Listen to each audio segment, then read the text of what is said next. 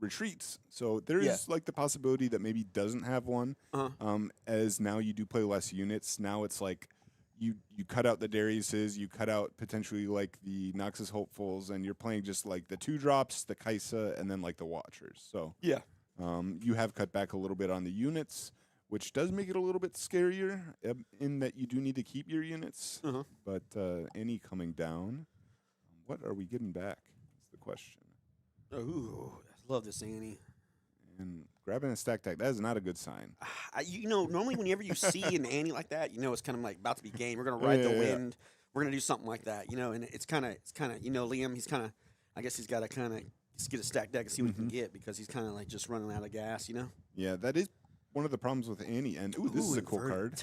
Is that inverted timelines? Yeah, invert timeline. So this is a card that's been seeing a little bit more popularity, and it does help with like the Draven builds, the 8-card hand, and you say no, Yeah. it doesn't matter. Yeah. And even against some of these decks like Kaisa, where they are building up cards with Stupefies and Dreaming Trees and such, you do get to kind of reset. Yeah. And I mean, the Annie deck has some really cool stuff going on for it now, because like Vi Ride the Wind is back as well. Yeah, of course. Because now people are playing removal, so you just play this thing that says, I don't care, like removal doesn't matter. I'm just gonna take 2 points out of nowhere. So, Yeah. And kinda I think cool. Ride the Wind is just such a good card. But you called a retreat though. I'll give you that right there, brother. Isn't it?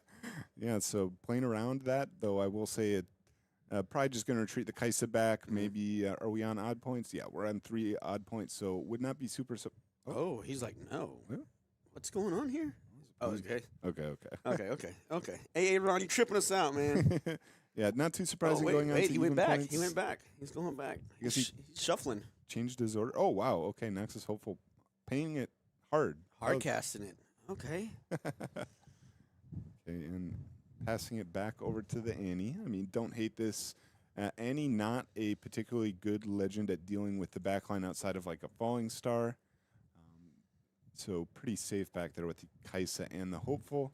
Oh, what's that? Forerunner. That is a Forerunner. So this is one of the better cards against the Kaisa deck and the removal decks in general, and it has started seeing a resurgence in play. It kind of dipped off a little bit after the first few regionals, and now it's like 3 of in most of the side decks again. Because against the removal decks, you just like don't care. You're like, okay. Yeah, kill it, and I get 2 guys, Yeah, right? exactly. You get 3 might guys. Yeah, mech tokens. Yeah. And it's even a little bit better because like they go back to your base, so they're hard to interact with, and then you can just push up onto both battlefields again on the next turn. Oh yeah, that makes sense. I got you. Yeah, so it does even like speed you up a little bit if they do remove A little bit of synergy there. I like it. Yeah, for sure. So it looks like It's like, hey, Ron's trying to build up his backboard there, his back line. See what he's gonna put up there. Yeah, I would like to see like a Watcher this turn. Ooh, probably. that'd be good. Yeah, you're right there. Watcher Singularity. Yeah, A lot of runes to work with. Singularity would be pretty good too. Yeah, even though it does spawn a bunch of tokens, I think you're okay with that. You just say like whatever. You kind of just want to get the try and get both battlefields right now. Yeah, you want to stay in the point lead, double conquer here, go up to 6. For sure. And the is at what, 8 runes? Is it 1, 2, 3, 4? looks like 9 runes. 9 right? runes, yeah. Okay, so you still do have like Almost with time warp, Yeah, that card has been seeing a lot of play as well in Kaisa. So one of the coolest from China is they're playing triple time warp, and they're playing Get Excited actually, which is the Jinx card. Let me see this which card. says Let's see what you're talking about. What are you spitting? Yeah. No, this card's really cool, and it helps with the Aurelia matchup a lot. And you just play all these really big drops and Get Excited. For anybody unaware, is I believe it's an action speed, discard 1, and then you deal damage So you to can the do energy. 10. Yes. Yeah. Okay, cool. And it's also like people don't play around this, right? Because 2 energy, like how are they removing a Watcher? And then okay, I'm just gonna discard for it. Yeah. And it's not bad too, and you don't have to recycle anything because the Kaiser will pay for that one there. That's pretty cool. This card's cool too. It doesn't discard for cost. So if it does get defied, if it does get what's the other green counter spell? The target one, the new one. Oh, you talking about the new one? Yeah. I forgot, dude. I'm not gonna lie. The Aurelia card. I know what you're talking about. Yeah. So it does. You don't have to discard if you get stopped, which is good. So. Oh, he's got 2 3/3s. I guess he Fallen Starred him. I love that artwork on Fallen Star, by the way. It's like my favorite artwork. I just think it looks so beautiful. I really like the half full art cards. Like what are they called? Do you know what rarity that is? Oh, Is you're that talking about rare? like the Falling Star rarity, whatever it is. I just call it beautiful. All right, so it looks like it is still on the Kaisa here. 7 runes to work with, quite a bit. Obviously pushing up the Kaisa onto the Reavers, as it is pretty easy to save then. Probably no retreat in hand, as we did lose the previous retreat. Yeah. Poro going up onto the Dreaming Tree, still holding that Hopeful one back. What's this? 7? Oh, That's not bad. Rain. He's That's making it not rain. Yeah, one of the best features of the Kaisa deck, no unit will survive. Yeah, we'll do it 6 times. Get 2, 2, 2, 2, 2, 2. Yeah, so what are we at? So 2, 2, so 4. 4 he can kill everything. Did he pay for a Poro? Did he pay for that? To target the So Poro? he was at 9, he recycled 1, so to 8, and then he has to recycle 4. I guess he didn't. I guess he didn't target Poro. Yeah, so it looks like he left the Poro. I mean, that makes sense, you know. Let him live. Thumbs up, you know. I definitely wouldn't hate killing it. Just like say you can't establish units. Yeah. That being said, By Ride the Wind does establish a unit that hits everything, so maybe not so real. I don't know how many cards he has in his discard, but probably enough. He has a good stack of that. Yeah. This is a pretty rough spot for Annie. Annie really hates playing from behind in this matchup, as it means that the Vi Ride the Wind is just never a real thing, because the Kaiso player will just say, okay, anyways, and then kill it on the next turn and then win. And Aaron is on potentially the game turn on the next turn. This is actually Another one. pretty bad from the Annie's side of things, as this does just represent, like, if you remove this, the game is over. As a double conquer, does win it, and only 3 up, so that's like a rebuke. That's like it. Yeah. You think he's got to ride the wind, kind of hanging out? That could be an option as well. If I'm Kaisa, I'm really hoping for like a Watcher here. Yeah, I feel like I can just like beef up all my guys and put them on Dream Team, but then you're scared of that Vi, you know?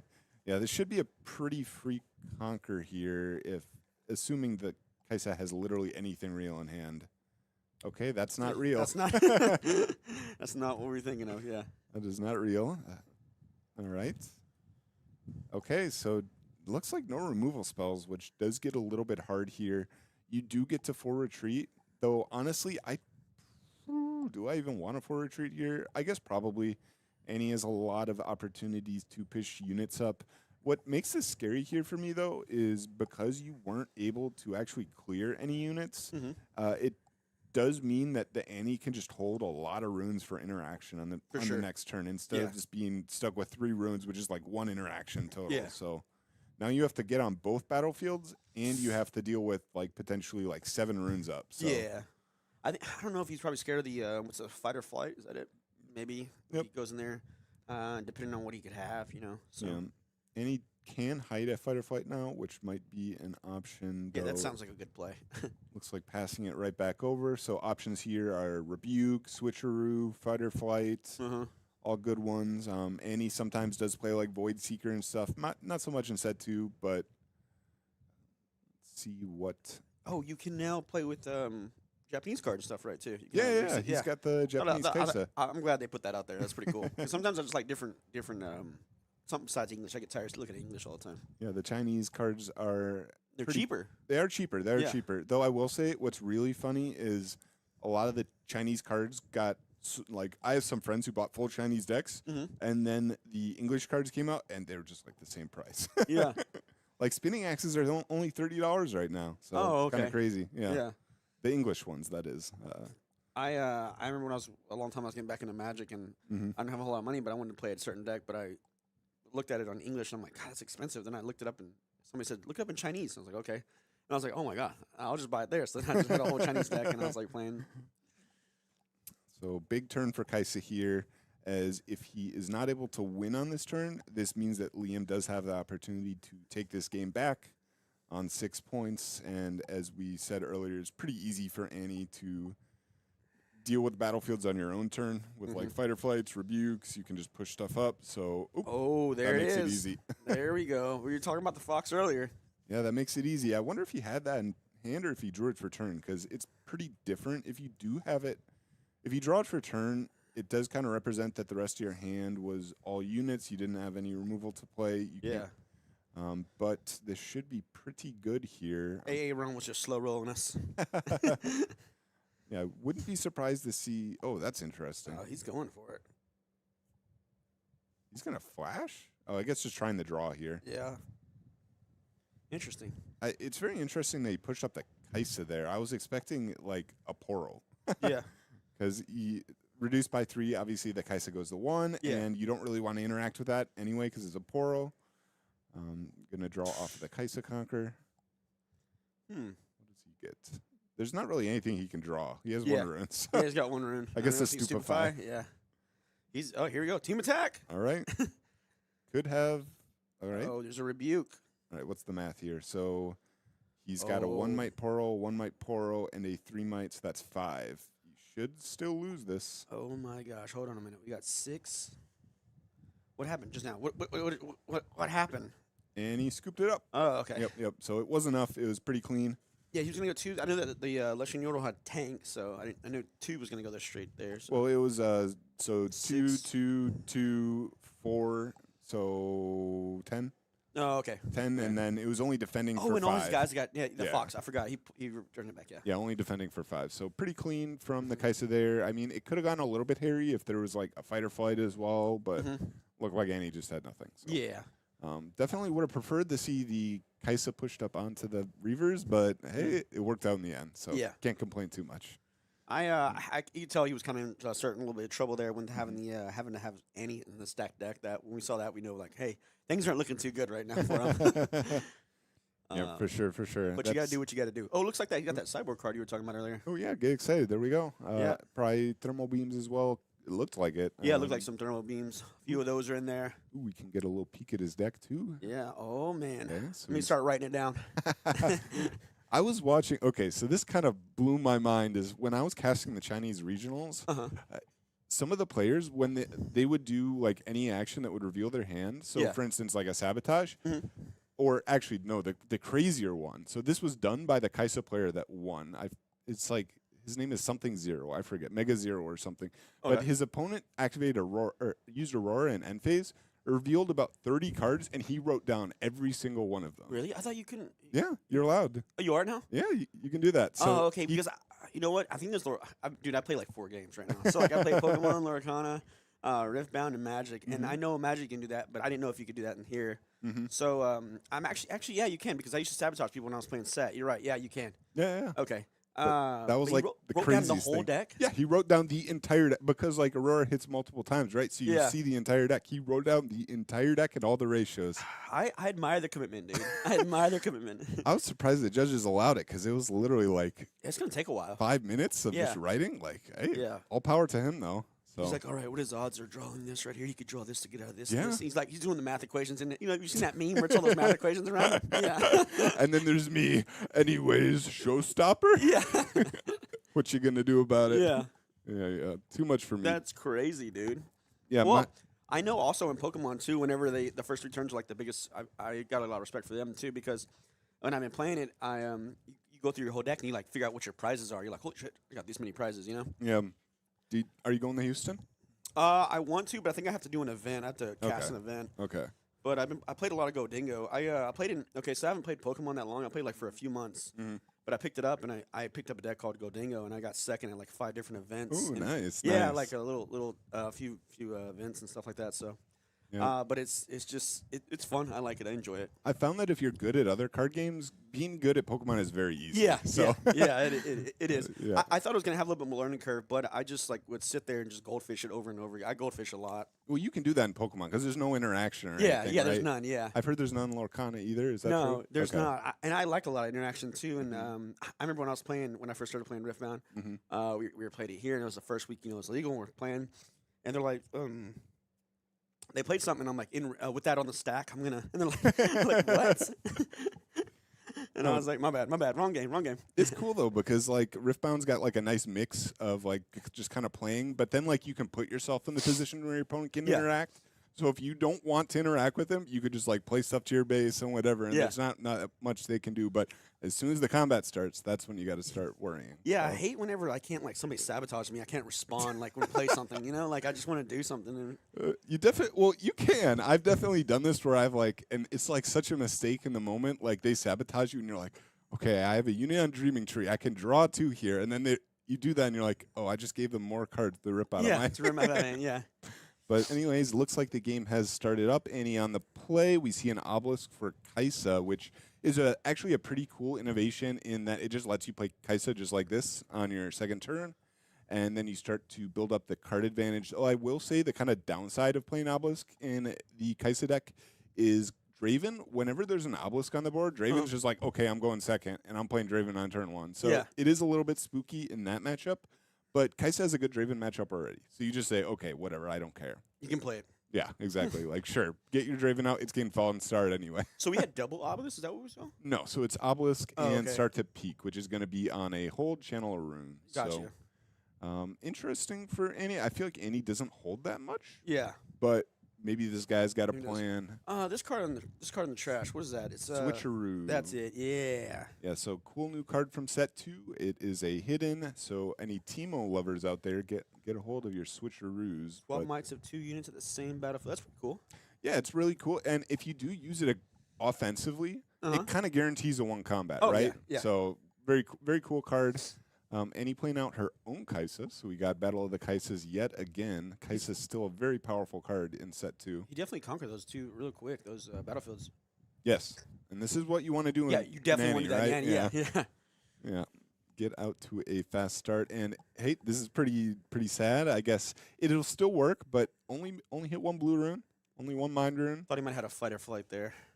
But yeah, 2 runes up, so no flash. I mean, you'd pretty obviously just flash Yeah. there if you had it. Yeah, I love the synergy in Annie though. It's like go ahead and I untap 2, so I can like, ooh, what is this? Hard bargain. So this is a new purple counter spell. It says you can exhaust up to 2 or 4 of your runes, and your opponent has to exhaust that many runes or their spell is countered. So in this case, he said, hey, if you want that Void Seeker resolve, you have to tap 2 more. Yeah, he just threw the Draven out with the cleave.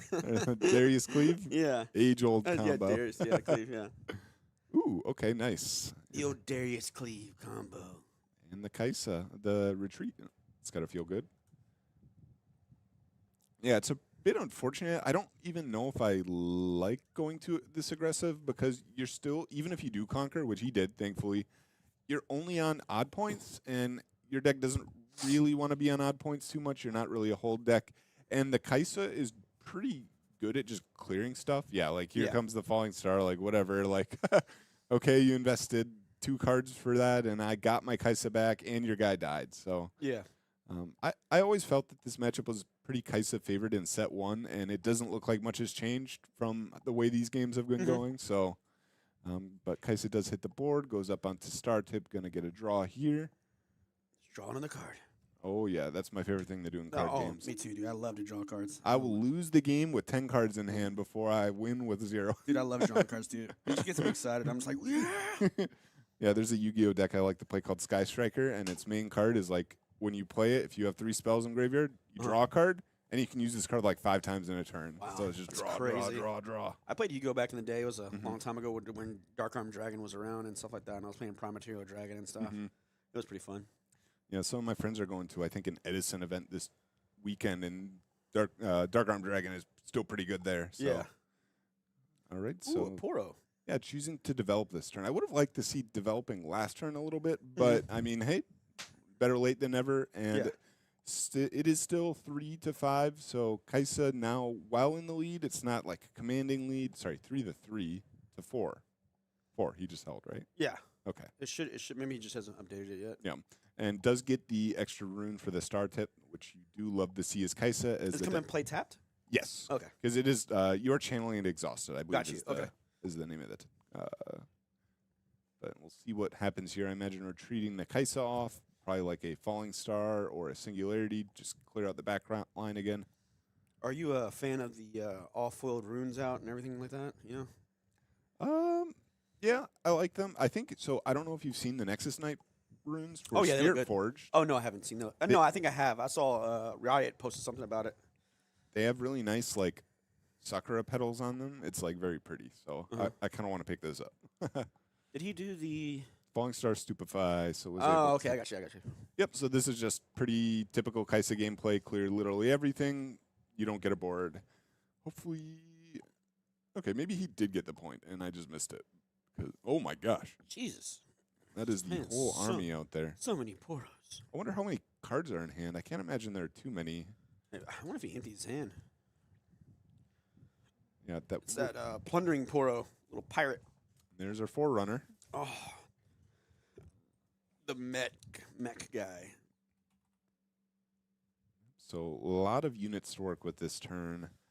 Could generate some gold. That being said, I feel like I'd rather push up with this Sentry to try and get some cards back here. Yeah. And you're at a lot of runes. You don't particularly need. You kind of have time, a little yeah. bit. Yeah. So I get what you're saying. You kind of have some time there. You can, like you said, throw a Sentry in there. He could die, draw a card. Let me see what else I can get, Yep. And looks like we're dropping a Singularity here. Oh, my gosh. Yeah, just. No, my God. You got to love Kaisa. You will not have a unit. I will not let you play the game. Yeah, he's like, let me just flip these over to 3/3s. The threes. Yeah. It's like when you are like playing playground cards back when you're a kid and your opponent just keeps making up rules like you don't get to play. No. No. So, I hate it whenever I used to play Magic and people would counterspell something or something like that, and they go, I don't think so, or like, not on my watch, or they're like, yeah, right. And I'm like, come on, man, this is just a game, chill. See, I got one of my friends on our D&D night. He brought a bunch of Magic decks. It's one of our dudes no-showed, so we just played Commander instead. I was like, oh, I'll take the blue deck. I love counterspell decks. And I'm just like playing, and halfway through this game, I'm like, do you just not play any counterspells in this deck? He's like, oh, no, I don't like counterspells. I was like, it's blue. Yeah, it's blue. That's like, that's crazy. Yeah, I think the main dude was like something with it like bounce cards. I don't remember. But anyway, so it looks like loading up the that's kind of interesting. I guess he really wants that draw off of the Sentry. So I want to talk about gear tokens. Yes. So now I know like a lot of these characters in this new set are like get a gear, get a gear, get a gear. So is gears just like sacrifice it instead of like recycling a rune? You can use that instead, right? Correct. Yeah. So when you are paying the cost of the card, it's technically a little bit of a shortcut. But when you're paying the cost of the card, instead of recycling a rune for power cost, you just kill your token. Got you. So just yeet it out of here. You can eat it. You can tear it up, whatever you want, because those things are nothing. Whatever you want to do. Yeah. So it looks like the Kaisa does get retreated after a Rengar is committed to the battlefield. Oh my gosh, double Rengars. We got the whole cat cafe out there. But yep. So 2 Rengars, 2 tokens. I mean, this is a pretty funny board state. But that should Sweet. cleanly win that combat unless Kaisa does have anything, as there are 3 runes up. So, and we saw Void Seeker, so we know Void Seekers are in the deck. A Void Seeker here would be pretty. Oh wow, he's good.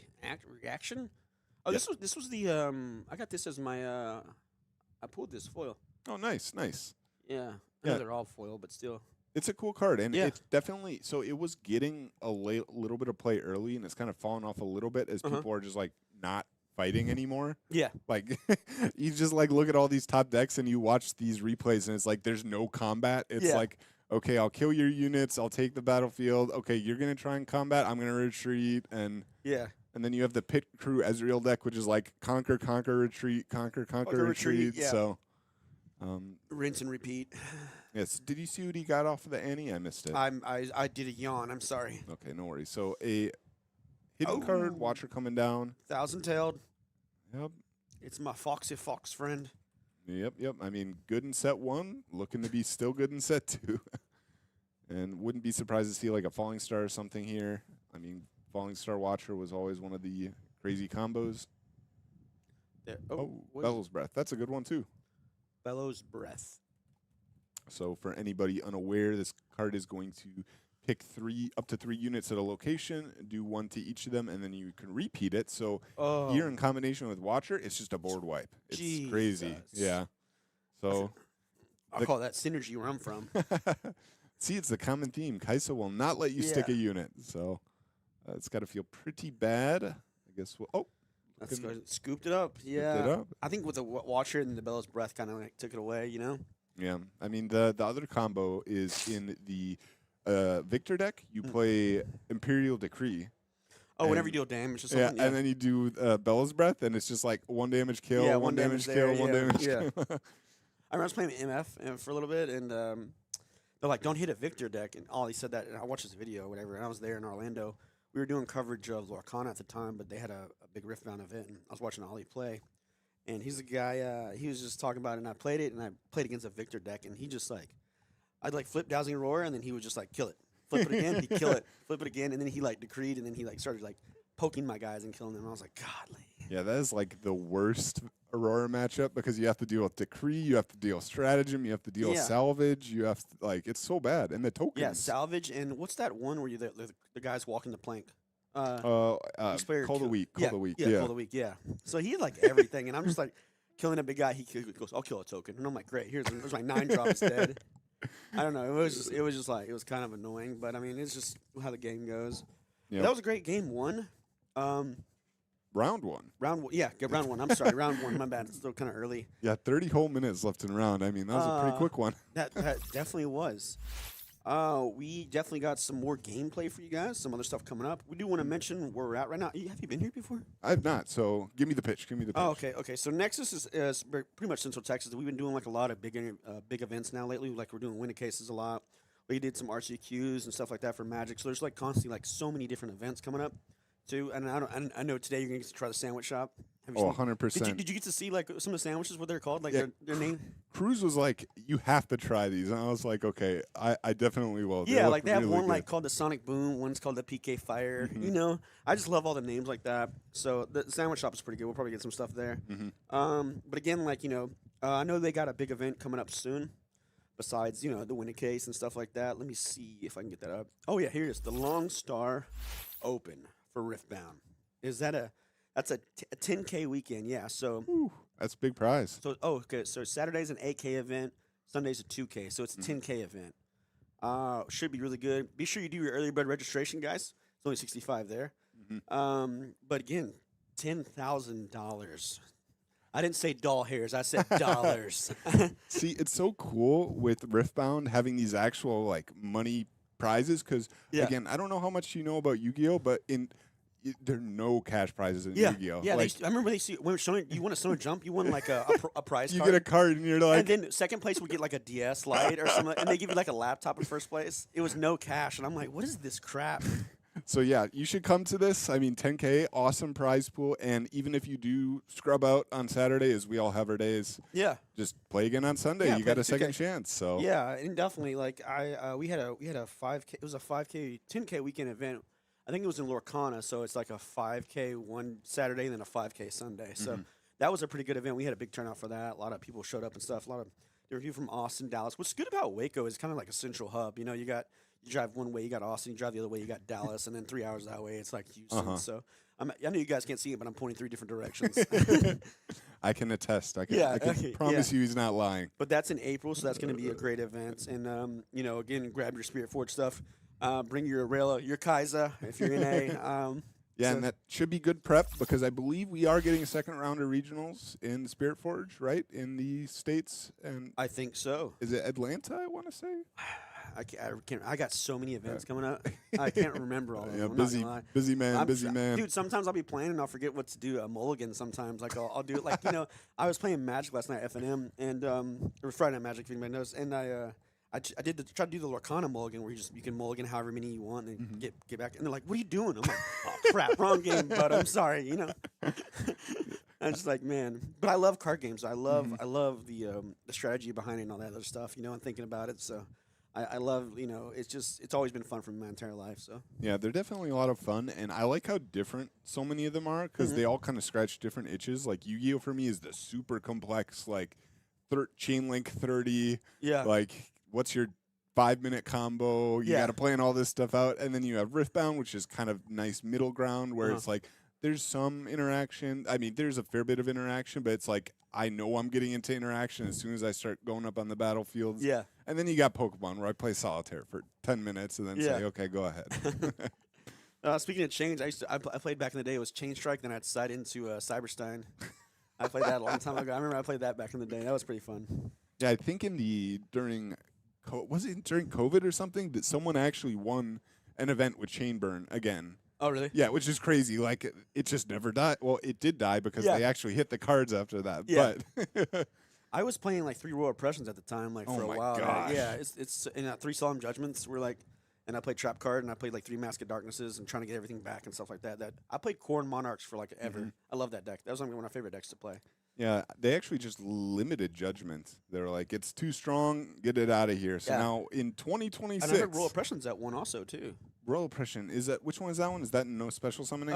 When you pay, especially you can pay 800 and it just dies. Oh, it's banned. Yeah, Never coming back. yeah. So like it was good back then because like I was playing an anti-meta deck, Uh-huh. so I was kind of excited for it, and it was just anti. I didn't have enough money to get the good cards, you know. So I mean, Yu-Gi-Oh is an expensive game compared to some of these other yeah. games. Well, So I got in now. I'm a little bit older. I have a little bit more capital to play with, so now I'm kind of playing with Spirit, Riftbound. So I kind of use kind of do all my money there. So yeah, that was me. I was like, do it. You know, I'm an adult now. I can buy a box. So I bought a box, and then Yeah. I was like, oh. So I guess I did. I thought it was bad, but like looking back, it really wasn't. I did get the Aurelia over number, not, oh, not that's good. the champion, Okay. but I don't want to play Aurelia. Yeah, we know you don't. We know you don't want to play it. We know you don't like it. Did you see Yeah. the Aurelia mats out there? Oh, I did not. Yeah, you got to check those out. Oh, I'll definitely have to check those out. I can burn one. Yeah, Well, yeah. Pay for it, obviously. Yeah. But then burn it. Yeah, like that's the last one. You're like, oh, perfect. I can burn it in front of everybody. Someone in behind, just- line behind me is like, yo, I was gonna buy it. Oh, Yeah. sorry, man. Sorry, bro. Yeah, this is going in the burn pile. yeah. But yeah, no, we have more games for you guys coming up and stuff like that. We'll definitely have a few more things. We're gonna take a little short break right now. Just trying to get in the feature match going. Again, I'm here with the amazing NA and I'm Tupaloop. We'll definitely see you guys here in a minute. All right.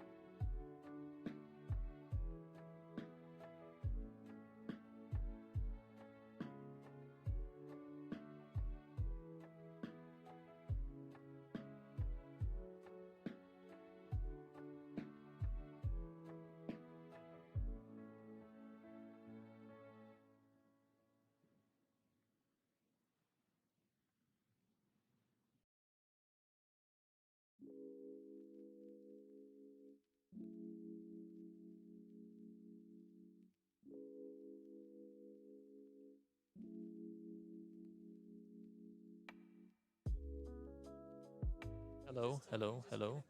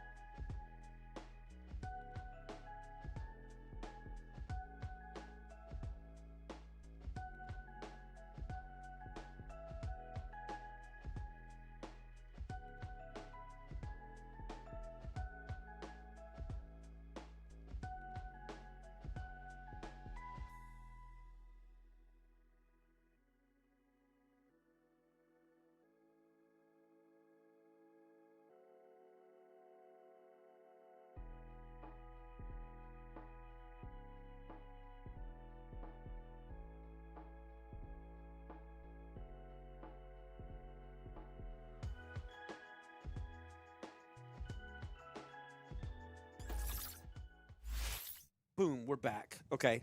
I just left just now for a second. I don't know if you noticed you were in here. Yeah. I went to my house and my boxes arrived, so I got 2 boxes here. Ooh. So Okay. this way. Sorry, this way. So we're gonna open one of these on stream. I want you to help me, and we'll open a few of them throughout the game, play it throughout the day, and stuff like Alright. that. You like to open packs a lot? Yeah, a little bit. I'm more of like a singles guy, but opening packs is just not. You can't beat it. Yeah, I always believed I was cursed, so I don't really open a whole lot of packs. But this with this card game, there's so many good pulls. You know, so much money. Like, and I'm like, you know what? I'll do it. And I pulled a signature Jinx the last one. Ooh, So yeah, Okay. it was like one of my first packs or whatever. So I was like, oh, it's everything's pure profit from now on, boys. You know. That's pretty impressive. One of the people from my group just posted this morning, and I was like, I hate you, because he posted the signed Ari. I was like, Oh wow, oh that's my god. godly, dude. Some people have all the luck. Yeah, some people do. Jesus. But All right. let's see what we got here. Okay, which one you want to Right. grab? I'll let you do the honor. All right, Go ahead. we'll grab the right You're gonna side. go. Okay. Okay. I'll get the left side. Okay. All right. I'll go ahead and let you get started first. Go ahead and open yours. Okay. Do you have any preference? I just want a lot of money All right. Okay. so I can buy the decks I want to build. Like I want to build all the decks. So All right. So we got our commons, of course. If you want to play Draven, no. Okay. Okay. got your Okay. fan. Okay. Okay. All right. Mhm. Armory, good card. Mhm. Soraka and Oh. Rengar. Oh, okay. that's a nice. Show that to the camera. Look at that Of course, rune. Of course. So if anybody is unaware, they did print the fancy runes again. That is pretty cool. That's pretty cool. Put this off to the Yeah, side. put that off the side. It's a money one. How much do those go for? You think? The runes? Yeah. I have no idea. I still have my set from set 1, so. Oh, okay. I got you. Let's open this one. See what we got going on here. All right, what does he got? I'm gonna do this like this right here. Okay. Let you guys see. Got this going on here. I don't even know what card that is. I don't know either. What is that? Oh, a Sentinel Adapt. We also got this one, a Desert Call. This guy, Black Market Broker. He looks kind of sly. It's pretty shady. There we go. Let's bring it back right there. There we go. I think that's a good one. This card's pretty good. Which one? Zero card. I was in the second place of Zero list, Oh, okay. right? Draven's fan. Mm-hmm. Mm-hmm. Draven has one fan. Who got the Swift Boots? Oh, God. Oh, no, it's not bad. Trinity Force. It's not bad. Trinity Force ain't bad. And a rune. Okay. And a rune. But it's not like your rune, That's though. too bad. Oh, wait. You got the best deck right there. I already, I pulled him already. I actually pulled him twice already. Oh, really? Yeah, I'm like, Okay. now I got 3 of them. We got him and all of his fans. Yeah. I guess let's keep going. All Let's right, keep going. sounds See what good. we got here. Let's put all the bad stuff together, which is right here. And then One we'll man's trash is another man's treasure. or Yeah, some- or yes, I have something. heard that. Yes. Yeah. All right. How do you do this? There we go. So we got. I don't even know what this card is. Task. Yeah, we don't know all the cards yet. You didn't memorize them all? I know that. I Why know did them we by hire sight. you? I know them I'm by just sight. kidding. Rek'Sai card. Aurelia card. So it's bad. Mm. Ooh, this card is good. Honest Broker. And I have. This looks like a dragon. Mm-hmm. I can't tell what it is. Yeah. Dire Wing. Okay. Is that the one that the merchant one unless you discard draw a card? This one? This equipment? Yes. Yeah. Yes. So you've equipped as a merchant. Yeah. That's a lot of draws. Oh, that is a lot of drawing. A lot of discarding too. Not so fast. The Oh, card nice. we forgot about. Yeah, that's the one, yeah. And then this is the draw card for Mighty. I don't remember its name. Show of Strength. Yep. Draw one for every Mighty you have. Mm. Volley Bear card. Treasure Hoard. Ooh, a piece of cake. Temptation. Yeah. What a name. Vex. This card's pretty good. Yeah. Card Sharp. Oh, card shark's pretty cool. This card's pretty important to a lot of decks. And a rune. And a rune. All right. What do we got? So we'll put your shiny stuff over here. So far, we're not. I mean, we still got some more packs, but so far, we're not. Just a few more packs. Yeah. One Let thing me I s- do like about opening the Earthbound stuff is there's so many packs in each box. And so Yeah, many, there are. so many cards in each pack, too. Yeah. You can pretty much build decks off of just the... This one? Against all odds? Against all odds. Lonely Poro. I don't remember the name. Forerunner, maybe? Forecaster. Forecaster. That's what, Yeah, your mechs have vision. You play this like the top quarter minute. It's pretty cool. yeah. That was played in the Kaisa mech build. Punch first. punch. Yeah, punch first. This is pretty cool. I like this. I would like this card in set. Be pretty cool. Card's very good. Reminds me of a Savage Beatdown. I don't know if you played Versus. I've not. Yeah, Versus is pretty cool. It's like that. Give you +5. Yeah, Ring? the Dorn's Ring. Let me see what we got here. I don't know the name. Zon Punk. Killer friendly gear. You may kill a friendly gear unit as additional cost to play me. When you play me, if you pay the additional cost, kill a gear. Wow. I guess you can kill a gear when you're going gears and kill somebody else's gear. I want to say this was a Rune Terra card. The art looks familiar. Like do one to everything or something. Yeah, this is another. This that giant Poro with weaponized Weapon Master. Yeah. There's this. Cool. Is this the one when you hold? You may ready. Oh no, this is Ready Your Legend. And we got the Brutalizer. I've seen this be played a little bit. Yeah, that card's good. In at least it can be if you're playing like this Yeah. your deck. So What do we got here? Windsinger. that is the Gust on legs. Nice.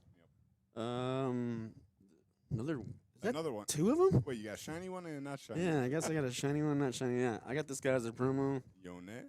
Yeah. And I don't know his name. What is Under something. Under Titan. Under Titan, yeah. So, let me see. When you play me, you may give other units. Oh, +2 this turn. As I'm revealed from your deck, add 2. Huh. Yeah, so if you reveal them with the Rek'Sai signature or the Rek'Sai legend. Oh, okay. Yeah, not bad card. Here you go, bud.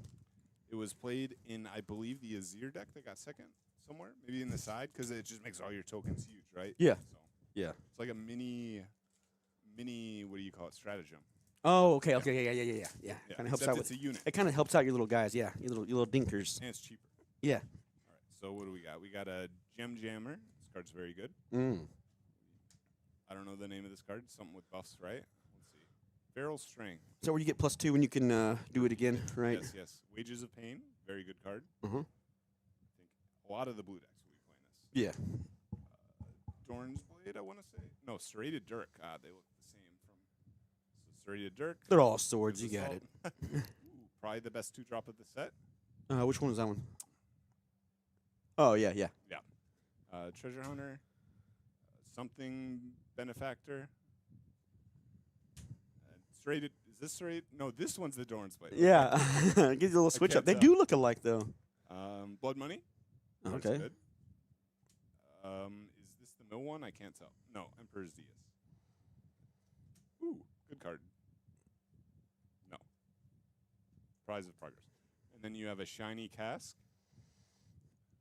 And, Jax. Okay. And I don't. What card is this? Oh, Heart of Dark Eyes. This gives you +3, right? Yeah. Yeah. Yeah. I saw somebody playing that in sealed. Yeah. Good old Jax. Yes.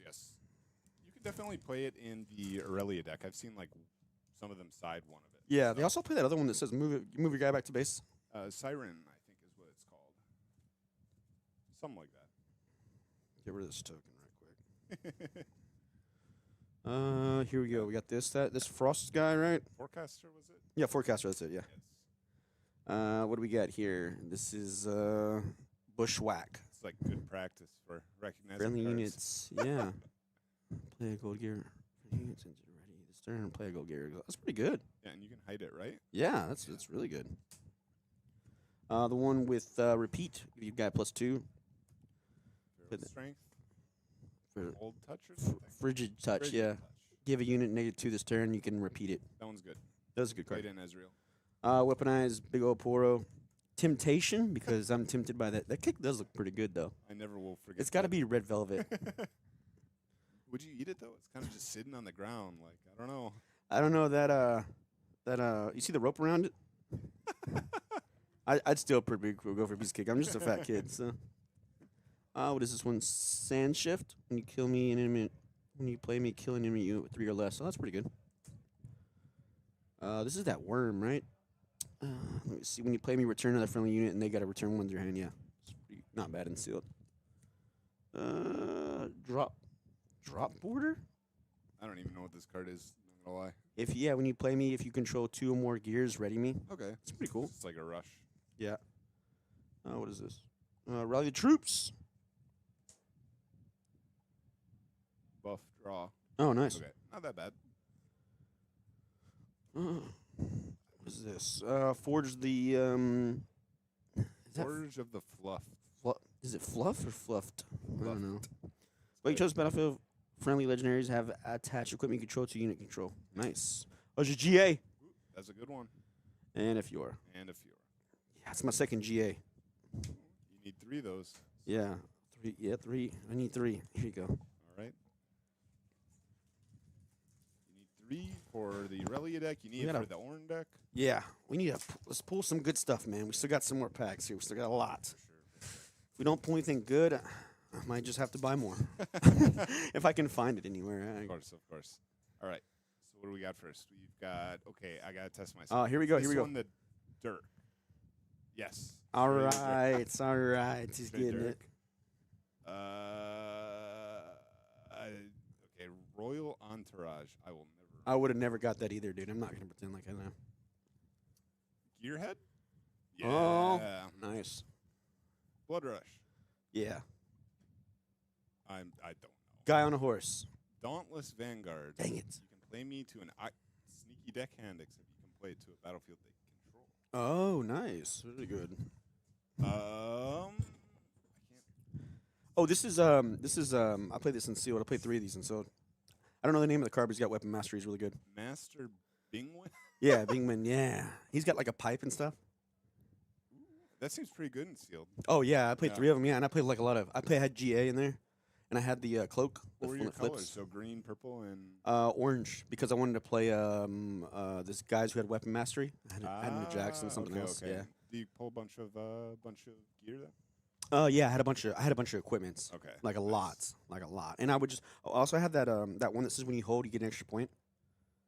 What's the little Renata? the blade? The blade? Oh, Trinity Force. Yeah. Oh, okay. So that's just on all of them. So it's like you gotta get rid of my dudes. Yeah, so Okay. I would just like literally play a guy and I just suit it up with everything and then put it in the battlefield and hold that. And then I'm just like, this guy goes, I don't think I can win because I had a GA on it. I had the Trinity Force on and I had the cloak that has reaction. It gives it +2. And I also had the boots in there too, the boots. So like I had so many extra equipment stuff. So I was just Seems playing really that. broken and sealed. Yeah, I got like second or something like that. I lost to somebody. We got Bonds of Strength, which I cheated and looked at. Oh, nice. Nice. That's me. Minefield? Yeah. Yeah. Centaur or something? What Minotaur. It's something Minotaur. My God, I can't believe Miles. It's a Minotaur. Minotaur Reckoner. All right. Get into the shiny stuff. I think it's the next one. This one is Jor or something. Jawfish. Yeah, I wouldn't have got that either. All right. You have I have no idea. Is that like a to be grape? honest. It looks like a grape. Looks like a grape. Yeah. Bay Porter, and it looks like 2 fat grapes. Yeah. Yeah, that sounds about right. Is that a troll on there? I have no idea. Oh no, it's like a gummy bear guy grabbing 2 people. Yeah, that's cute. All right. Shiny card 1. What is that? Strong something the arm. Strong the arm. Kato the arm. Oh, okay. When I move to a battlefield, give a friendly unit my keyword plus equal to my might this turn. Wow. Yeah, so if you equipped like a Hex Drinker and stuff to this, Mhm. so he gets the plus. Is Hex Drinker +1 or +2? I think it's +1. Okay. Plus deflect, so that any other unit on the battlefield gets +4 and +2 deflect. And, So, okay. Yeah. Oh, nice. And Aurelia, the wrong one. Though. And you're right. So Aurelia the Graceful. Yeah, I had that one as mine. Yeah. All right. Dang it! It's not the one we wanted. Not quite yet. It could still be in the box. I'm looking, dude. She's on the front cover. She's got to be in there. Yeah, she's hiding from you, I guess. Yeah. Just give me Just give me one signature. Just want my money back. That's all I want. I mean, a signature is more than money back, right? That's Yeah, I know. I know. I think the signature Aurelia is going for like almost 2,000. I'm just a greedy man. What can I say? Thwonk. Thwonk. Wow, that's cool. Yeah. Stun an attacking unit. That one's good, and you can repeat it. So Yeah. yeah. What's this one? I don't know. Bubble Bot. When you play me ready, another friendly mech. What do we got there? Detonate. Kill a gear. Its controller draws 2. This suave guy in a trench coat. Black market broker. I would sell my soul. Oh, this guy right here. When you play me killing him, oh yeah, with 3. This guy, I played 3 of these in sealed. It was really good, and I'd suit him up. He had ganking, so I like moving. Ah, okay, okay. It was really good. This is Laurent the Blade Keeper. Not bad. Oh, this guy's pretty good. When I defend, you may kill me to move it. Oh, yeah. Just like a fight or flight kind of. It's Draven. Yeah. Draven's fan. I don't know that one. Let me see. Power Nexus. When you hold here, you may pay to score 1 point. Pay That's 4. the Renata one that is unfortunately a Renata one. Ormug's armor. I know Got that this. one. Yeah, armor. Conquer, buff me. Oh, nice. Yes. BF sword. You know it by BF. Yep. And then an Ezreal, but the wrong one. And is that altar of something? This Next is. one? Oh, right here. Yeah, it's like altar of something. Oh, look at there. What we got here? Altar of Memories. When a friendly unit dies, you may exhaust me to draw 1. Then put that card from your hand on top of the bottom or main deck. Oh, hostile takeover. Ooh. Take control of an enemy unit at a battlefield, ready it. Lose control of that unit and recall it at the end of turn. Huh. Yeah, the card's pretty good if you're playing Renata, but That's pretty cool. Yeah. Spell. yeah, it's got nice art. Yeah. Pulled the wrong Ezreal, though. It's okay, though. The wrong Ezreal, the wrong Aurelia. Yeah. The right one's somewhere in there. Day's already making me mad. Oh, Jesus Christ. Let's go to the game. Let's go to gameplay. I just noticed it, too. I'm glad you look at it. Let's see what we got going Got on too here. cut up. So it looks like we have a Draven versus a Yasuo. Yasuo is one of Ooh. my favorite legends in set 1, so really excited to see what he's able to do in set 2. I played a little bit of Yasuo. I played this one guy's Yasuo, and his name was like Ice Cream something. And I watched his YouTube video, and he was telling me like all the reasons why like certain cards. That's what makes you like a really good separates kind of like some good players. You know what every card in your deck does. Like you know what it does. Like you know what its purpose is. So I liked how he broke it down. I like Yasuo. Yasuo's a great character. Yeah, and it's a little bit unfortunate that Aurelia came out in the same set because they kind of fulfill the same design space, which is like, why would you do that? But Yeah. it's okay. Like, you can still play Yasuo if you want, and they do build a little bit differently, right? Because you don't have access to that Aurelia signature, and Yasuo doesn't have to de-ramp himself Mm-hmm. to use his leader ability. Yeah. So you do have the option to play, like, higher cost stuff in Yasuo because you don't have to go down, though. At the same time, you do have to pay extra runes every turn. So Yeah. it's like a trade-off, unfortunately. But Draven coming down. Yasuo not seeing a unit. A little bit surprising. Yasuo decks tend to play a lot of 2-drops. Yeah. Like, I'd say they're it's like kind of what they're known for, right? a lot for like the water guy, the wielder of water. I've seen my gosh, what's the other one? I'm trying to think the other. He's got like shield 1. He's on a 3-drop. I can't remember his name. The Poro? No, it's a different one. This is like last set. Okay. This is treasure. What is that? Ooh, that's a shiny gold token. What is that 2-drop he has right there? That is the you pulled one. It's the merchant, or what's it called? Treasure hunter. That's what it's called. Treasure hunter. It is. Oh, there it is. Yeah, When it moves, you get a gold token. it's really and good. He has a look at that shiny gold token. That's a Mew. No, that's a gold token, and it's gold. But does get a seal as well. Mhm. So pushing up on the Reavers, which does mean that he's trading another gold token for a Draven draw, as Yeah. it's a pretty free Draven draw. And this Draven deck, you're kind of all about like winning your fights, right? Yeah, so every time the Draven wins a combat, you get a draw. This is going to be a pretty negative trade, unfortunately, for the Yasuo, as not only does the Draven get the draw, but the red Draven is going to get a gold token as well. Oh wow. Yeah, when the red Draven wins a combat, you get a gold token. So even though he pulled back, he still won the combat. Like Yes, because there was a unit on the battlefield at any point during the combat. Okay. So this got you. this was like something that was people talked about for a long bit is should Riot change the rules? Because it doesn't really make sense, right? Like you Yeah. didn't win a combat if nothing died. If I move right? back, Like, yeah. And that's what I would think too. Like you didn't win anything because you won the battlefield. That's about it. You didn't win the combat. But it does play a Ride the Wind, which Ooh. you said you loved Ride the Wind. I but do. I love riding the wind. riding right over to that candle at Sanctum. So gonna get another point here, going up to 2, and then does have the option to pull the Draven right back. Probably one of my favorite cards. I think one of the most broken cards in the game. It's really crazy that it costs so little, right? I know. And it's a action too. I would expect this to be like like a normal spell. Like I'll just Yeah. play it once. But Yeah. Man, the card's good. I love that card. It gets me excited. I mean, one of the scariest things against the Annie deck is when they ride the win on your turn and they score and then they get the extra point. Oh, yeah, and then you get the they extra point. hold. Yeah. And you're just like, God dang it. And he just comes back out of nowhere. Yep. So does move over to the candle. It looks like it does go through for the Conquer. Draven up to 2 points. 4 runes up still. I wouldn't be surprised to see the Draven pulled back here because then you can get Reconquers next turn again for the draw. Another gold token. Playing a Hopeful as the Ride the Wind was played. Makes sense. And passing it right over. So it does not opt to pull back the Draven. So that tells me maybe like a fight or flight in hand. Maybe. Something to guarantee a 1 combat. Could be a spinning axe as well. Yeah. Spinning ass. That's a good point. I like that. Yeah, so Yasuo deciding what to do here if he wants to move his treasure hunter. I see an Ezreal in hand. I mean, kind of interesting. That's not a card you really see in Yasuo, but still thinking, what is he going to do? Spinning ass just gives you +3 its equipment. That's pretty cool. Yeah, it's a very, very powerful signature. It is temporary, though. So the weird thing with that one, for anybody unaware, is if it is not equipped to a unit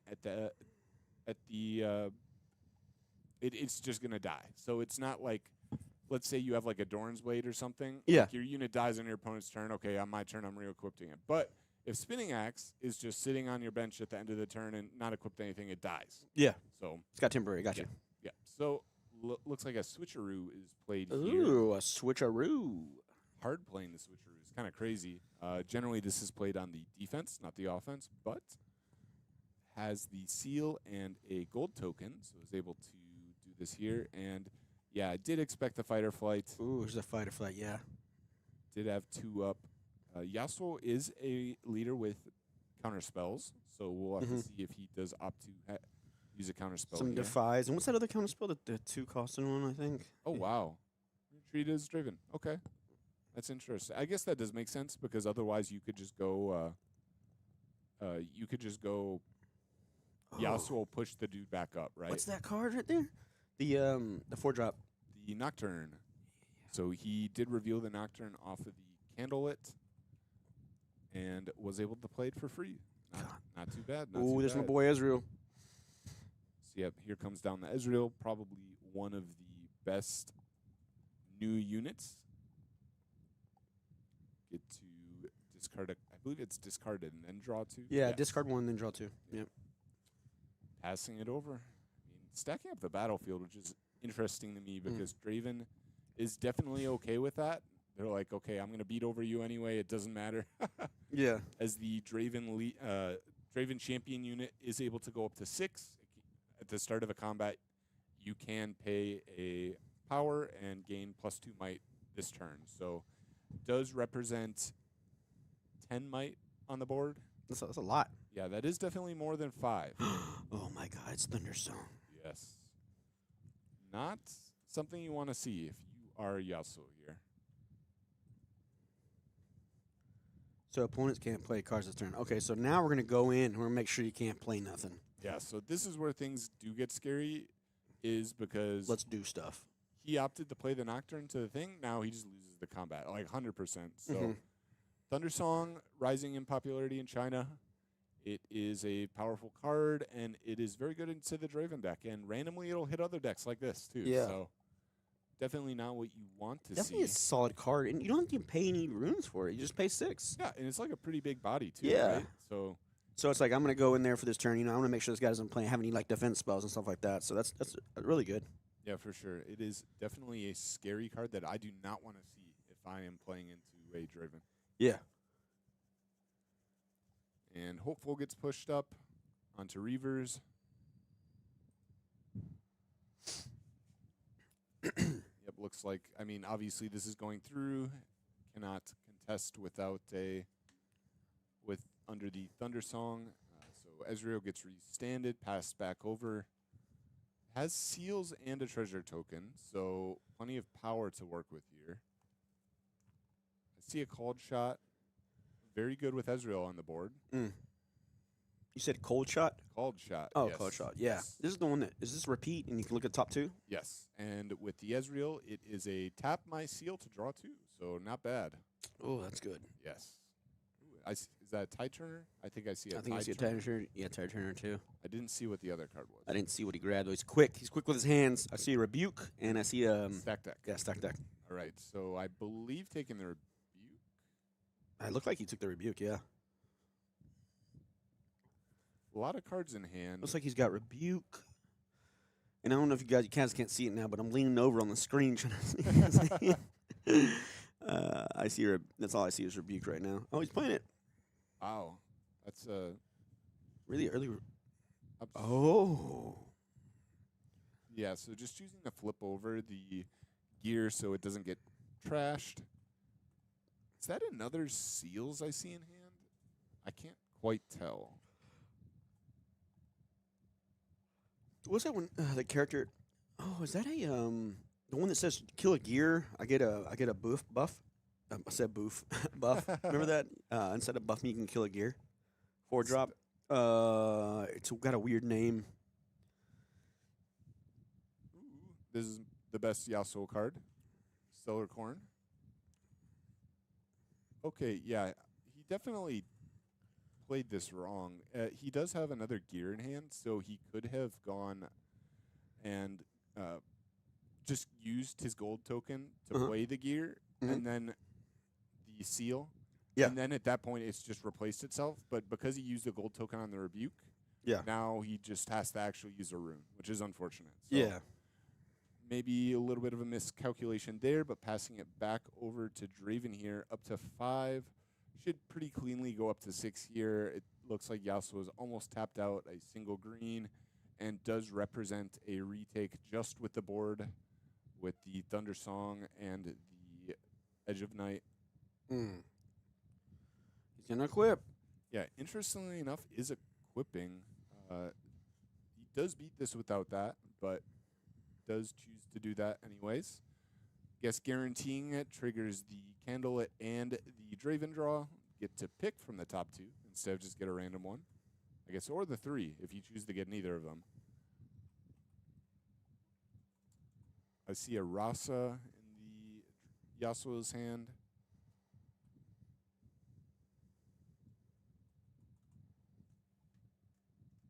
Yep, retreating back makes sense.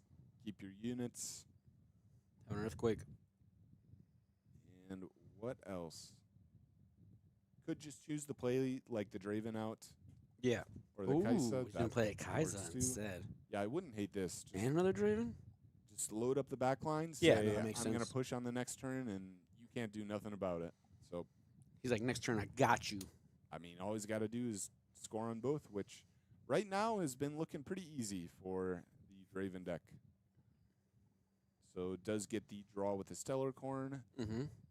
Tapped out from Draven, so unlikely to see anything happen here. Here comes the Tide Turner. Pull back the Stellar Corn, get another draw. Just draw a card. Okay. That is combo. Cook a combo breaker. Yes. See, like a traveling merchant. What else do I see in the hand? Yeah, this is pretty rough because you do have to beat the represented 14 might in the Draven's backline. Plus retake. Wow. There's a switcheroo. It's like a good start. Okay, opting to... Okay, this is a bit weird because generally if you were going for this sort of hold, I would just throw my my Tide Turner onto the battlefield instead of pulling my unit back. Just try and get as much might there as I can. Yeah, it gives much, yeah. Yeah, but instead gets that draw and then maybe I wonder if he's got a switcheroo in there. He does. Okay, so you think he's going to play it face down with his guys there? I would imagine so. I mean, you have the seal, right? So you do get to play it for free. Yeah. Unfortunately, it doesn't really change much because you still lose the 14 attacking in. Maybe he has a plan. Oh, wow. Okay. Chose to not hide it. Okay. All right. So this would become very easy if the Draven just has like a fight or flight, because you just go, hey, fight or flight back the Tide Turner, and then I can just go 4 in, 4 in, 4 in. You just go one by one. Say like you can't answer 4 of them, you can answer 1. Yeah. There's 3 of them. Oh, he's just like going for a. I mean, this is good too. Yeah, my players are good. So let's see what is in the out. Okay, Yasuo just scoops it up, says, I have seen enough, and moves right on to game 2. Game 2. Exciting. For sure. I wonder if he's going to sideboard in. What do you think he's going to bring in? The Yasuo player's going to bring in?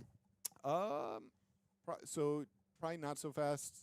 If he plays it, like Adaptatron is pretty good into the Draven deck. That being said, Adapted. I think that's the one on the card that says, right, doesn't he kill a gear? yeah, it's when it conquers, you kill a gear. Yeah. Instead of buff him or something like that. So, is it? Does he have buff on? Let me see. I think he like says. Let me see. Okay. I think it's a buff. Yeah, I think he goes. When I conquer, you may kill a gear if you do buff me. Okay, Yeah. okay. But yeah, so Yasuo can play this card is because he's able to play it and then push it up on the same turn. Mm-hmm. Pretty easy. And then, that being said, there are a couple different styles of Draven, and one of them does play a lot of the equips. It plays the spinning axes, it plays the Edge of Night. Sometimes it'll even opt into like long swords. Oh, okay. We don't know Long. because we only saw the Edge of Night, but Edge of Night is generally only played in the more gear-heavy Draven. So you can kind of make an educated guess that there's probably... So yeah, we can actually see in the sideboard right there. I think we saw the Adaptatrons. Yeah, I haven't seen longsword. I just got to make sure I knew it. Let me see, quick draw. Oh, okay, nice, quick draw. It's literally spinning axe, except 1 less might, and it doesn't have the temporary. So. That's funny. So if you just want to load up, It's on all it's the Timu like Timu version of it. Yeah. It's like I am Draven's biggest fan, so I am going to copy. Yeah, even I could his axe. see like Draven having both those like in his hands. He's like, yeah, whatever. Your long sword, I could hold it up with one arm. For sure. So, what else could he be? Like, so Mind Splitter is decent into Draven if the Yasuo is playing that in the main or sideboard. Yeah, when I played my Yasuo deck, it played 3 Mind Splitters. Yeah, that was the best 3 way of to those. beat Kaisa, right? Yeah, 3 of those and Say, 3 tasties. Yeah. All right, gonna rip out your Icathian Rain. Yeah, rip out you your get rid of Watcher. that Kathy and Rain pretty bad. Yeah. I was in Orlando and I was playing an event and I was playing set, and what's the one that says prevent all damage to your people? Unyielding Spirit. Yeah. He goes, tap out a Cathian Rain, and I'm like, unyielding spirit. I only had one open, and then I'm like, okay, I got my boys, and then I drew another one, and I was like, oh, I set it 2 in, and then I go, conquer again, whatever, and I go pass, and he goes, a Cathian Rain again, and I go, unyielding spirit. He goes, yeah, you got it, bro. I'm like, all right, thanks. Poor guy. Yeah, I know. I felt bad for him. Yeah, I actually played in the 25K. Was that 2 weeks ago? Was it 2 weeks ago? I don't know. The one in Houston? Yeah, the Houston one. Oh, you were there? Yeah, I started 5-0. Oh, really? And then I played against a Yasuo with Kaisa, and Really? I lost. I got Wow. I got 2-0'd by Yasuo. So That's crazy. yeah. It was so funny because I was just joking with the guy when we sat down. Very nice guy. I don't remember his name, but very nice guy. And I was like, right next to us. So we're on table 1, mind you. Yeah. Table 2 is a Yasuo mirror match. Oh, wow. And I'm like, I turn there when we're setting up, and I'm like, dang, I wish I played against the Yasuo. And my opponent's like, flips Yasuo. It's a Yasuo, yeah. And then I get 0-2'd in like 10 minutes. Really? I get 2-0'd, yeah. He's like, I got time to get lunch real quick. Let me go ahead and go grab something to eat real quick across the street. Yeah. I felt bad, like how I been like, Yeah. oh yeah, I want to play against Yasuo, but then like he got the win, so Yeah. can you really complain? So, but it looks like we are setting up. I see is that an Obelisk of Power versus a Reaver's Row.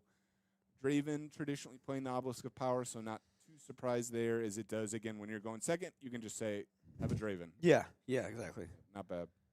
I like that a lot. All right, Merchant. Ooh. Go. And it looks like a stack deck as well. Stack deck. Go ahead and play it. Let's play it. Yeah. Now, are you the type of guy that plays stack deck? Like when you got it, or do you like hold it and be like, you know what, let me see, I need to dig for something, like, or do you what do you do?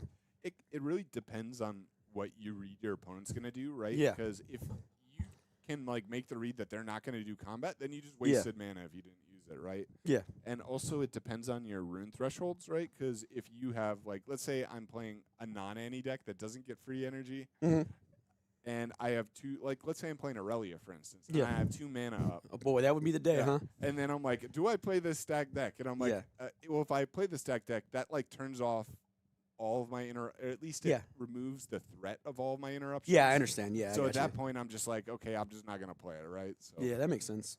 but it looks like Draven does a double unit establish, pretty good turn, and plays the Hopeful plus the Treasure Hunter.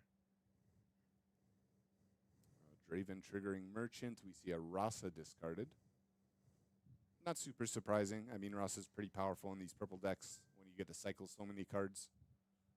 And Stellar Corn, MVP of the Yasuo deck, and a seal. Yeah. Those steals have went up.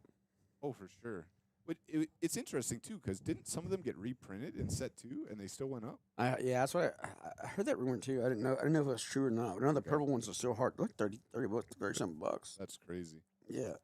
And if you're playing Ezreal, you need like 3, you know? So. Yeah, I don't have any of them. Yeah, I got one. I'll make do with my. I'm gonna draw it every game. Mm-hmm. How are the cards that thing to the top, you know? Oh, for sure, for sure. So this is gonna be a good turn for Draven. Yasuo pretty much tapped out. There's not really a lot of interaction that can happen here. So it should be pretty free for Draven to take at least the Conquer. The Merchant's gonna get saved, but that doesn't matter. Yeah. Draven's gonna get a draw there and a gold token from the Treasure Hunter if he does choose to go to evens. And it looks like he is thinking, because there is a world where you just say, I'm going to take a turn off, but it looks like opting to not do that. Ooh. He is saying, are you using Reavers? I am bluffing that I have something. And it looks like he's thinking.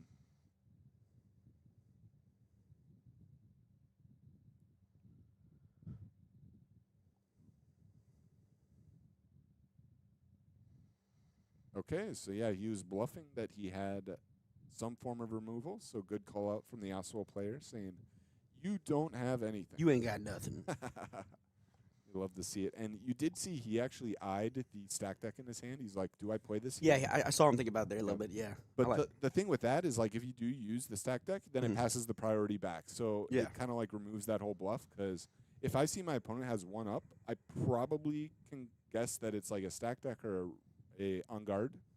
And in that case, if you pass the priority on that and then they use the stack deck, that just leaves you free, right, to use whatever you want. So in that case, opting to not play the stack deck, and then that does mean that combat resolves, which is perfect for him.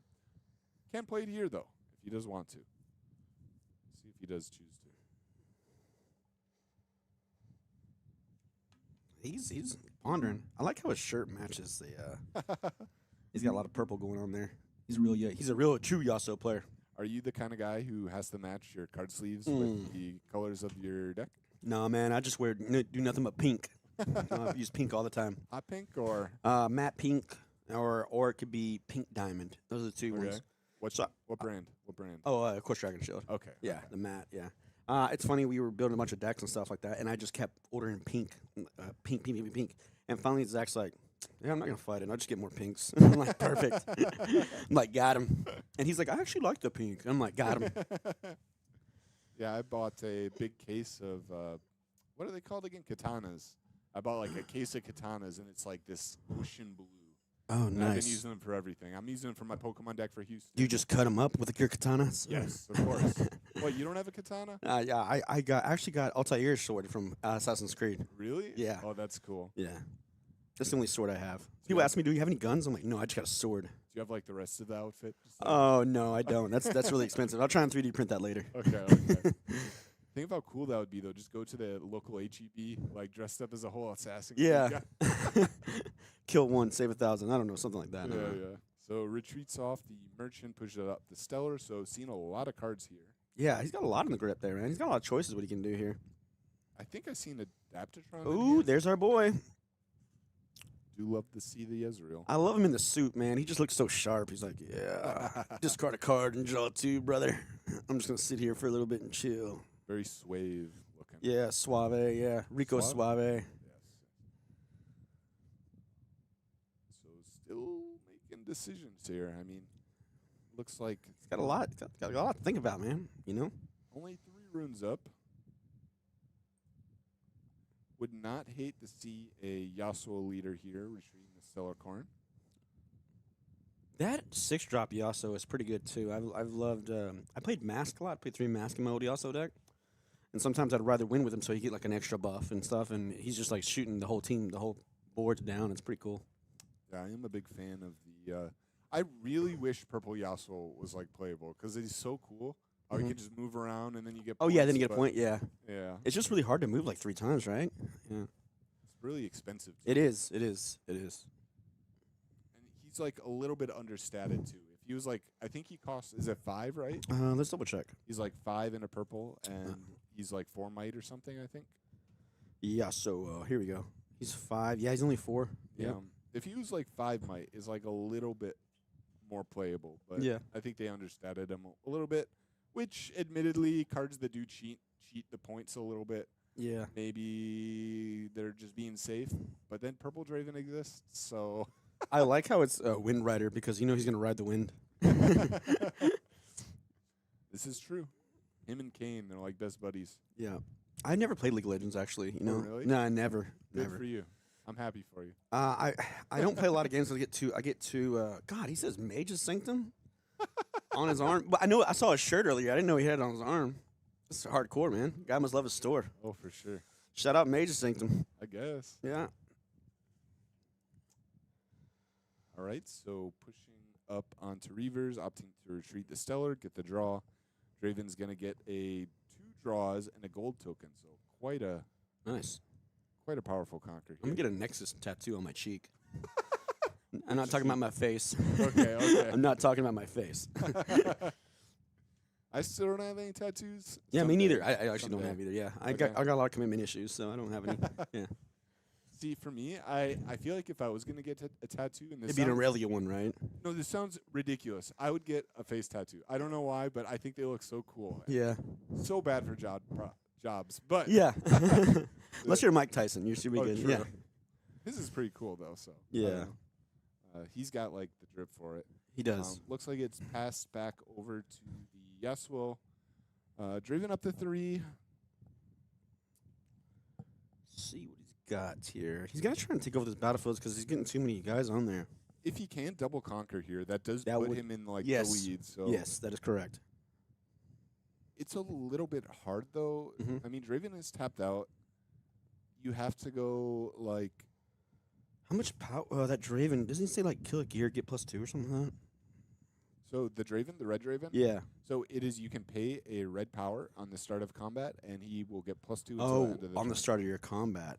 Yeah. So if you attack into him, he can go up to 6. Yeah. Oh, so you can do it on even on their turn, like on their You turn. can do it on every combat. So let's Jesus. say, So any combat, like he's attacking in there right now, so he could do it right now. yeah, and then let's say the Draven had like a fight or flight, Yeah.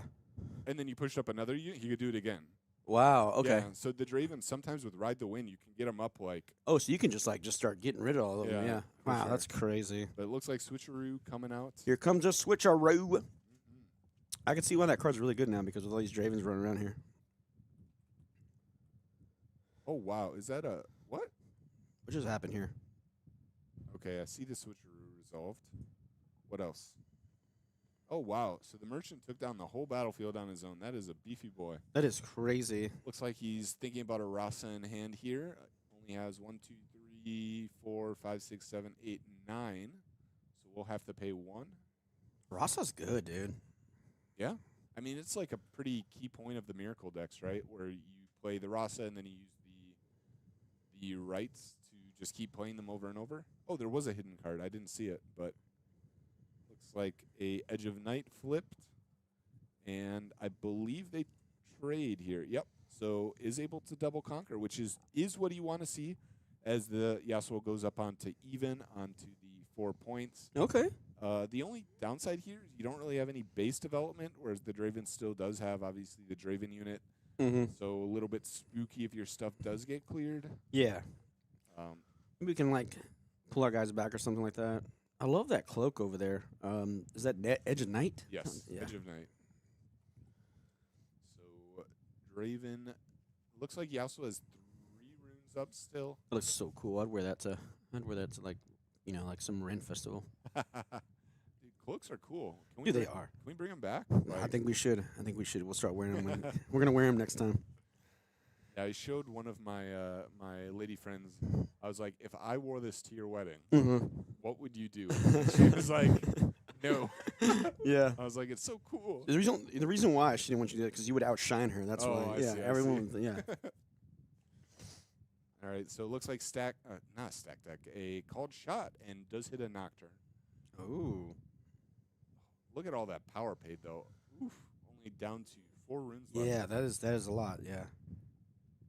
And it really stinks in the Yasuo deck because you want to have the extra runes so you can use the Yasuo leader and just like Yeah, push and up. that can just push up. Yeah, but you don't get to if you keep like getting rid of all your runes like that. I mean, that's why he's got the seals up there. Yeah. Does have ganking on the Nocturne though, so can threaten this other battlefield on the next turn. Oh, he's riding the. Did he ride the wind just now? Oh no. Ooh boy, dear Lord, baby Jesus. Yep, and that is a fat Draven. See if he has like any answer to this. I mean, there aren't a ton of answers. It's like a rebuke, maybe.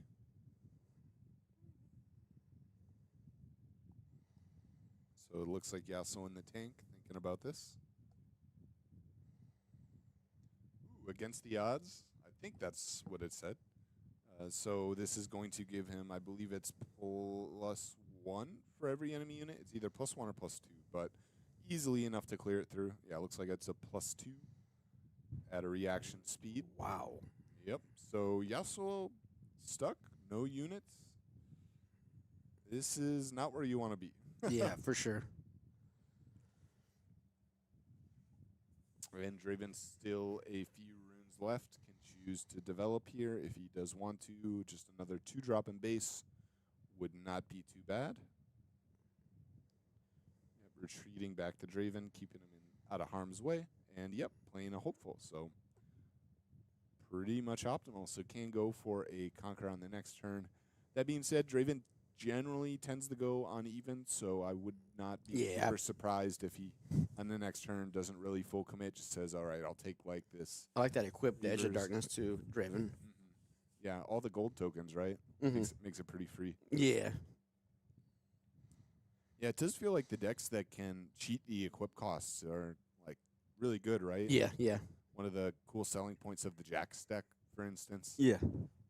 I know Jaxie, like, isn't he have like when you play equipment, pay 1 and then draw a card or something like that? Or when you attach, draw a card, pay 1 to draw a card or something? Yeah, the orange Jax. Yeah, that's really good. Pretty cool card for sure. And it acts like a little mini draw engine for the equip heavy decks, right? Yeah, yeah, yeah.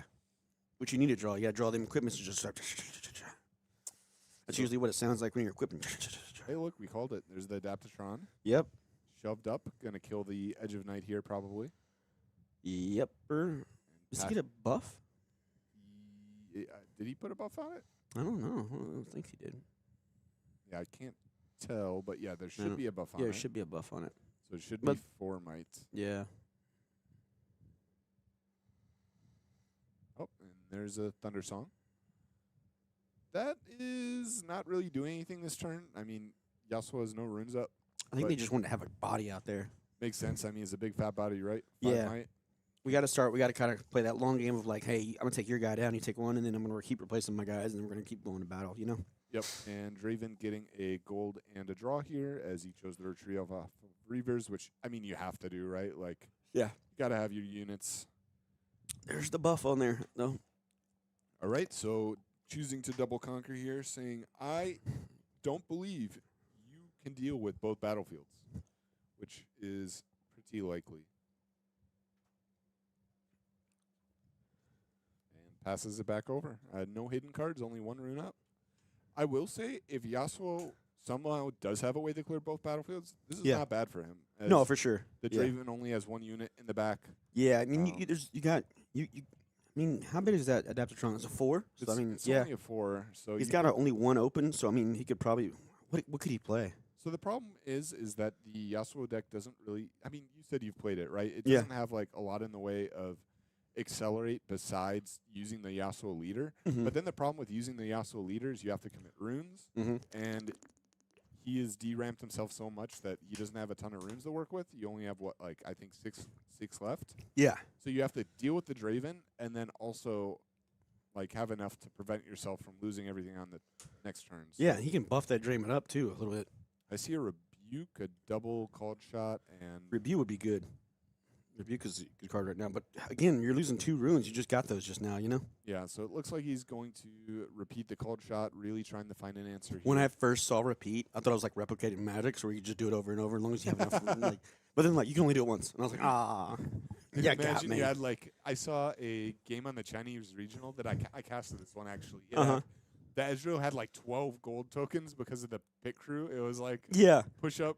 He had I think 3 calls on it or something. It's like push up yeah, 3 gold tokens. yeah. Go over here, pull yeah, up, yeah. Pull back. I wish the guys were just talking about that. I got a from my friend JJ. He's playing over here. Shout out to JJ. He's playing Ezreal, and he has a scythe. I think he's in a scythe or whatever. Yep, the call. Yeah, and he was like, I just move around, just make tokens, and I'm like, what? And I'm reading it. He's like doing this, and I was like, whoa, that's crazy. It's really cool because I didn't see how that would work originally. Like Yeah. I read the first cards and I was like, oh, these cards are okay. And then I saw it in action. I'm like, oh. Yeah. So every time. What's it cool is you were counters- casting that too. Like that's Yeah. awesome. You're like it's really cool to see that. For You're sure. like wait a minute. This is a good game. We got ourselves a game here, ladies and gentlemen. Yeah, he won that one too. Yeah, I was very. I impressed. imagine so with all those gears. Yeah, Yeah, he was not paying a single power the entire game. that is so funny. So got on my runes. Yep, for sure. I see an Aurelia in the hand. I do. Yeah, I see it too. I got to ride the wind So Aurelia, Ride the Wind, Rebuke, and the 0 cost. Like the one he just. Called Shot. Yeah. This, how do you do this? It's like Hmm. you probably have to ride the wind Is that- here, but that doesn't do it because Draven just retreats. Yeah. With the Reavers. Reavers, yeah. Yeah. I feel like he needs more power. Oh, sorry. I feel like he needs more power guys out there. Oh my gosh, playing the Nocturne is crazy. What is the plan here? I think he's thinking right now. Oh, is a rebuke. Rebuke on Draven and just say you don't have Accelerate in your hand. I And guess. that's good why he played the Thunder Song guy. Cause he's still got a body out there, so he can like Yep. challenge one of those, you know. Yep, for sure. So this game is just coming down to does Draven have Accelerate in hand? Do I have enough? Do you have enough people? Do you have enough bodies out there? Do I need to keep playing guys while you keep returning them? And rebuke, I like rebuke. Don't get me wrong, but I hate having to recycle 2 runes, It's an expensive cost. especially in Yasuo, like you said. You know, like it's a lot. Yeah, for sure. So it does get the draw here as he cannot go up to 8. Mm-hmm. I mean, that's a lot of runes. All you need is a Ride the Wind. That'll do it. Oh, As long as he has And my boy another card Darius? he can play. We know he has a Draven. So, there's a second spell. Guess what? yep. And that will do it. So it looks like the Draven going to take it here. Unfortunately, as the Yasuo, the fan favorite, as always, our low-tier hero, unable to make it. I mean, this matchup is not good for Yasuo, Yeah. but, I mean, the build was cool. I hope he does see success in the rest of the tournament. Again, small boulder, coming here, playing Draven a little bit. I mean, that's just it's a fan favorite right now, you know. Oh, for sure. I mean, the Draven deck is super good. And there's a reason why people play it, you know. Yeah, there's a reason it's like half of top cut. Yeah, for sure. Every Chinese. It's like regional, it's like Kai's all over again whenever the Origins came out or whatnot. So, yeah. and that was good. That was not a bad match and stuff like that. So I mean, it's pretty quick. Yeah, quick, I yeah. mean these 2 matches have been pretty quick. I mean, They have. it's like a good sign. The players know what all the cards are, even the set 2 cards. Yeah. Shows that you've come in prepared. We told them to study before they came. So like yeah, you were not on stream Yeah. unless you can You name cannot, every yeah, card every in card. set 2. we do like a quiz before they get up there. Like, what card is this? And they're like, ugh, and we have it in Chinese.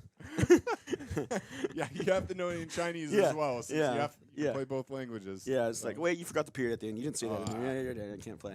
Let's open some more packs and forget. All Let's, right. let's do it. Let's do it. all right. Packs are I'm ready to open some stuff. See what we got going on. You were in the middle of opening yours, yeah. This is true. This Yep. is true. There was a pack. I'm gonna let you just go for that. All right. Bless. Take our Sorry, I'm breathing in the mic. Nerves. All right, so what do we got? I'm going to remember this at some point.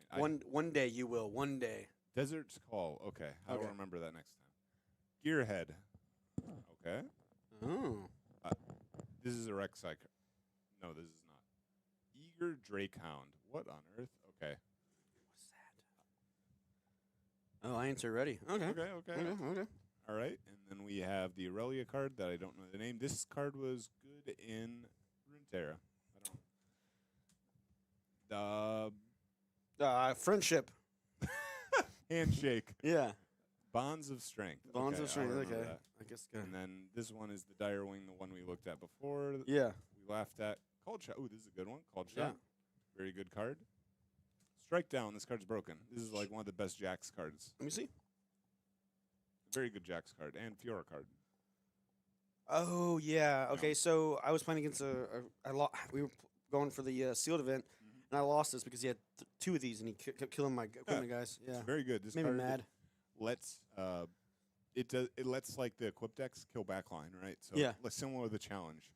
So except you don't take damage. Yeah. So, anyways, I can't even tell. Sudden Storm. If it's attacking a hidden card. Okay. I didn't even know this existed. All right. Oh, okay.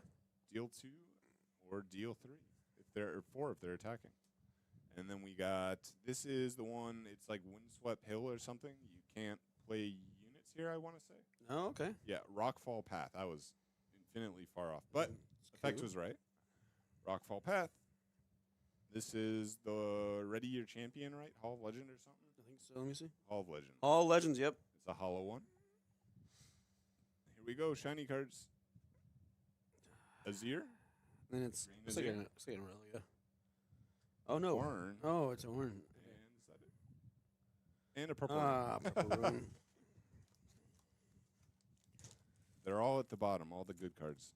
All the good cards are at the bottom. Okay. We'll see. Can only hope. Oh, I love this card. Navori Scout, right? Yeah, it's good. He just looks cool. He looks just like he's like a little samurai guy. He's just ready to be a samurai. Yeah, my friend was playing that in his Ornn deck. Yeah, I got 3 of these in Seal, and I played all 3 of them. And I was like, this is a good 4-drop, you know? Yeah. So, Pretty value. this one too is a nice lady handing looks like a pearl in her hand. Looks aspiring engineer. When you play me, return a gear from your trash to your hand. Well, that's pretty cool. Add back, not bad. Recursion. Okay. Oh, what's this one? That one is Dorn's Blade. Yeah. Let's go. They look the same. I don't know the name of this one. Okay, me neither. Corrupt Enforcer. When I move to a battlefield, discard 1. When I win a combat, draw a card. That's kind of weird. Guy looks like give me Thanos vibes, you know? He's pretty bulky. Yeah, he is. Something guard maybe. Let's see here. Yeah, Royal Guard when you play me. Yeah. All right. I don't know this one. I mean, either this guy's just carrying water or something. Combat Chief. Chef. Oh, Combat Chef. Okay. Oh, this is just like the 5-drop version of the dude you were playing. Oh yeah, he's got weapon Yeah. mastery. Okay, cool. Vanguard Armory. This card's broken. Wow. Play 3 recruit token. Wow. Okay, Victor. No idea. Now what is this you got here? Oh, Forge of the Fluffed. We saw this one before. Yeah. Attach community control. Okay. Some kind of dragon. What? Perch- on? Persian Grimworm. Okay. Play me only to a battlefield you conquered this turn. It's pretty good stats. 4 Yeah. for 5. Not so fast. Oh, nice. That's a cool card. Zinzao. And enter ready. You have 2 more units in your base. That's cool. It's a pretty good Victor card, right? Yeah. Blade of the Rune King, I think. Yeah. Kill a friendly unit.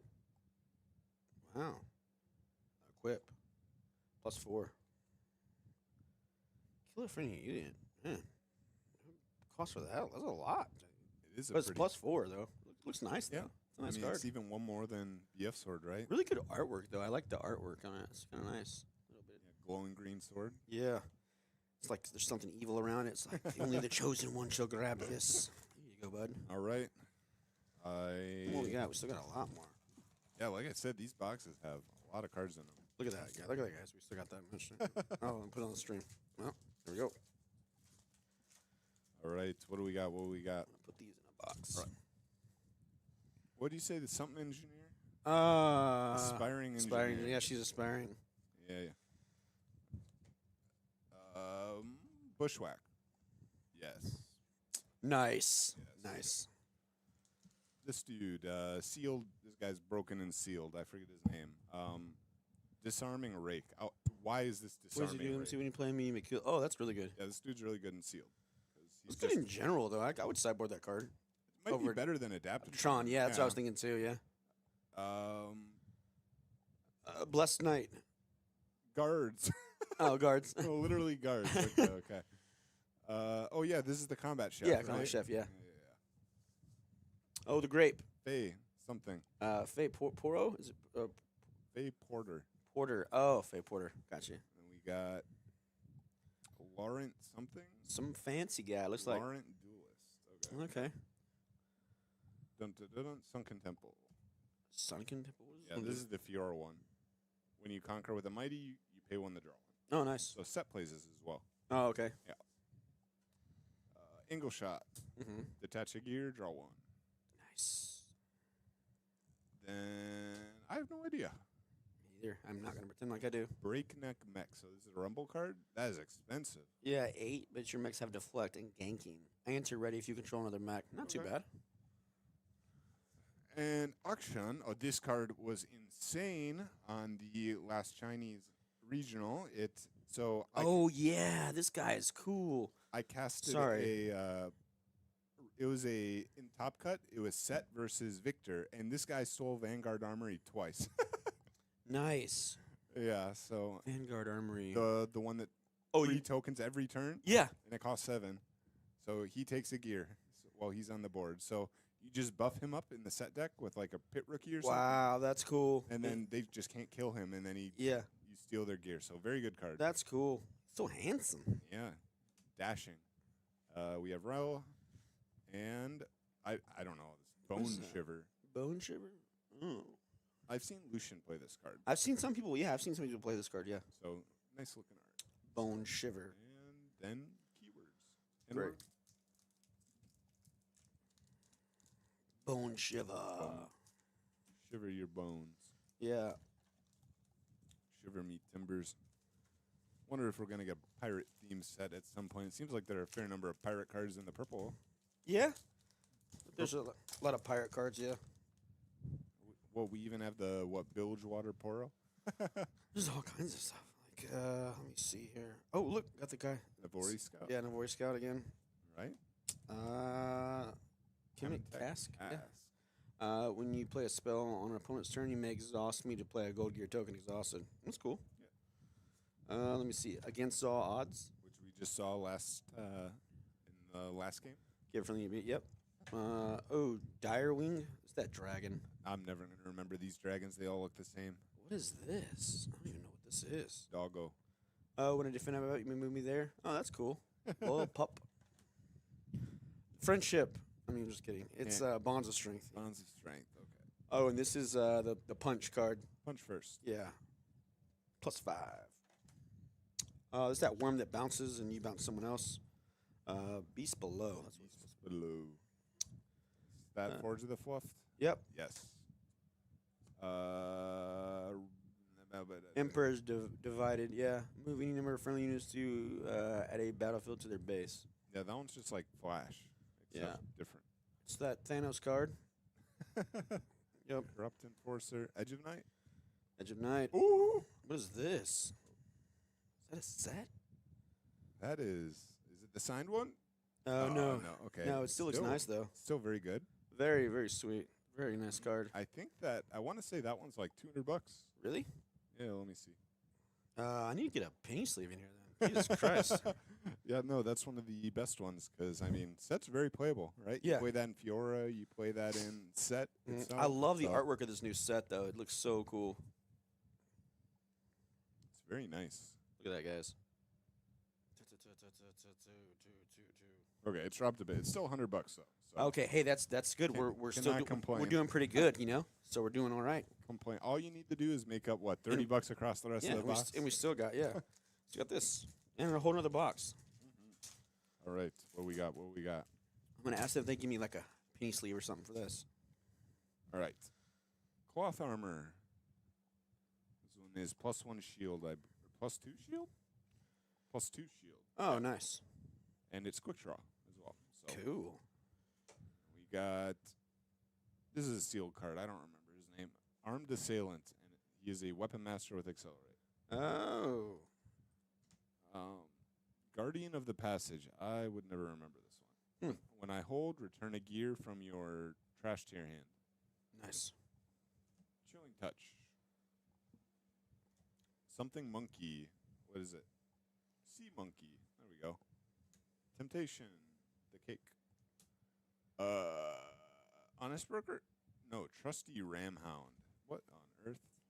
I have another unit here. You may have. Oh, okay, +1. Never seen this one before. Okay. Is that Einstein? Let me see.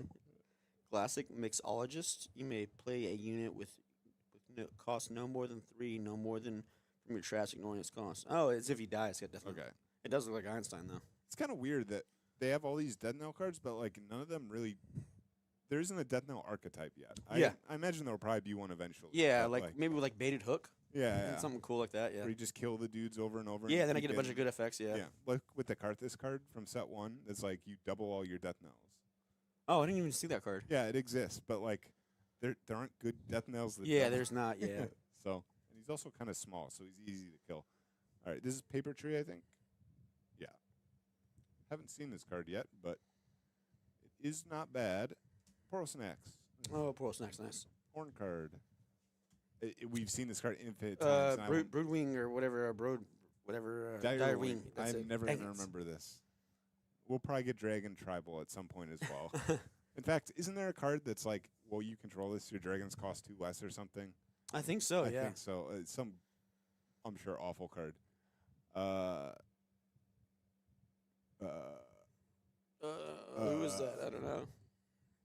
J. It's just his name. J. Medarda. Yeah. When you choose me with a spell, draw 1. That's pretty cool. So, like a mini Dreaming Tree, I guess? Yeah. Not once per turn, though. Oh yeah. So you can choose them like a number of times. Yeah, if you You got can one. flash and then ride the window. Yeah. Very expensive, though. He is. Yeah. He costs 2 runes. Then What is this? I can't even. I can't even tell. Oh, it's Bard. Oh, okay. Exhaust your legend, and then if you do, you can move units to an open battlefield. So Oh, it okay. makes your stuff in the like little sneaky deck hands. A gold gear. Yes. You got one. Yeah. All right.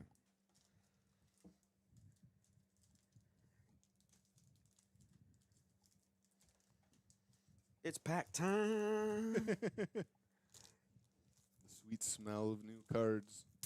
Yeah. A little ASMR. Smells like victory. Smells like money. It does smell like money. Ribbon dancer. That's a cool artwork card. She's dancing around there with her ribbons on. This is another dog. Frostcoat Cub. May pay additional rune to cost me. When you play me, if you pay the additional cost, give a unit native to the turn. That's pretty cool. Okay. Cute little dog with like some icicles on its face. Not bad, not bad. What else we got here? Bushwhack. Oh, is that Lonely Poro? Yeah. Very lonely. Look at how Yep. sad he is. Oh, this is oh god, called shot. Yeah, that's right. I can't remember that card. What's this one? Honest Broker. Play a gold gear token. Oh yeah, that's pretty good. Yeah, that one's pretty good. What else we got here? Oh, this is the Warkeeper Chef or something like that, right? Combat Chef. Combat Chef, yeah. Oh, this is the guy on the drop border. That's it. Oh, is this another dragon? Probably another Something dragon. worm. Yeah, Perch Grimworm. You play me to open battlefield. You conquer this turn. Cost 4. The Orn Battlefield. I don't know its name. Orange Forge. While you control this battlefield for the first time, non-token gear you play each turn costs 1 less. Not bad. This guy. Lucian. Yep. Jana. And then these two. The Zir Altar. Yeah, Azir and Jana, yeah, Survivor. And then at the end, it's just a mech. You got your first mech token. Let me see, Very nice. Azir. Choose a unit you control, move me to this location. He's cool. He is the first unit we have that has a like action speed ability. Yeah. while it's on the board, mind you. I think there's like Rengar is a action. Actually, no, he's reaction speed. But yeah, that's the first action speed unit we have, I believe. Nice. So Let's open a few more. all right. Surely we got another over number for you. Can you get multiple over numbers in one box? I don't know, but I hope we can. I'm praying that we do, you know? Can't complain if you do, right? Yeah. Mistakes are only mistakes unless they're in my favor. Sentinel Adept.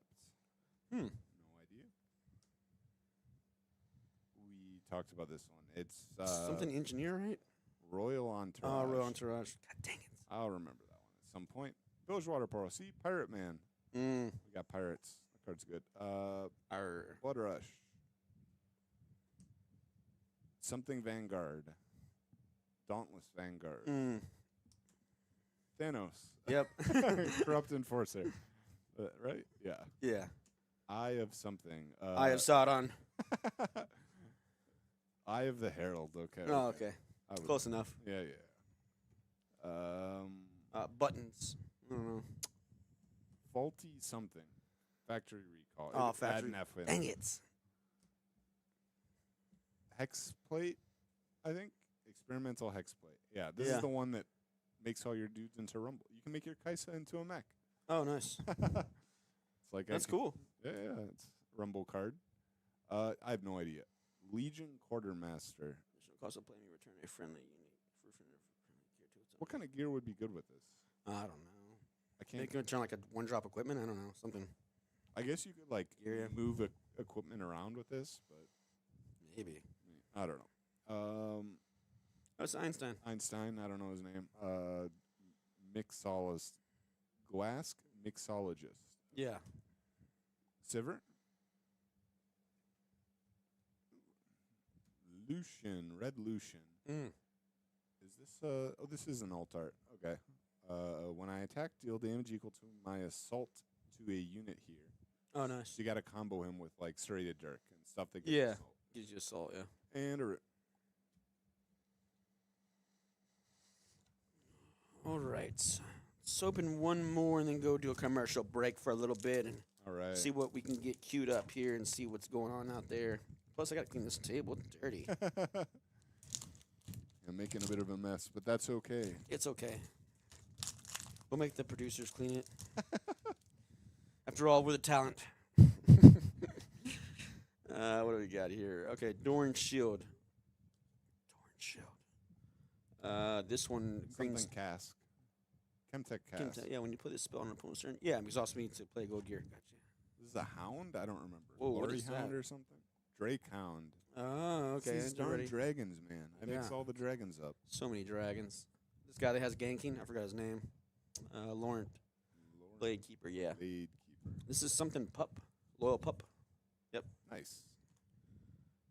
This is This one's easy. One word. Is it Entourage? Guards. Guards. Ah, dang it.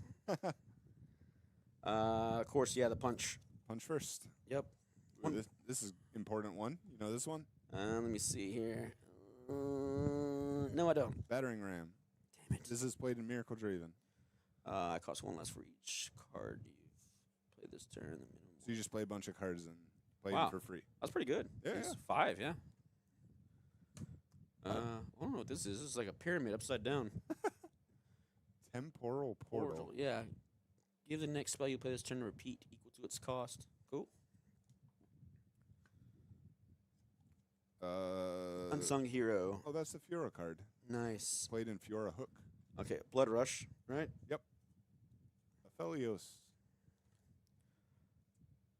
And Piercing Light. Piercing Light's pretty good. Piercing Light is a pretty good one. Yeah, it's not too bad. Not too bad of a pack there. Not at all. Got a few Piercing Lights and got Aphelios. That's pretty cool.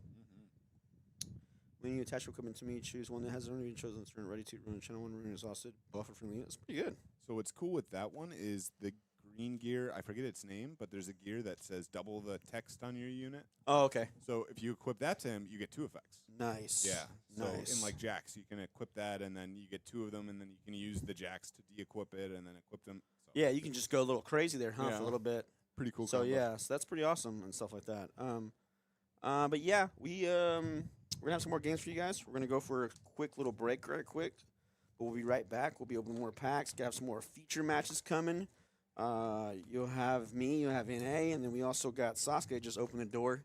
There he is, right there. He just showed up. He just got here. A little late for work, buddy. I'm just kidding.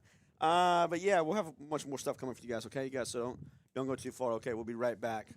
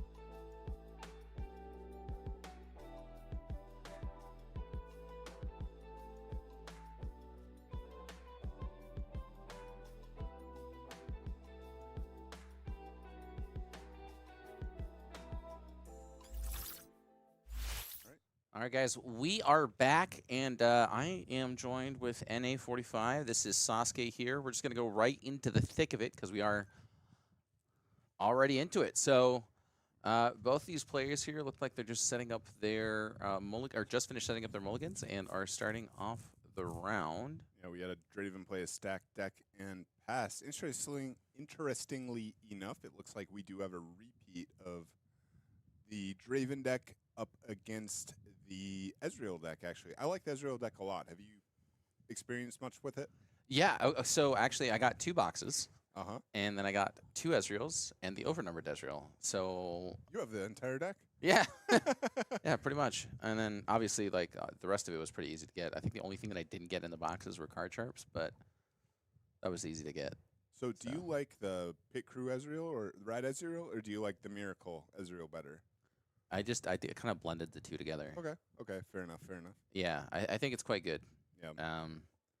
Because the rat just helps you do all the things that you want to do, including the miracle stuff. So like, I think right now I'm like on 1 Rasa. I might go up to 2, but yeah. So I don't know. It's just I think both of the builds are really good, and they actually feel fairly cohesive, right? The call shots helps you find your pit crews, helps you find your coals. So do the stack decks.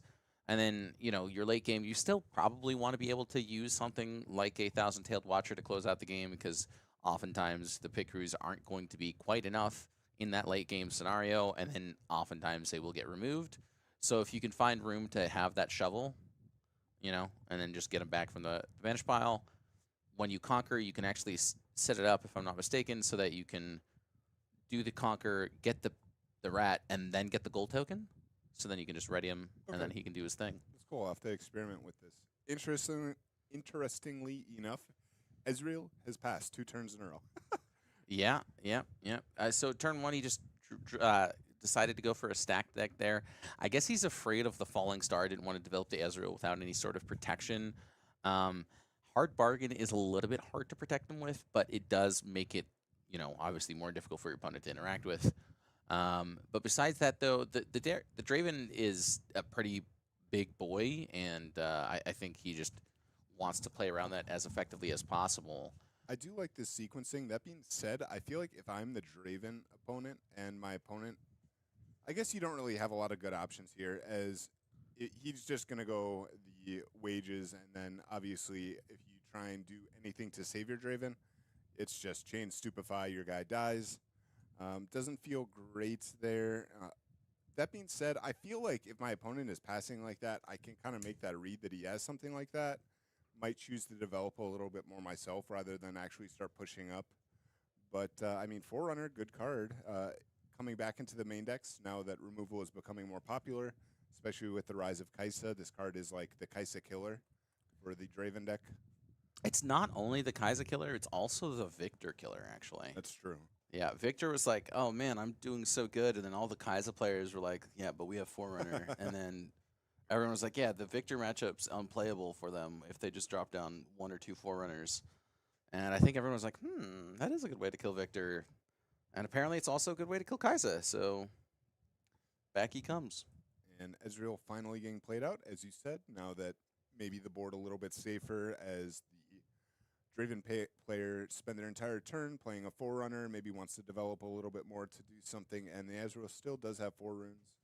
Ezreal is mined. You can play cards like Retreat that protect Ezreal, but it's pretty uncommon. Traditionally, you don't play those kind of cards in either of the Ezreal variants, really. Maybe like one in the pit crew variant, maybe. I probably wouldn't play it, to be honest, but I have seen a lot of one-of spells, just random tech spells, because you can see most of your deck through stack decks, through called shots. If you do choose to play Fizz, which is traditionally more in the Miracle variant, you do have access to these after you've milled them. So a lot of options for the Ezreal deck building, which is why it's so cool to me.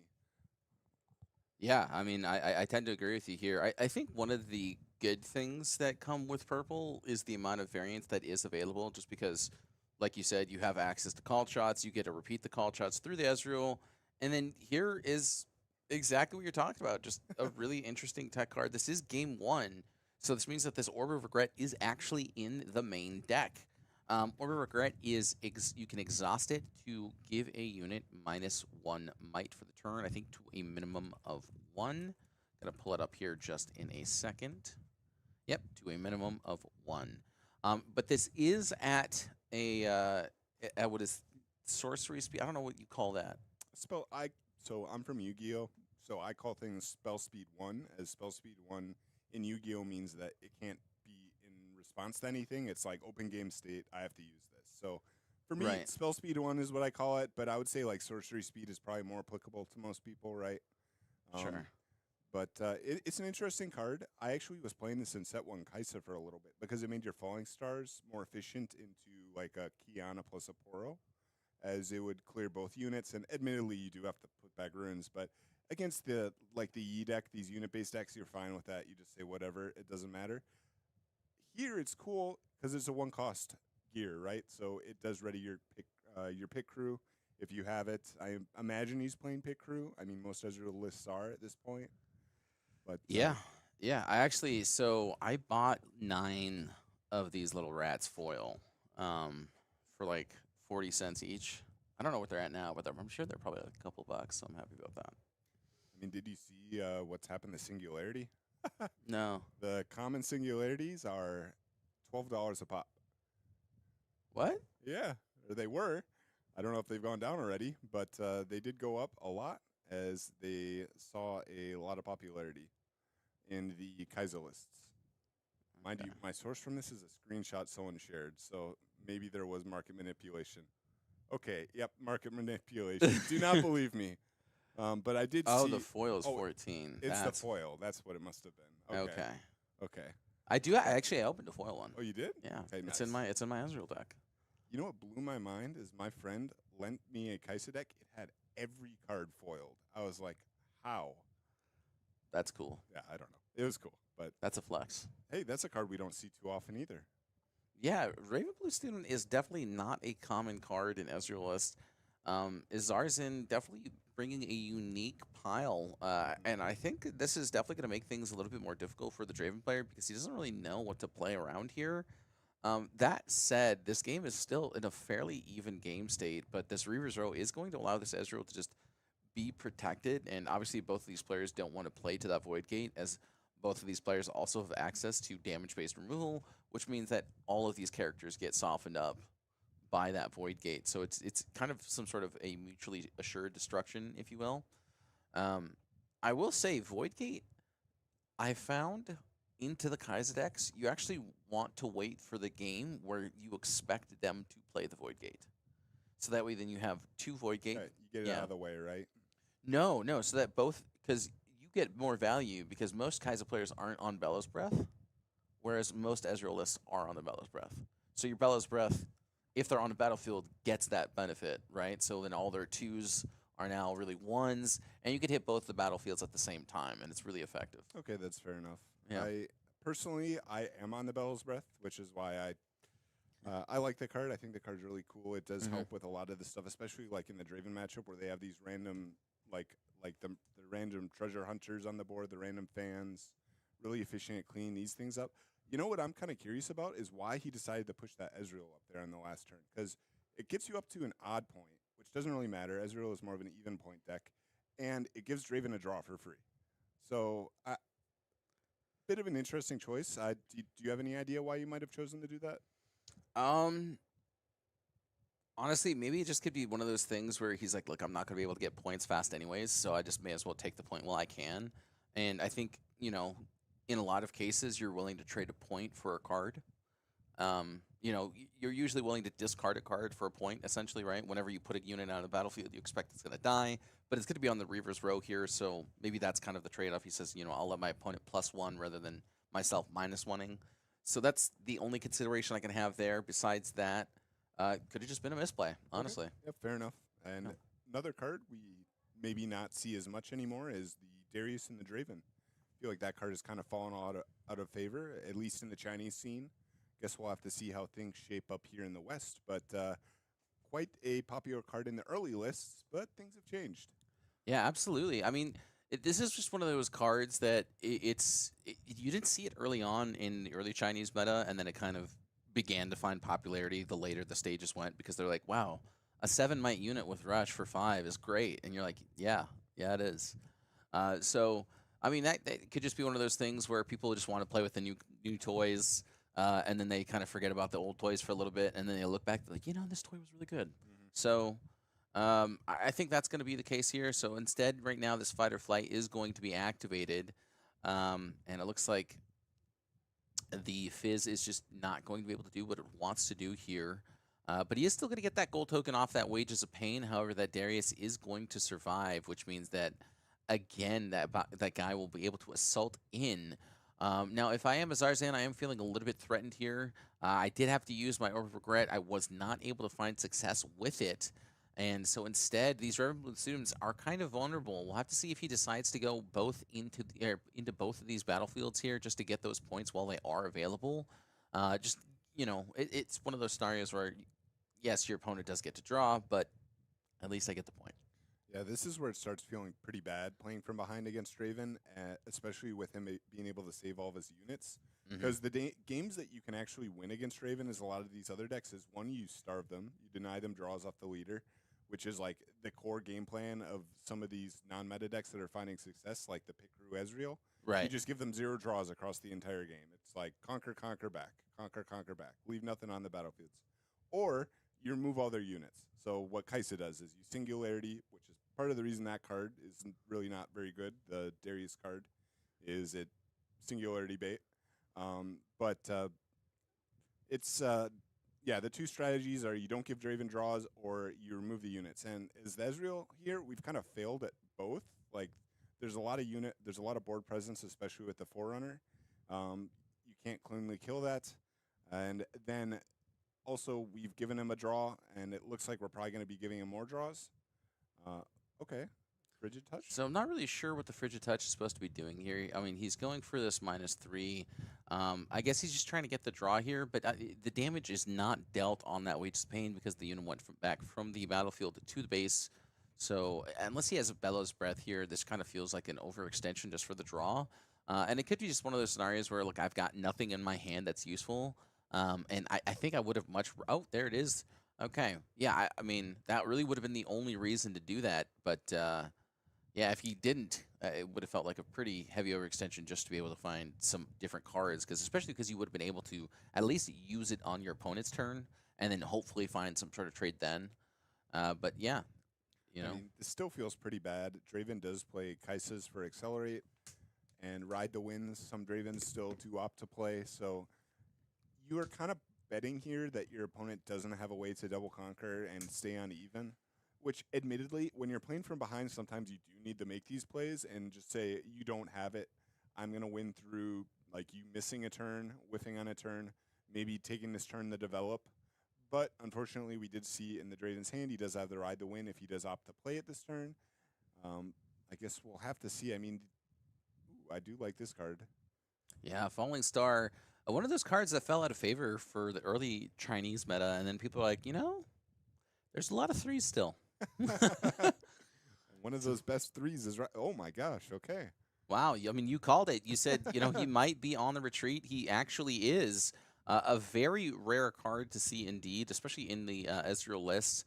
You do see it in Kaisa specifically, but it's just not one of those cards that you're going to see often enough to really want to play around. And I think unless you're playing against Kaisa, your brain is not on this card. Yeah. So. Definitely not playing around this card, especially in the Ezreal deck.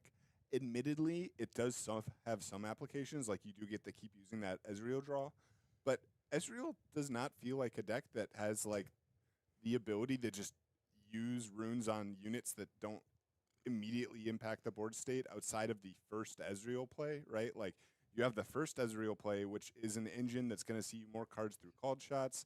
It's going to cheat costs. Like it just sits there. And then the other units that you play all have like some form of immediate impact. Like you have the Absolutely. Watchers that combo with Bellows.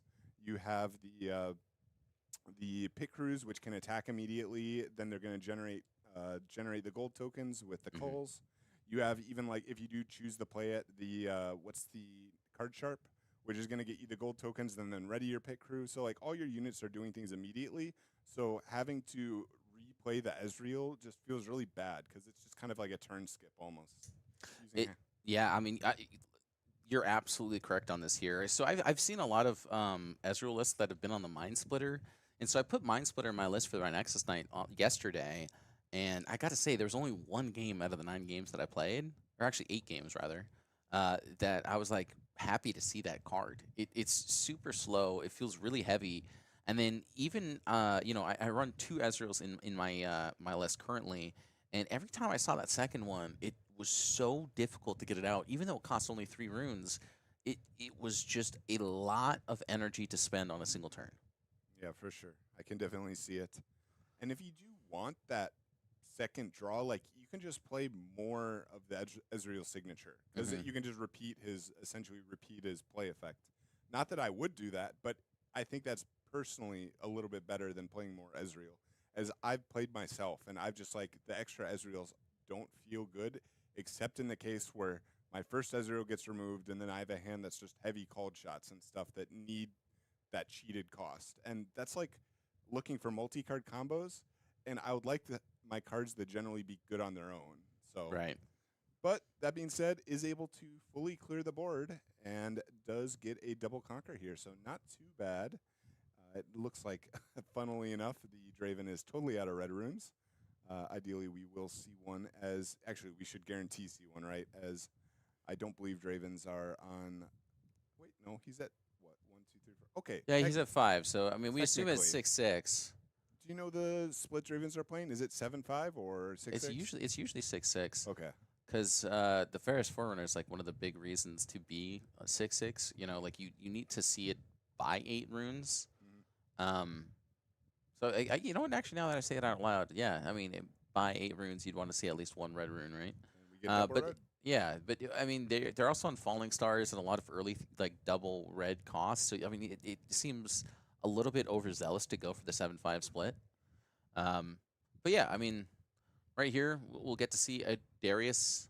Maybe that was rebuked. I think it was rebuked, right? Fit rebuke, fizz rebuke, or something like that. I did miss it. I think it was it was killed with the Arcane Ezreal shift. signature. Yeah. Yeah, and then the orb. So actually, the orb has given a fair bit of value here, specifically on the Void Gate, right? Maybe it's like in his list, he's seeing it similar to the the merchant scrap heap combo game 1, where it is really good with the Void Gate, where it's making these.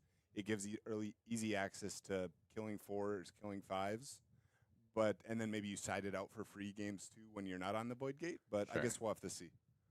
Yep. And here comes another arcane shift. I mean, this is going to be incredibly powerful. So I'm not sure which unit he is going to recycle here, but looks like he's going to phase shift the fizz, and then he's going to recast yet another spell here. And if it is an arcane shift, no, instead it's a frigid touch. No repeat available though. So going to bring it down to 5 and just force the trade essentially. Yeah, not bad. Not bad. So actually, yeah, so it is down to 5. They're 5, they trade. Okay, yeah. Yep, and then the Ezreal effect, or the Ezreal legend, can be utilized as well. He did kind of technically miss the timing there, as there is no longer anything on the stack, but Yes. um, His opponent's nice.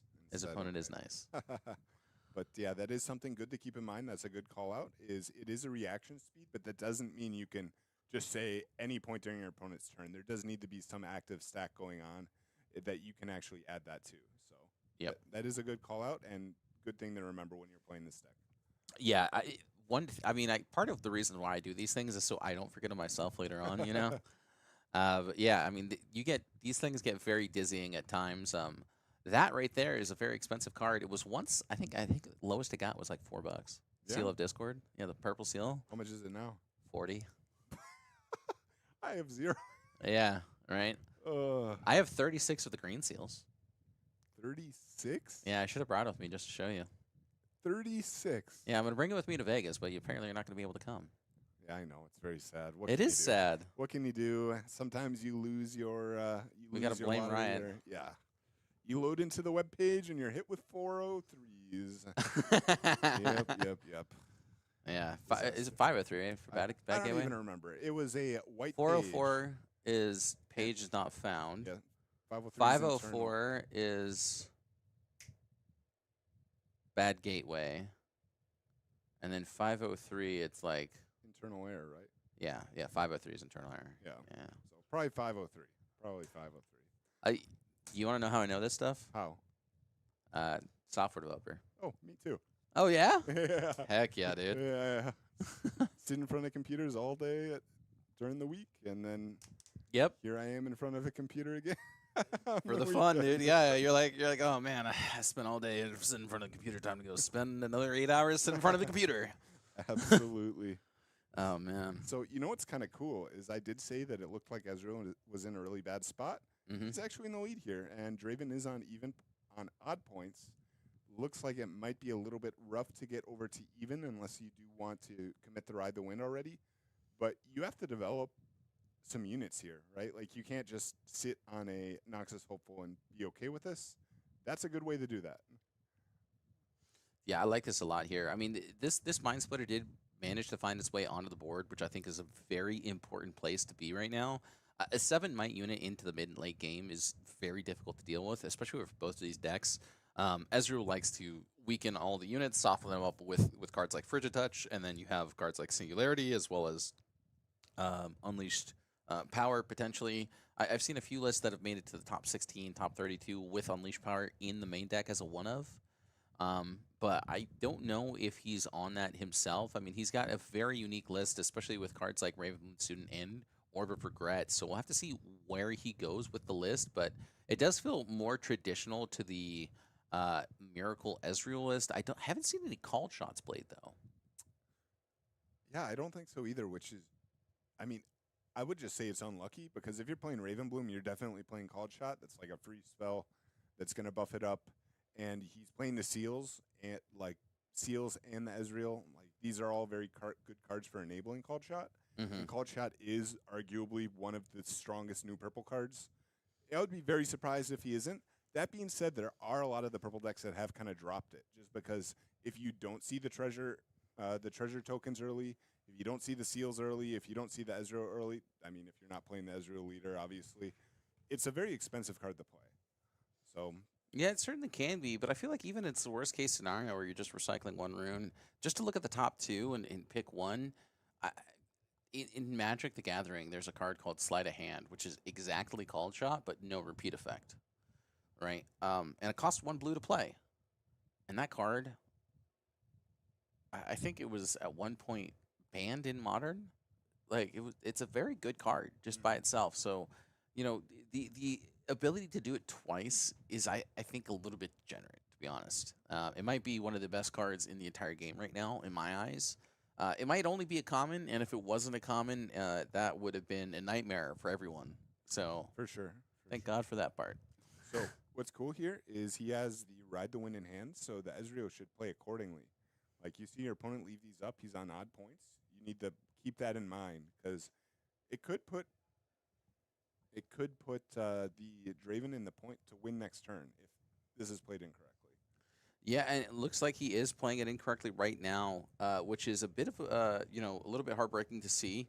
I mean, unless he's got exactly a hard bargain to be able to counter this, he's going to feel really bad about this Ride the Wind. Oh my goodness! Thank you. I mean, he has seen a fair number of cards. It's not totally impossible to have the hard bargain here or something. Yep. So instead, just going to accept the trade as is. And this feels pretty bad. I mean, I would have liked to have even seen, maybe just like a Bellows Breath. But instead, just going to go for this Fight or Flight. Okay, that works too. I mean, either way, just stopping your opponent from going on the evens, and then next turn just winning the game. Sure. I think in this case, Ezreal is totally okay with it. So maybe knowing that he had that Fight or Flight in hand, making that decision. Yeah, I mean, I still would have preferred that you just send in the Mind Splitter by itself into the reverse row, and then you can send in the card sharp with the Fizz, and then that way you don't feel so bad. There's not really a punish either, right? Like your opponent only has 3 runes, and he has to go the even this turn, or the game's over already. Yeah. So the only card you should really be playing around is Ride the Wind, right? Because otherwise you're winning kind of by default. Yeah, So. I mean, tend to agree with you here. So Small Boulder definitely in the back foot as of now. He's only got 3 overzealous fans as well as a bloodshot or is it bloodshot? No, it's blood call, right? Wait, nope. What card? Blood rush. Blood Rush. Thank you. Yes, Words are hard. they are hard. And it looks like Draven does scoop it up, seeing the writing on the wall. And the first game goes to Ezreal. And that was a pretty interesting game, to be honest. I thought Draven was off to a really good start. I thought it looked like he was in a position that just kind of run away from the game, honestly. And Yeah, absolutely. I mean, Ezreal was able to take it right back. The Orb of Deception, putting in work. I think it cleared 2 units. The multiple arcane shifts. So that's a card I've seen some lists play 1 of. I've seen as many as 2. I've never seen 3, but we did see 2 that game. Yeah, Orb of Regret definitely putting in a lot of value. I think part of the reason why he's on this Orb of Regret is for the Ezreal Legend itself. Just being able to trigger that just 1 out of 2 every single turn for, virtually no cost. It doesn't. Ezreal's only spells and unit abilities. I thought this as well. Ah, Yeah. okay. Yeah, so hopefully the player knows that. It didn't come up the last game, so I'm going to assume he does know that. But unfortunately, the Ezreal Yeah, does not. unit abilities. It does not say abilities, it says unit abilities. That is Yes. a very important distinction, chat. Because my initial Ezreal list, way back when this card was announced, had 3 Orb of Regrets in it. Because I was like, oh, you get 2 of these on the board, and then you're just drawing every turn for free. But That here's what I suspect happened in testing. First, Ezreal didn't say tap. All right. Then they were Okay. like, okay, that's only allowed once per turn. And then they did what, and then somebody figured out the Orb of Regret thing, and they were like, you know what? Just units. So whoever that wasn't testing, thank him. I've heard rumors, and of course, nothing substantiated, but I've heard rumors, and maybe you have too, that apparently set 3 is going to break everything we think about the game. I've heard from people that the set 2, the stuff that we're complaining about right now, will seem like non-issues. So I'm really curious to see what we're going to get in set 3. And Riot said this themselves, even, actually, that I believe it was set 3 and set 5 are going to be like the big turning points. They have like big, what are they called? Like big changes for the game. They teased us in the last state of play. There was a big picture of Baron Nashor. If anybody has played League before, the big purple worm, his name is Baron Nashor. And I don't remember what they said about set 5, but they said it was 3 and 5 are like the crazy sets. So That's okay. Well, I know there have been some doomers here for set 2 specifically, so I'm glad that set 3 is going to shake things up even more than set 2 has already. I will say that my favorite deck right now for set 2 is probably Master Yi. I did a lot of testing. I got to test with Ghosty TCGs. He's a really great player, wonderful guy. And he brought this Master Yi list right when like all the Draven players were starting to percolate and really started to figure it out. And Master Yi crushes Draven. really? Yeah. Okay. Yeah. I would need to see this list. That sounds very cool because Yi was the first competitive deck I played. I took it to Houston. Okay. Yeah. Yeah. I mean, so, okay. Here's the thing. Everyone was like, Rune Runner sucks. It's 6 for 5. No, it's great. You just have to protect it, right? In Yi, it's really 6 for 7. So you have the battlefield. You just play Rune Runner on the battlefield, and you just retreat the other unit back to base, right? Now it's a 7. Great. They send in multiple units. You got Thwonk. You got Punch First. You got On Guard, Discipline. You can even put a Trinity Force on it, and then it's a 9. You just have all these different tools, just make it huge. And then even if they find the way to punish, you have the ultimate punish, which is Thwonk. And then they literally cannot get over it. It crushes Draven. Okay, that's interesting. I Yeah. mean, we did see the card played to great extent at the last Chinese regional and set. Yep. So I would definitely have to see it in Yi because that sounds pretty cool. Yeah, I mean, I think that card is just absolutely incredible. But let's go on to this game here. So Card Sharp, obviously going to be the first card played between these two players. Looks like Kai'Sa is just going to be played exhausted here. Pretty full confidence that you can play it safely because it is an Ezreal. They don't really have access to cards like Singularity until at least turn 3. So playing an Exhausted Kaiser doesn't feel too bad. And then the fact that you have this card sharp here just to be able to develop the board a little bit early and then get yourself those gold tokens to be able to play more impactful spells. It looks like I do see a pit crew in his hand right there in that very top. It just looks like it. Nope, it's a stacked deck. I was lied to. And I think that's double fizz. I think it looked like a fizz. I know at least one fizz is on the bottom. So how many of that card do you generally play in like the Miracle decks? Is it a 2 or a 3? It's Okay. I've only ever seen 2. Okay. Yeah, because when you have when I was playtesting, like whenever I had 3, it just kind of stuck in my hand a little bit too often. Like you want to be able to fire off those called shots, stack decks, or even some sort of small removal spell before you really want to just play it again. That said, being able to Bella's Breath with a fizz out, like this is like a 3-card combo, but it wins games. You know, you turn 1 or turn 2, you play your Ezreal. Turn 2, you Bella's Breath twice, and then you recycle 1, but you're paying the 2. And no, you just wouldn't have enough runes, would you? No, yeah, you would. Okay, but you'd have to recycle all of your runes. Yeah. But you could Bella's Breath 4 times in 1 turn. Okay. So a aggressive fight or flight coming out from Draven, pushing the card sharp off of the battlefield, which ends up killing the Wages of Pain, which does feel a little bit bad. I guess the idea there was going to combo it with like a Stupefy, I imagine. Yeah, I mean, we have to suspect that it's still going to happen here as he did just develop this Wages of Pain. And there is that Stupefy that you alluded to. So he's going to be able to draw an additional card with that legend, and he is using it at the proper timing here just in response to that Stupefy. So that's great. And then he is going to be able to draw that card.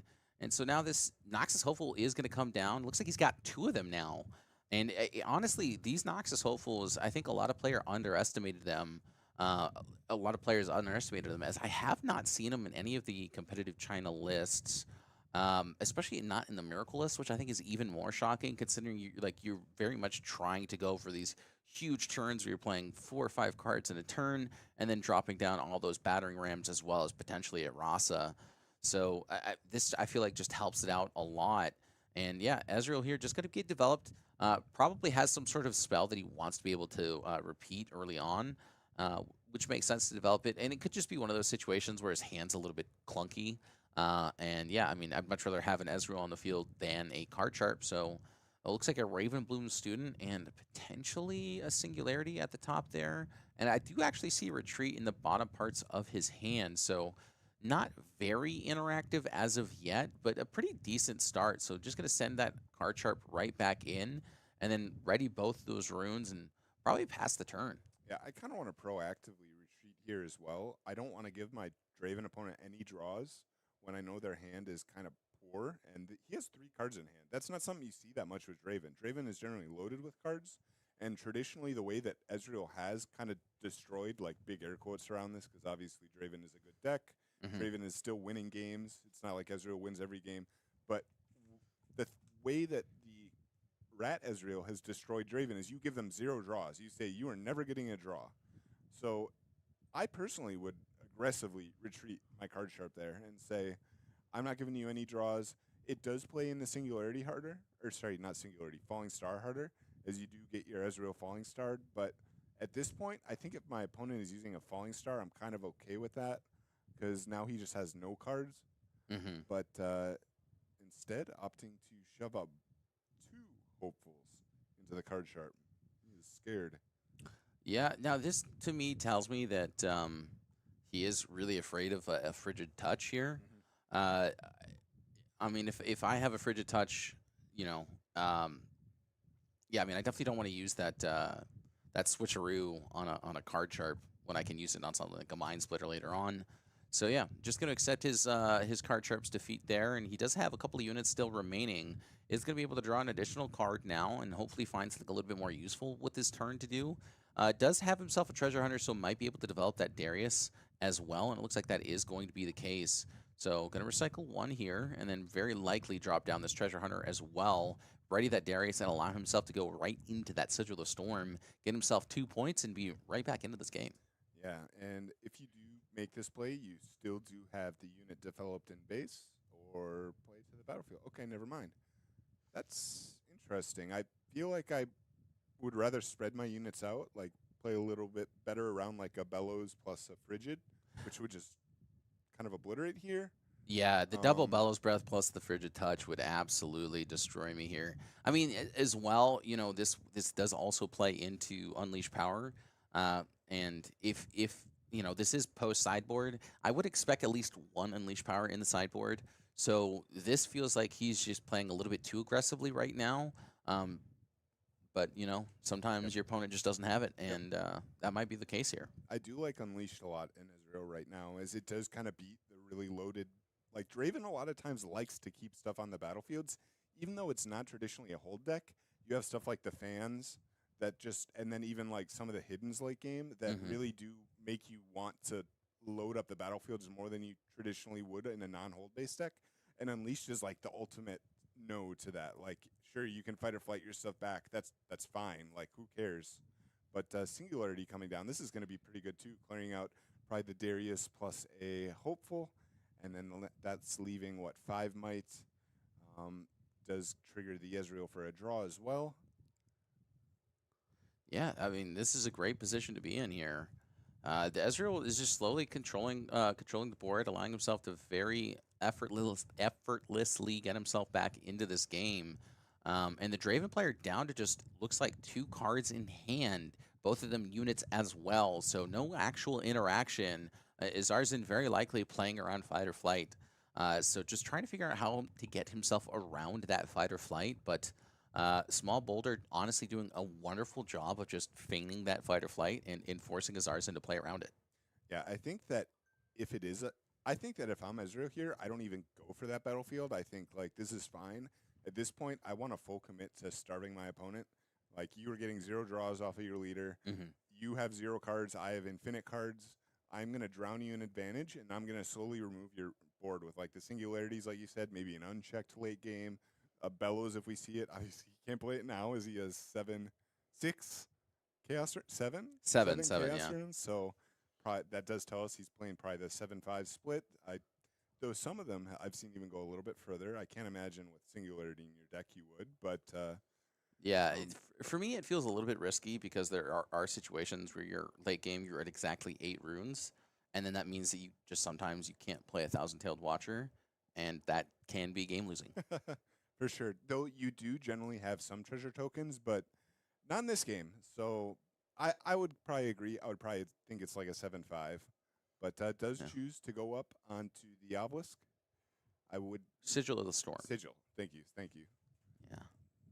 The Sigil of the Storm forces players to recycle one of their runes, and this is a really good uh, battlefield for slowing the game state down.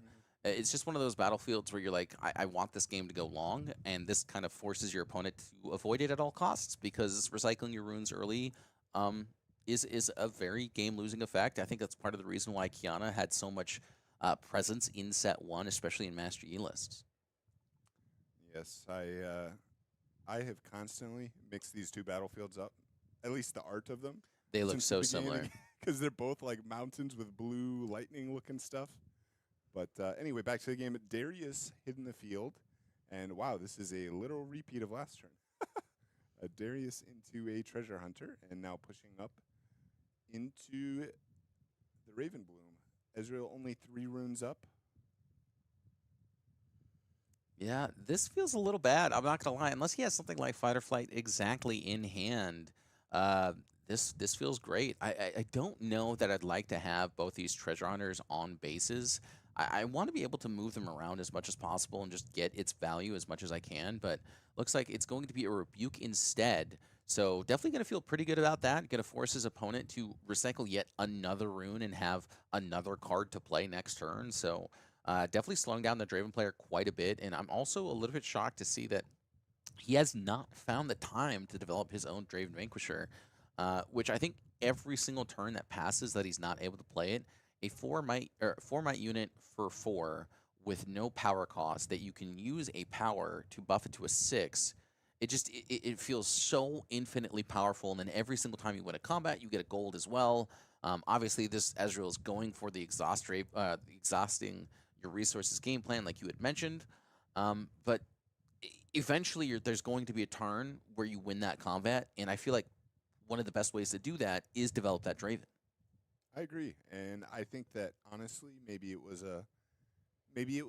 the call on the first turn. So I don't know if you saw, but first turn he did end up playing the non-accelerated Kaisa, and then opted to pass. And maybe that turn you could play the Draven, because personally, when I'm playing these types of decks, I like to play with my known knowledge before I play with unknown knowledge, Mm-hmm. and playing with stuff that your opponent knows is on the board, like getting that Draven out there. It keeps my hand advantage. It keeps more unknowns in the game, and particularly in this Draven deck, I personally value the gold tokens more than the draws, because I'm already getting draws just by playing the game with my Draven Legend, assuming my opponent isn't able to stop literally every draw. Whereas the power, like, I mean, we took a few turns before we were able to see the treasure hunters. Yeah, absolutely. I think. Yeah, I mean, I like I said, I just don't agree with sending in the treasure hunter onto the Targon's Peak. I guess he wants to play around 5 might, but what 5 might unit are you afraid of here? I think really the biggest things that you'd be afraid of are things like Rasa the Sunderer, Fizz, getting back a Singularity. Um, the Bellows Breath is nice, right? It's going to be able to get rid of just both of the treasure hunters, but instead he's going to target the. Well, he can't do that. I'm Oh, assuming. I see. Okay, 2-1. I was gonna say, I'm assuming he's trying to do that. And instead, he's going to save the treasure hunter here over. Okay. Interesting. Okay. Okay. I mean, Values the gold tokens. gold tokens are good. I personally, in this situation, probably value the higher might a little bit more, but I mean, gold tokens are good, like you said. But Bellows Breath does come down. I mean, he was able to finally find those mind runes, which does enable this and gets the Ezreal draw here. It is his turn, so he can do that at any point during his turn. Yeah, I believe he's asking. Oh, yep. Okay, so judge is being called here. Um, I'm curious what the question is here.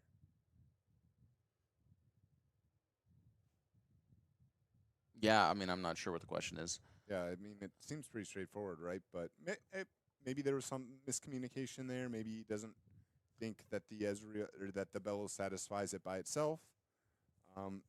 But Bellows Breath does. yes, that targets 3 units, up to 3, I guess, technically. Yeah, well, actually, so you can target the same unit twice, and that would be considered 2 targets, which Bellows Breath would suffice. Yes.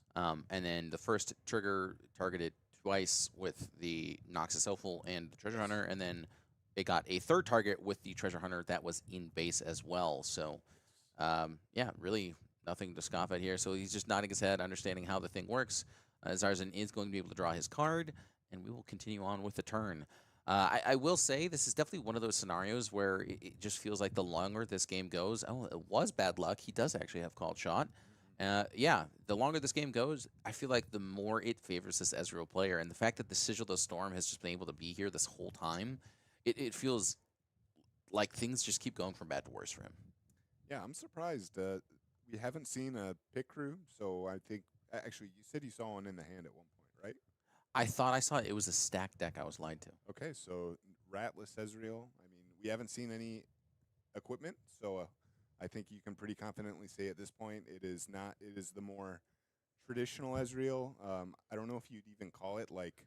I feel like the Rat Ezreal is more traditional at this point because it's only been like 2 months. yeah. Yeah. It looks like another seal being played out and a Rasa. All right, so Rasa's finally going to make his way onto the board, and this is one of those cards that I felt like everyone saw and was like, man, this card is going to be insane one day. And I think as this game continues, it just keeps getting better and better. I think right now is probably one of the best times to be picking it up. It's still only like $1. I expect it in the future to be between $5 and $10. Yeah, it's a really good card, and anybody wanting to play any of the Miracle decks, and that could literally be any purple leader. Yeah. Any Miracle. If you are playing a purple deck, you can play Miracle. Get your copies of Rasa now. But yeah, so actually, I know the game's going on, but it is a bit of a stalemate here as this Draven does, or Darius rather, does finally hit the field again, just to go back into the Sigil of the Storm, recycle yet another rune. But it looks like a fight or flight potentially going to hit the field. So Darius not going to be able to do the thing. I don't know why I confused the brothers, but I do. So Both D's, yeah. both got axes. Both- one spins, the other one doesn't, and No, they both spin. Darius does the spin in the game. His Q. well, I would call it like a twirl. Okay, fair enough. Yeah, it's like a singular spin, whereas Draven's is like it's like a Beyblade. You know what I mean? Absolutely. So everything being pulled back here, I really would be hoping there's not a singularity in my Ezreal opponent's hand here. I think we only saw one in the first game, right? Did we see two or one? I don't think we saw a single singularity. Did we not? No, it was Bellows Breath, and then it was like a Bellows Breath and a Thousand Tailed. I thought. I thought we did. Well, we definitely saw one this game. Yes. So at least one is being played. This would be a scary point, though. It does look like Ezreal is probably going to try and stay on even here. Maybe double push up. I mean, it wouldn't really make a lot of sense to only go up to odd unless our idea is just go on the Targons, get the runes, develop. But I can't tell how many cards are in his hand. Yeah, I'm not sure about how many cards he has in his hand either, but I will say this: these games have been going long, as there's only 13 minutes remaining in the round. These players have been playing it slow, which is not obviously a bad thing, but there's been a lot going on for both of these players back and forth, and it really does feel like as these turns continue, it just continues to favor Ezreal. I mean, Ezreal in League of Legends is a late game champion. He needs 2 or 3 items to really come online. That's not to say that he's not good in the early game. He just continues to get better as the game continues, and this is exactly how it feels like here in the card game as well. He gets more access to cards like Singularity, like Thousand-Tailed Watcher, and then, you know, in the later stages of the game, he gets access to zero-cost Rasas. It just becomes incredibly efficient at what it wants to do. And with cards like Arcane Shift as well, he is going to be able to just dig a little bit deeper with the Ezreal itself and really protect it effectively, unless there's cards that are removal tools. I will say it doesn't feel great to retreat like we had talked about earlier. The Ezreal, I mean, I don't want to spend 4 runes just to He's doing do it again, you know. But it looks like Azarzin really just doesn't have a lot of tools available to him right now. So just going to be forced to do so, and very likely discard one of these cards that had just been sitting in his hand doing nothing. So there it is, a Stupefy in hand. Actually, That's not an sure. interesting discard, to be honest, because it does fix math on some of your removal spells. It makes stuff more in, like Darius now becomes in double bellows range, with, again, the Fizz, like you said. And it is a cycle, so, I mean, Yeah. the other cards in his hand have to be good, right? Like, I don't know. Yeah, not sure what it is, but he does manage to hide a card as well. So could be something like Switcheroo here in that Targon's Peak, which would actually get a ton of value because the way that Switcheroo works is that the stat changes would affect first, and then the Raven Moon would trigger, so you would actually get 1 additional stat on top of the fact. So, yeah, I mean, Small Boulder feeling a little bit safe to just go ahead and pass here. I think he did forget to gain his point for the turn, though. Or no, No, sorry, no. he's going into this. He's pushing up right now. So, what's interesting for me is that Ezreal did end up going for just Targons and passing. So, is on odd points here. And we know Ezreal does not play Ride the Win. I've never seen an Ezreal play Ride the Win, so there's no real threat of the. Well, we thought Retreat didn't exist either. This is true. That would be insane. I would be all for it. Okay, so we'll have to see exactly what is that hidden card there. But I mean, I feel like both of us here, as well as Small Boulder, is feeling a little bit trepidatious to want to do something like that. So Draven just going to come down and continue to bolster that back line for him. And if there is something like that Thousand-Tailed Watcher plus a Bellows Breath, that back line is going to go away. And Small Boulder is going to feel incredibly bad about this. So instead, just understands that he cannot take that risk. Goes right into that Targon's Peak, hoping that this Ezreal does not have an effective answer. And it looks like 3 runes potentially going to be exhausted there. No. What would you expect it to be? A frigid touch or? Like what? Like a wages plus a stupefy or something? I can't really. I mean, what you said before with like the switcheroo, this plays really hard in the switcheroo, right? Like you switcheroo the Darius and then you just win the combat. Like, okay, so it was a hidden wages. Hidden wages of pain. Okay, so not quite enough. And yeah, you know what? It feels even worse to get rid of that stupefied just because now this Noxus hopeful is not in range. And yeah, I mean, he's going to be able to get that one additional stat, but that's still not enough. I mean, 4 runes up. Okay, blood rush coming down, repeated. And then both of these units going to get that blood rush effect. So we'll have to see if Azarzen has a response to this. Frigid Touch would be a great answer to the blood rush effect, and it looks like that is going to be the Nice. case. So Frigid Touch, I would have to assume, is just going to be on the Darius, and as well as the Noxus Hopeful, right? So one of them is going to get deleted because the Wages of Pain resolved first, and so yeah, that. And yeah, And he, I believe, said he triggered the Ezreal, right? I saw him point at it. Yeah. Yeah. Okay, nice. All right, so it looks like the Darius should die. Yep. there we go. Okay. Okay. Hmm. So now it's 4-2. Essentially, it was a switcheroo, just the switcheroo at home. Like a 3 card switch, 2 card switch. Right? Here I am making stuff up, but oh my gosh. Okay. What is kind of interesting is the way that he did play that out. It does beat the switcheroo, right? Because you switcheroo the Darius, and then you have the blood rush that not only gives the +2/+2, but then it also triggers the Darius to go the 7. Oh yeah, yeah. So It was better than switcheroo at home. yeah, it was. You know, that card being a reaction, the chilling touch being a reaction, very good there. Yeah, Frigid Touch is just one of those cards that I think a lot of us thought was going to be a mainstay for most people in like both Kai'Sa and pretty much most mind lists. But really, the repeat effect being 2 is a huge detriment that I think a lot of us weren't expecting. And then that just as we're reducing it just by 1 makes it just barely good enough. You know Good what I enough mean? for like 1 copy, Yeah, maybe 2.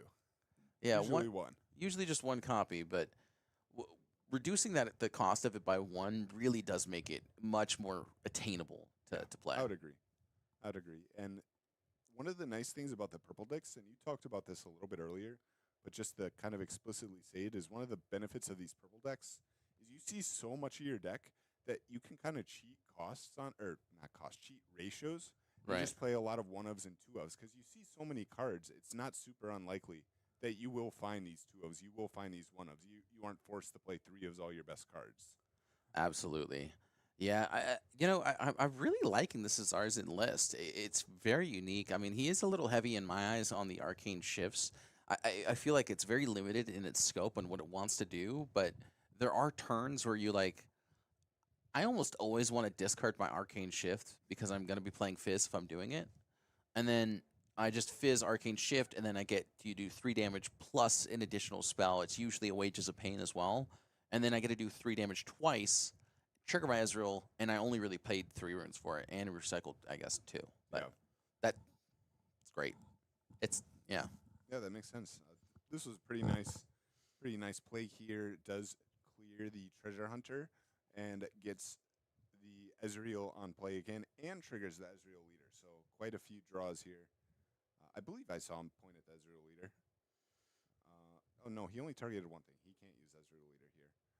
But Right. I imagine he will at some point. This turn still has his entire, what, 1, 2, 3. His hands are over his runes. I can't count. One, He's 2, got 3. 6 runes remaining. Okay, still a lot up. A lot of options here. Is on 6 though. I wouldn't. I'd love to see a singularity, to be honest. I think that would be pretty game ending, to be quite clear. But instead, just going to attempt to send in this Rasa. I kind of like it because then if your opponent does recycle the rune to buff up the Draven, you can just use a Stupefy and cheese him. But it looks like an Orb of Regret is going to come down. I did not expect to see this in game number 2. I figured this would have been a card that you side out. like you had mentioned too, just like great with Void Gate, not really great by itself, but instead just going to actually be able to utilize it to great effect. And so, yeah, I mean, puts that Draven at 3, which means that even if he does recycle the rune, not good enough. And yeah, I mean, this is great. So, going to be able to, as well, stack deck, continue to find some more answers, hopefully find the right tools that he needs, as this game does feel like it's coming to close. Ezreal really, really showcasing how well it can play into Draven. You talked about extensively just how well it is at effectively denying resources for this Draven player. We do see this Fizz in hand as well as another called shot. So Bella's Breath just going to take out that Tide Turner, just to be able to draw an additional card as well as just kind of restrict what other options his opponent might have. And now another Rasa going to come down, and I mean, he is at 7 points, so this hold is going to be incredibly difficult to break. And it looks like Draven just does scoop it up, and the win goes to Ezreal. I mean, very cool. A pretty unique Ezreal list. I was a big fan of the take on the deck, the Orb of Regret, put in a lot of work. Very cool stuff. You could say he did not regret it. You absolutely can. So one thing I would be a little bit curious of is if Small Boulder actually did have access to the spinning axes, as I don't think I saw a spinning axe across the entire game, or like even like the long swords. Was there a Edge of Night in game 1? I don't think I saw one. Did we? No, but I'm pretty sure Okay. I think it might have been Small Boulder that was playing Edge of Night in round 2, right? Okay. Oh, was it the same Draven player? I'm not sure. Okay. Because then if it was, then All Draven players are the same to me.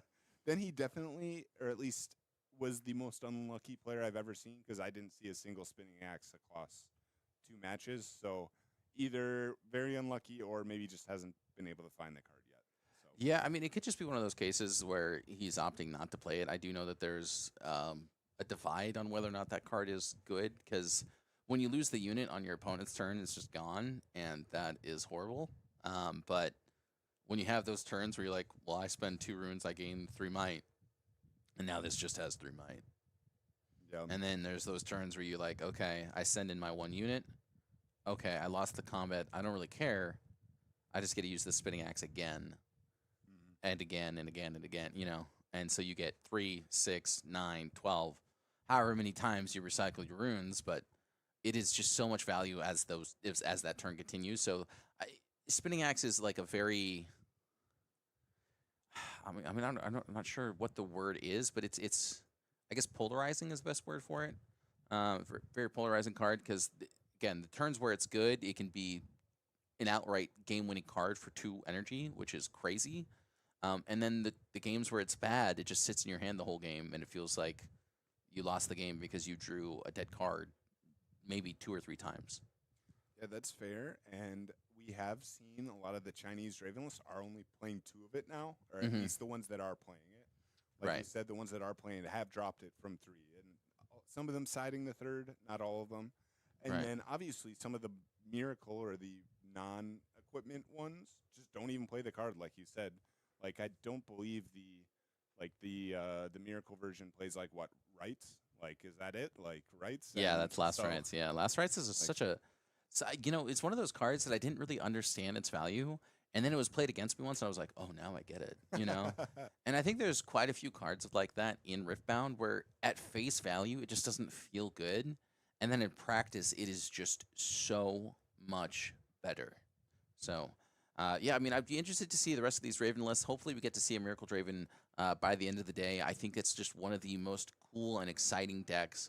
I know we've probably seen it a lot in the Chinese meta already, but I always like watching it. I think Miracle lists are so exciting to watch because it's just one of the highest skill caps that you can have for any style of deck. So many options available to you just in terms of deck building cost, as well as play pattern, right? Because you have to know what card is good in what matchup, what to side out, and you have so many 1s and 2-ofs, as you alluded to, that, you know, when you get to the post sideboard, you know, games, it gets even more complex, you know, and so that's why I really like those decks. So that's kind of also, I guess, why I tried melding the two ideas of the pit crew Ezreal as well as the miracle Ezreal. I did take out the last rites in my list, and I kind of regretted it. I think I'm going to put it back in.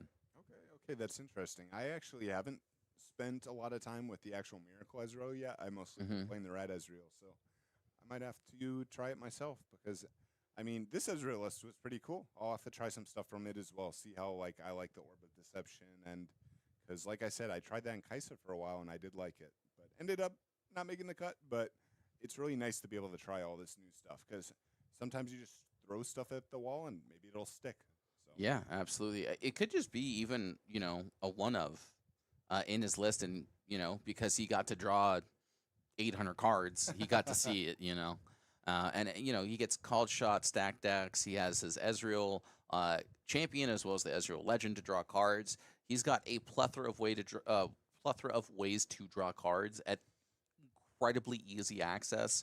And then he's also on cards like Retreat, so he gets to use the Ezreals more than once, as well as Arcane Shifts. So just a ton of ways to draw cards, and I mean, it really showed off in this series. oh yeah, he resolved the Ezreal in game 2, I think 4 times because it was the on play. He retreated and played it once, and it got Arcane Shift twice. So that alone is 8 cards. Yeah. Not counting like the called shots that you played off of it, the stack decks that you played, like infinite cards. Yeah, absolutely. A lot of fun. All right. Well, I see some packs here. All right. Do you know what petty packs are? I do not.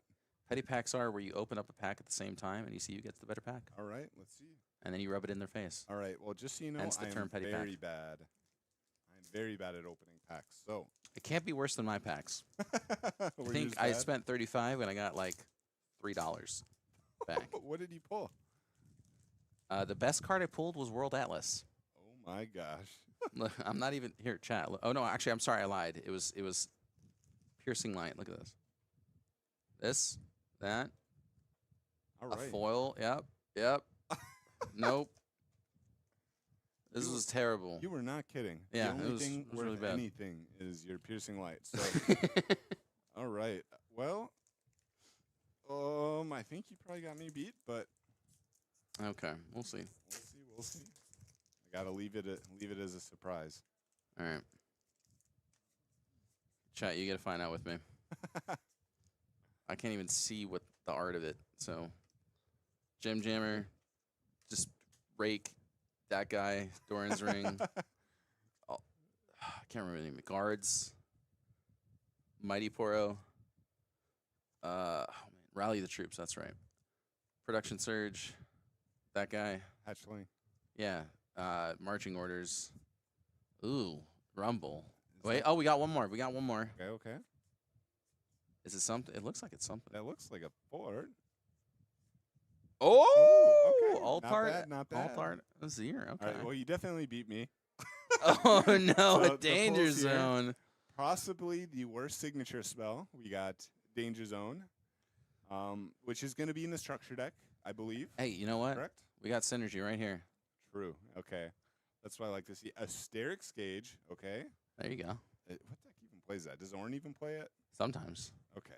Dang. Ornn is down bad, huh? And Yeah. then Renatos. All right. Well, at least we got the Alright. alt art Azir. I mean, sure, for it sure. looks so good in Very person. nice, Actually, Very nice. look at that. I love the the little foiling things that they got on them. They did a really good job with like the texturing on the cards. I like it a lot.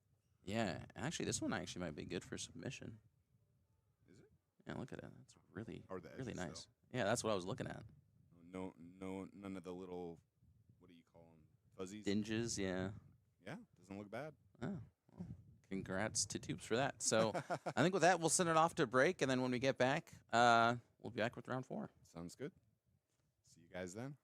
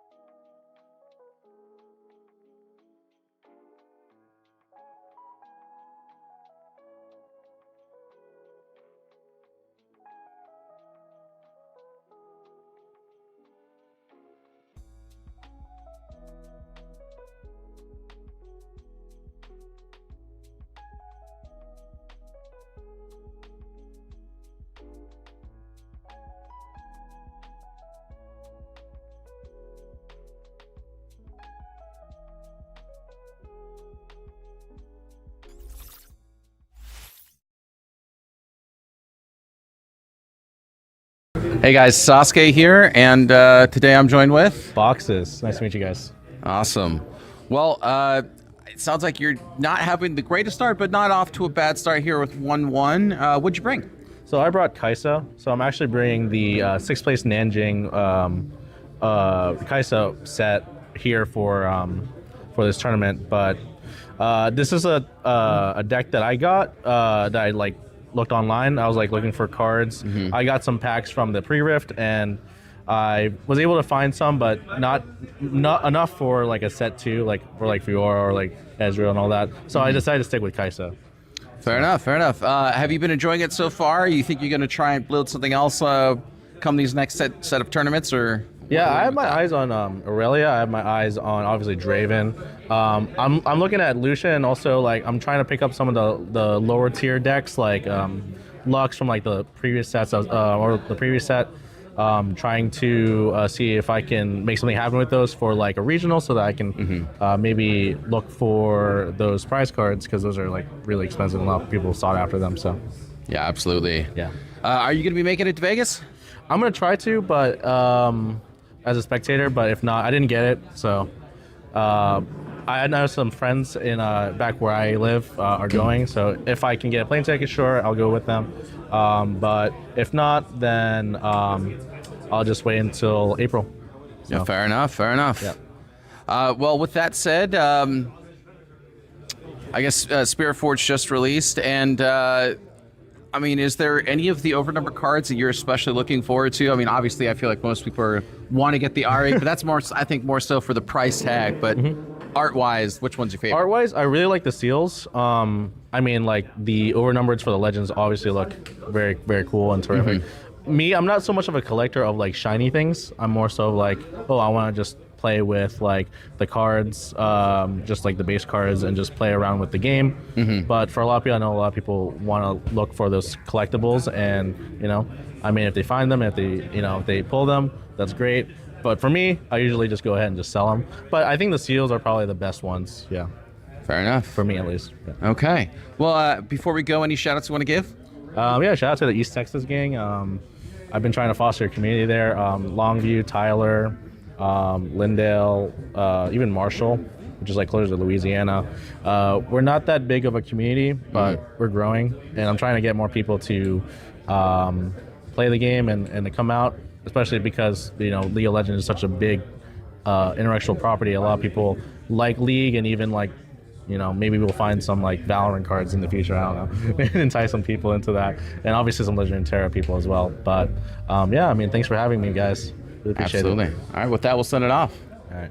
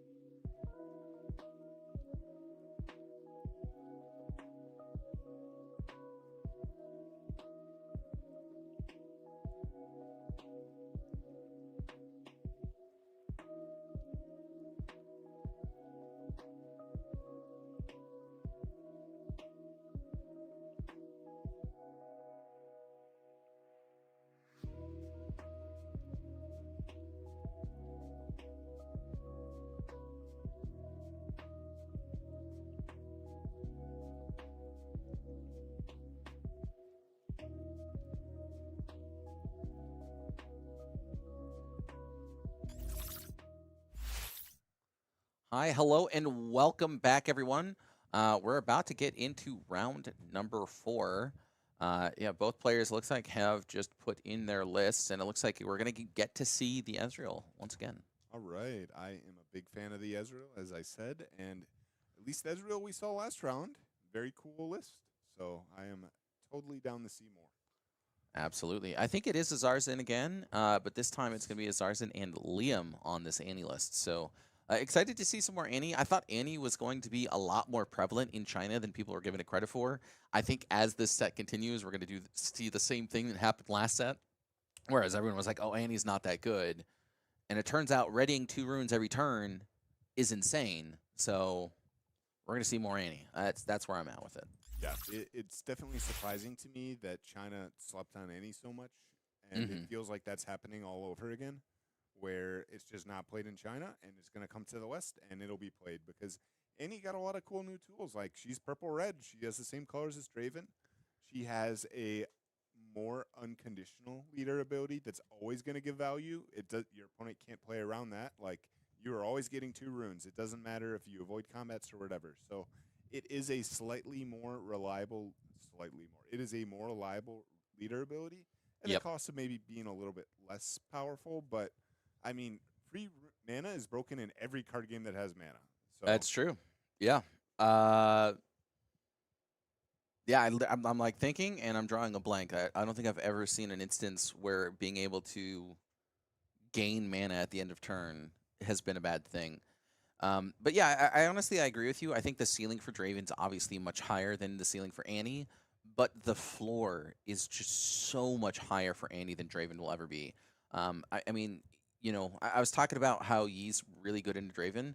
I have had, when I was playtesting against a buddy of mine, he's actually going to be one of the competitors at Houston. He was laughing at me, telling me there's no way Yee beats Draven. Amongst the 12 games that we played, he won 11 rather, one game, and that was because I didn't draw a 4 or 2 cost unit. So that was like, yeah, hard bricked. Okay. Yeah, right. So he won that game, but besides that, he only drew once. Yeah, I mean, I can see it. It's pretty hard when you have like the rune runner just says you're never drawing, and then even stuff like the Fiora is Fiora worthy, right? Or is it Peerless? Okay, Fiora Peerless is not something that you are attacking into on a whim. You actually you have to be very careful with that one. Yeah. She is a very spooky girl. For sure. Yeah, I mean, in Yi, she's literally 3 energy for 10 might.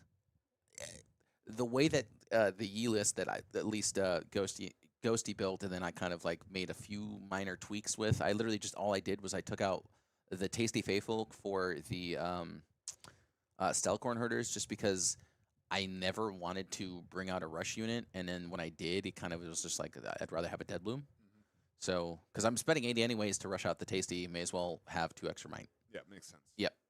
That's kind of where I was at. But besides that, yeah, that was like the only tweak I made to the list. Yeah, sounds and reasonable. he I mean, did it such looks a good cool. job with it. Yeah. Looks cool after I saw it, and you did miss it. So accelerated Kai'Sa was played out unfortunately onto the Void Gate, and it got wages.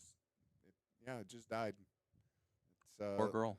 little bit of a misstep. Maybe he's supposed to the little Poro up onto the void, but Yeah, I think I would have much rather had the Pouty Poro put onto that Void Gate.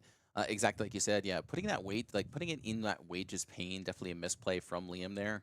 I just legitimately don't think of any scenario where it is better to do the inverse, which is what he did do.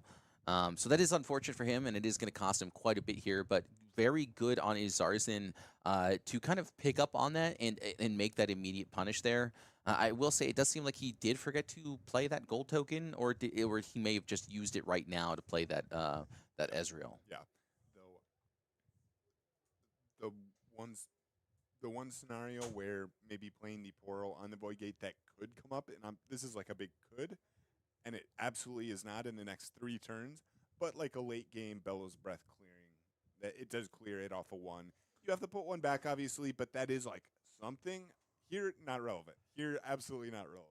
I'm pretty sure I'd be very happy to see you Bellows Breath my Pouty Poro. Oh, that Poro's going to die. Yeah, I mean, look, if you're paying 1 and recycling 2 to get rid of my Pouty Poro, honestly, I'm gonna be like, go for it, dude. Please, thank you. I appreciate you.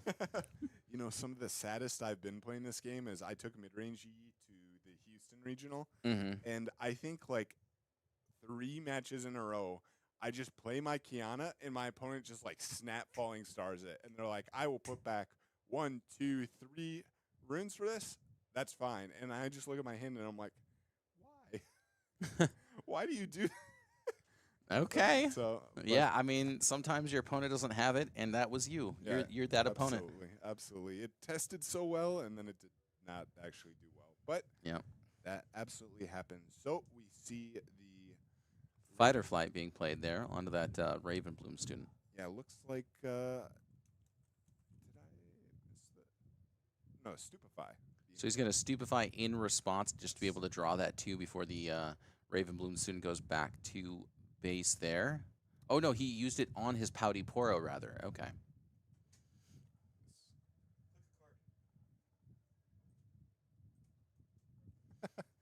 Okay, so yeah, seeing the Stupefy come out, get to see more cards. I will say one of the issues that the Annie deck sometimes has is not actually seeing enough cards. Generally, you see that through the Dreaming Tree, getting draws off of every one of your saves, and then the Kaisas. But we just missed like a couple draws, right? Like we missed the Kaisa, as he did get wages. And okay, going in with the Poro plus the Cleave, this is the way to get a draw. It will I mean, there's only 1 rune up, I want to say, for Israel. I can't quite tell. I believe you're right on this one here. So Raven Bloom student very likely not going to see any more of this game. But he might actually decide to go for this retreat here, which I think is his consideration. Being able to get that additional draw from the retreat does feel incredible here. So, yep, looks like that is going to be the case. So is Arson going to be able to get that additional rune as well as protect that Ravenbloom student for another turn? And now Annie will be able to exhaust 4 or 5 more runes and just send that Kai'Sa in yet again. Now, this I feel kind of is that same issue here, where he's sending in that Kai'Sa to maybe at this point in time, because he is going to be able to potentially even use Flash here to protect this Kai'Sa, just use it as a bait. Does also protect the Pouty Poro, allows you to bring back the Pouty Poro, and then you get that draw from that Flash there. So that could be the line here, but we'll have to see what is going to be the case. But for now, Call Shot going to be developed here from Izarzan. He's going to be able to look at 4 cards, pick 2 of them, and then, well, I guess pick 2. Look at 2, pick 1 twice, which is slightly different. Yes. Both good. Both good. I mean, seeing more cards, excellent. And this was free. We used the seals for this, so it does feel quite good here. On no units, though. I mean, you generally aren't pushing up that Ezreal. It's generally trying to stay safe back there in the base. That being said, I actually don't hate in this particular matchup, like shoving it into the Poro. As that does force out the flash if it's going to be played, and then at that point you're safe. You're like, okay, there's nothing else, and it's pretty likely that there is nothing in Annie that is going to threaten your Ezreal on 2 runes, right? So not the worst if you are hurting to score here. That being said, I could see Ezreal saying, I'm okay with playing this slower. I don't feel the need to score every single turn. I'm just going to control the game. it really depends on what the any list is looking like. Like sometimes the any list can struggle a little bit if they don't see like the Vi Ride the Win if their units get aggressively cleared. This is the second Kaisa, so we know that obviously on more than one. I mean, it's pretty expected most Annies are going to be on 3 Kaisa, but there still is like the Darius if they're playing the Darius. Yeah, I've seen a lot of the Annie. I mean, at least the one in China cut Darius completely. It wasn't even in the sideboard there, as far as I remember it. It was just kind of replaced for Ferris Forerunner. I mean, you'd mentioned it a lot actually that it's just such an effective tool for dealing with everything that's happening. So Arcane Shot going to be developed here, and it looks like Flash going to be the response. So he is going to be able to draw off that Dreaming Tree, and Arcane Shift no longer going to be able to reach that Kaisa. And even if it, I believe it says add a battlefield. But even if it didn't say battlefield, it would be out of range because it would be no longer in that void gate. So very, very effective use of that flash there. And I feel like we predicted that kind of on the nose there. Oh, absolutely. You called it out 10 years before it happened. Maybe even last turn. So not too unexpected. I mean, when Annie does go for the double conquer and has 2 up, you can generally expect the flash card or at the very least like a fight or flight, something to save one of the units. So now, I believe Ezreal only has 5 runes up, so no scare of like a singularity or anything to clear everything. Ideally, I think here, if I'm Ezreal, I'm just like developing a couple units in base, and then maybe trying to go for more aggressive clears next turn. What does stink here, though, is because we were able to retreat the Kaisa off of the flash, is that this does mean that Kaisa can conquer again for more draws next turn. Yep. So it looks like Liam there a little bit confused as to how the Arcane Shift worked. He was trying to understand why it went to the discard rather than the banish pile. But it was put into the banish pile. He just discarded the other one. So it looks like Frigid Touch going to be the use here. Just trying to get that trigger. Very clearly doesn't have much tools that he wants right now. So just going to use it to activate that Ezreal, draw an additional card, hopefully find something a little bit better than what he has going on. But right now, Fizz not going to be doing too much either. So we'll have to see what he decides to do. I feel like at this point, I kind of just want to use these stacked decks, try and find something a little bit more useful to do on these following turns. And I think he might be agreeing with me, potentially. Not sure. Is this a Fizz coming down, maybe? Yeah, with Arcane Shift. Oh, there it is. Okay, so Bellows Breath instead going to be the case. Okay, so choosing that he does want to. Can you? It's up to 3, right? So you can just choose the Kaisa and say, I don't care about your Poro, right? Yes, I believe you're absolutely correct here. We're going to pull it up onto the screen for y'all, but it does say up to 3. Oops, Yes, that's not If Bellow. he did opt to hit the Poro, this would be a very expensive Bellows, but okay, it looks like he is opting to hit the Poro here. Oh my goodness. Yeah, it says up to 3 units at the same location. But yeah, just going to get rid of both these units while it's available. You know what? Annie is very good at protecting his units, so it kind of makes a bit of sense here. Liam only at 3 points, so he's actually going to have to find a lot of opportunity to be able to take over this game here. Because right now, it just feels like this Ezreal is slowing down this game a lot. And as these turns continue, it's going to be increasingly difficult to be able to get rid of everything that's happening. So now a Draven and Noxus hopefully is going to come down on Liam's side, and it feels honestly like he's done a pretty good job of recovering his board state, as Zarzan really didn't have any units on the battlefield and didn't feel comfortable putting his Ezreal in harm's way. So yeah, I mean, this is honestly great for him. And yeah, you know what? It does look like he's just not on that pit crew plan. Yeah, I think the last turn was really interesting, right? Because if you do shove the Ezreal up into the Dreaming Tree, that like forces the flash immediately, and then you can play your turn accordingly, and you're not like wasting the Arcane Shift and such. So maybe a little bit of misstep. Maybe he had another plan, like maybe he was planning for the Frigid Touch and into the Bellows like the entire time.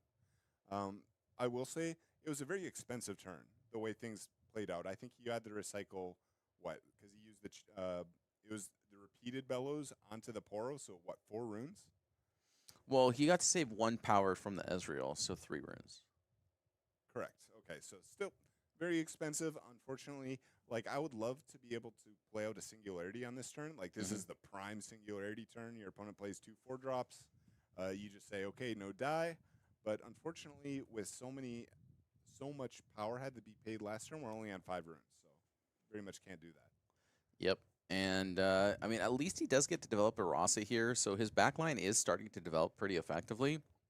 And now he is going to put himself, grab himself a stacked deck as well, which means that this Ravenbloom student will be able to go up to 3 might here. We'll have to see if he feels confident enough in sending it into the battlefield. Looks like that's not going to be the case. Yeah, I mean, how do you feel about that? I do think that I want to be on even points, and just being able to go to even and throw away this 2 might unit or 2 cost unit doesn't feel bad. I'm pretty sure I saw retreat in his hand as well, which makes me a bit trepidatious. Oh my, that he played it this way because Right. if you shove into the Dreaming Tree, that card's replacing itself and ramping you, and you don't use your unit anyway. So like, sure, I shove up a Ravenbloom, whatever. I don't care. You can even shove up the Rasa, right? Because the Rasa is going to be played for free next turn anyway.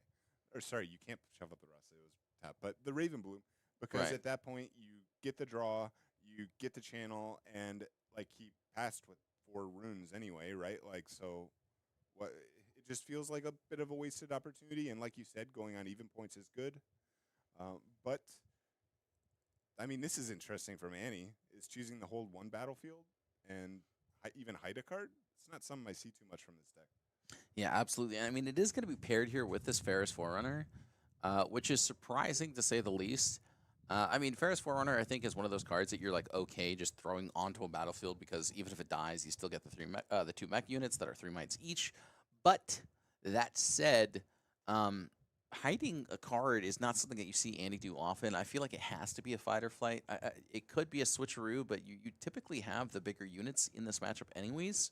So we'll have to see what happens here, but is Zarzan also going to follow in kind with his own hidden card? We have to expect it to be a Wages of Pain, and we do see a Singularity in his hand, so we'll have to see if he decides to go for it here. It looks like that is going to be the case, and now this very likely will be able to clear out the battlefield if he so chooses, and instead decides to get rid of both this Noxus Hopeful and the Draven.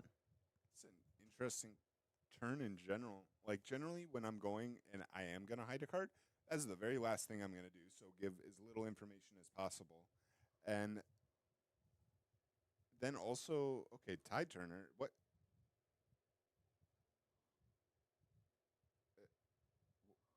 What? So what he's doing here is he's just making sure that the same amount of might is maintained on the battlefield there. Okay, yeah. Okay, that makes sense. It is interesting to me that it's being done now, though, right? Because, like, why? Like, what is the. Oh, I see. I see. Yeah, he's right. You can't. Yeah, he has to do it like that. Yeah. Okay. Yep. So Tide Turner, this is another one of those cards that I feel like a lot of people sleep on. It's a 2, right? It's a 2 might unit for 2, and I think a lot of people kind of want these 2 might units to be doing everything. You know, not everything could be an overzealous fan in Draven, Yes. right? But the literal worst case for this card is it's 2 for 2 might. Its best case scenario is probably Stellar Corn Herder, right? But there's a whole bunch of things that you can do in between. And I think it's just one of those cards that's like very difficult to understand how powerful of an effect just being able to trigger a move on demand is. And, getting to utilize that Tide Turner the way that he did allowed him to discard a card that he probably didn't want and just move it right in.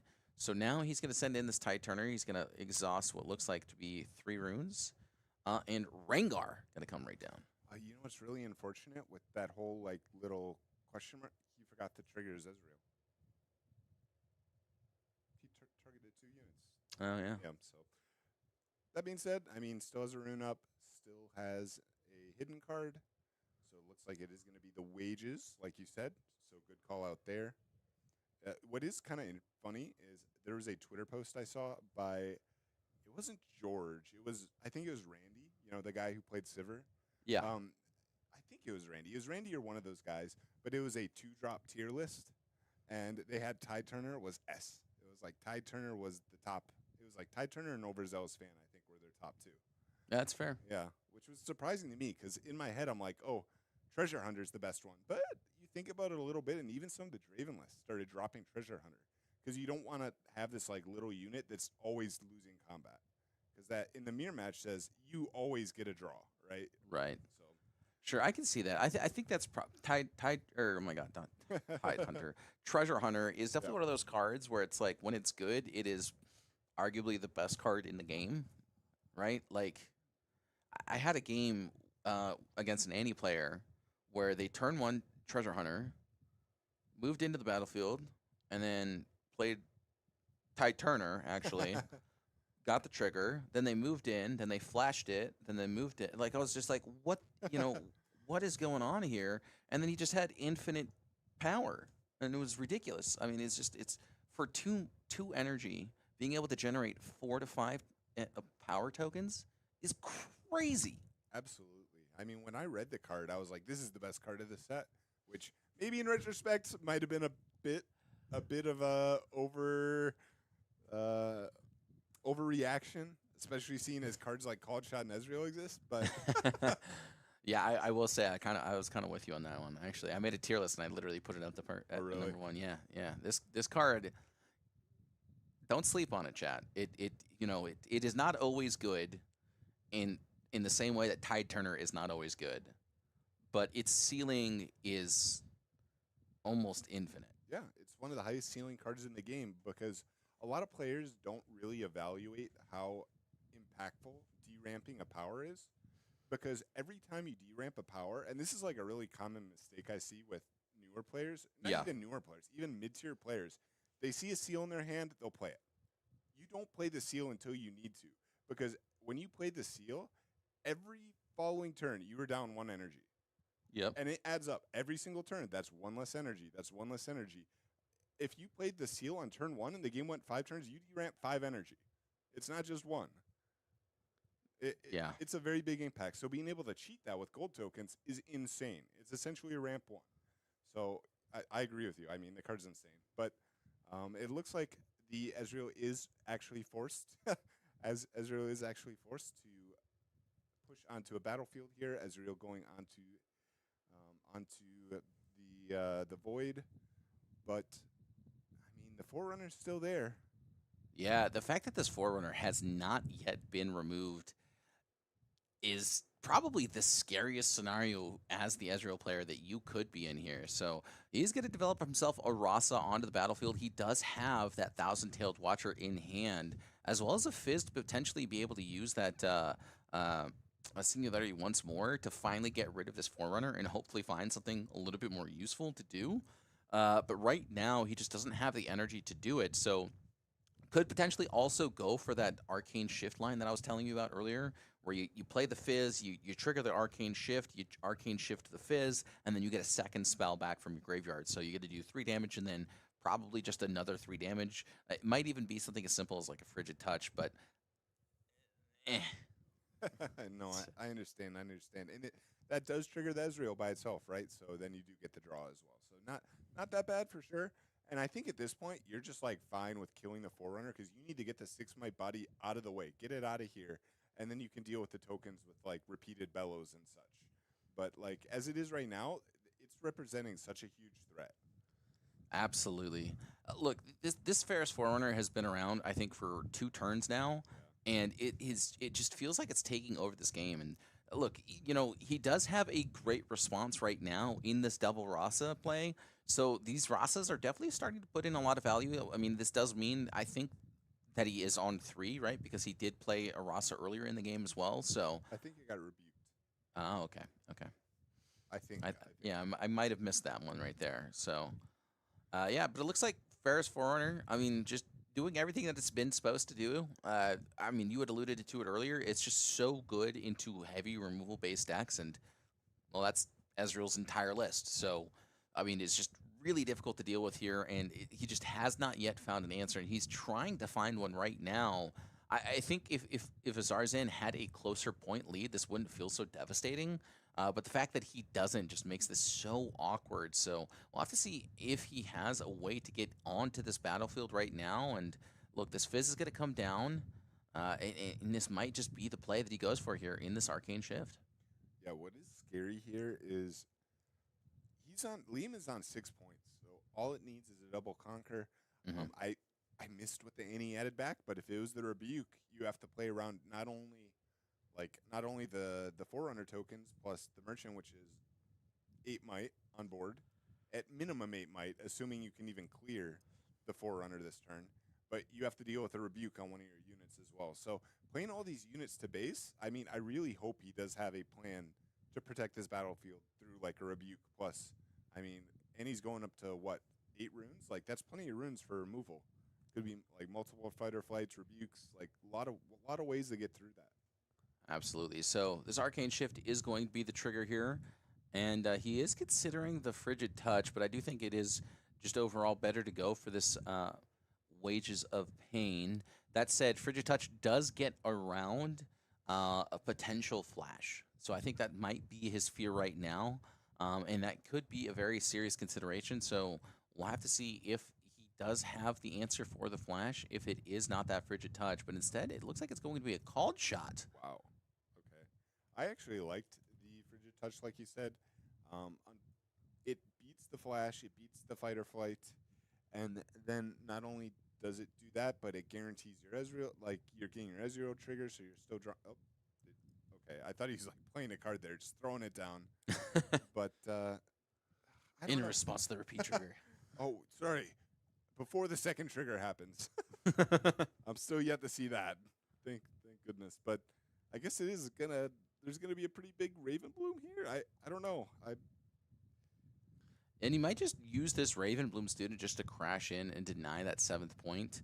To me, that probably feels like a little bit of a mistake because he is still already at that 6-point threshold, and you do have to be in fear of that Vi Ride the Wind, and putting those 2 might units or 2 mech tokens into the base does not feel good. You're basically just retreating his units for him and then also dividing them up, making it even easier to overtake more battlefields.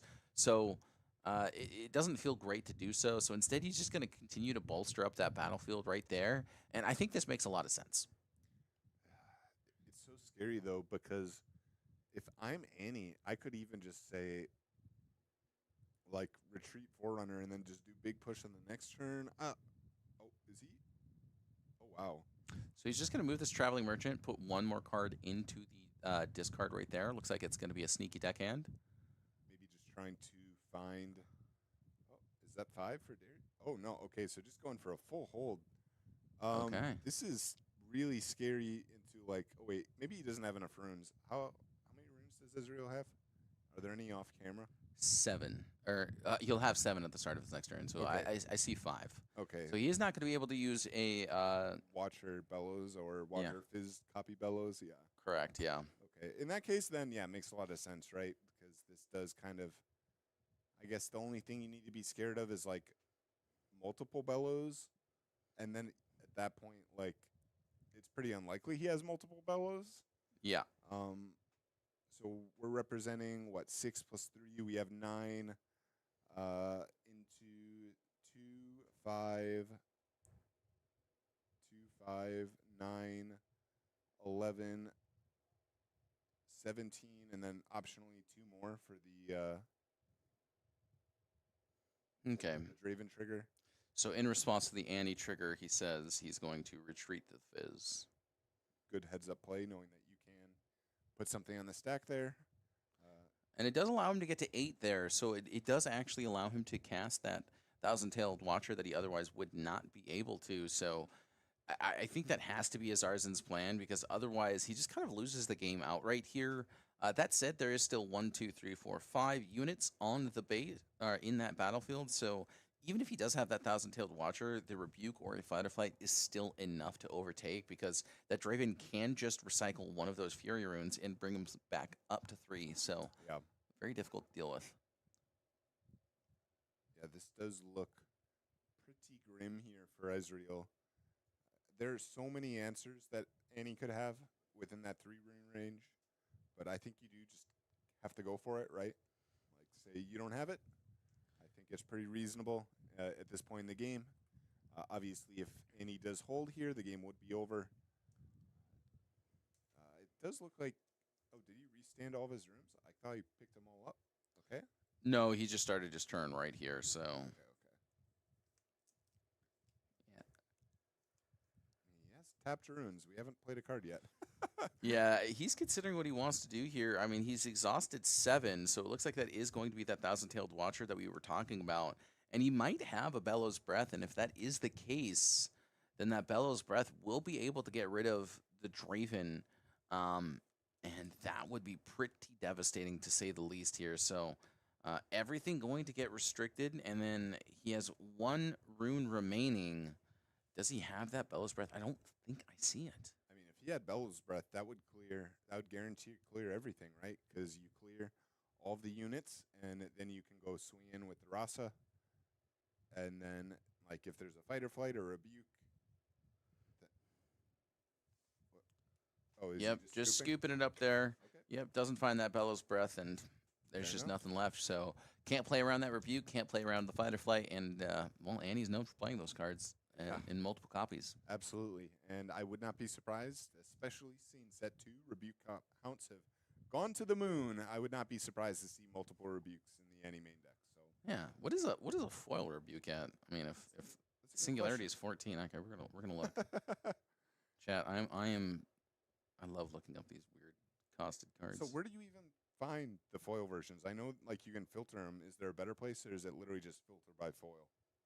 It's $3. Why is singularity $14 but rebuke is 3? That doesn't make sense, chat.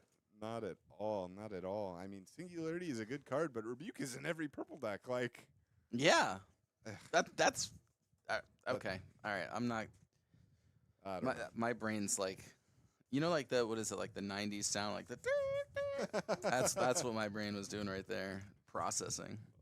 Well, your deck was very pretty. You had a lot of the foils. I particularly like the Nexus Knight foil disciplines. Did you have the Nexus Knight versions? Yeah, those Yeah. things look really nice. They do. The Nexus Knight foils are like Mhm. prime. Yeah, I want the Nexus Knight foil Stellacorn herders the most. Have you seen those? Oh, I haven't. Oh, they're so pretty. I really want to get the alt art runes from the Nexus Knight packs, like with the Sakura blossoms on them. They look really Yeah, nice. dude. I am not very weeby, but brother, I want the crap out of that stuff. It is so pretty. I Like- just like the color. Pink is nice, and it's like it stands out a lot against the darker runes. So Yeah, I mean, I don't know. It's just I think they did such a good job with them. Like sometimes the art on the like for me the Nexus Knight ones from Origins don't look good. No. I don't like them. they look too flat to me. They just- Yeah, that's actually that's a good way to put it. Mhm. Yeah, but set 2 Nexus Knights. That I'm honestly like that I'm on the hunt for. Yeah, I want to trade my stuff. Like I want to trade off my bulk stuff for that stuff. And I have to say one thing that they did really well here with the Spirit Forge release is that everything is like a buck unless it's an alt art, which is like that's what you want, right? You want to be able to play the game cheaply, but like if you want to swag out, you got to fork, and that I'm all for. I mean, I was definitely surprised because my speculation was that axes were going to be $90, Ezreal was going to be 100 something, and this isn't the case. In fact, I would say You were right for like 2 days. maybe it's because of the Chinese rule change where you can play the Chinese cards. I think so.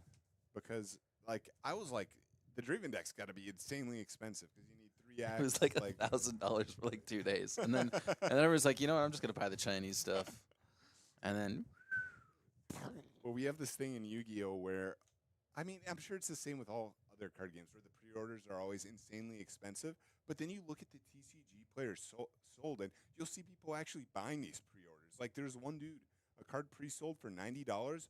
Some guy buys 10 of it, and then 2 days later, it's like a $20 card. You're like, right. Yeah. Yeah, I mean it's speculative stuff there. I played a lot of Lorcana, and I remember I pre-ordered the Tamatoas when they were coming out. This was like in set 7. They were $50 in pre-order. A week later, they were $80. that's value. Yeah. That's So I was value. like, great. I mean, I still have them, and now they're like $15, but whatever. I mean, you could be me, and I saw that the Rek'Sai signature spell was $20 for pre-order. I was like, oh, this is showstopper. so I bought it, and it's like $5. No. Yeah. What can you do? But Oh. oh no, we're playing a seal on the first turn. Okay, if we're playing Ezreal, that makes more sense. Sure. Yeah, I mean, this doesn't feel great to do on turn one, but I mean, it's not the end of the world. You do have this Obelisk of Power, which actually, you know what? I kind of tend to like.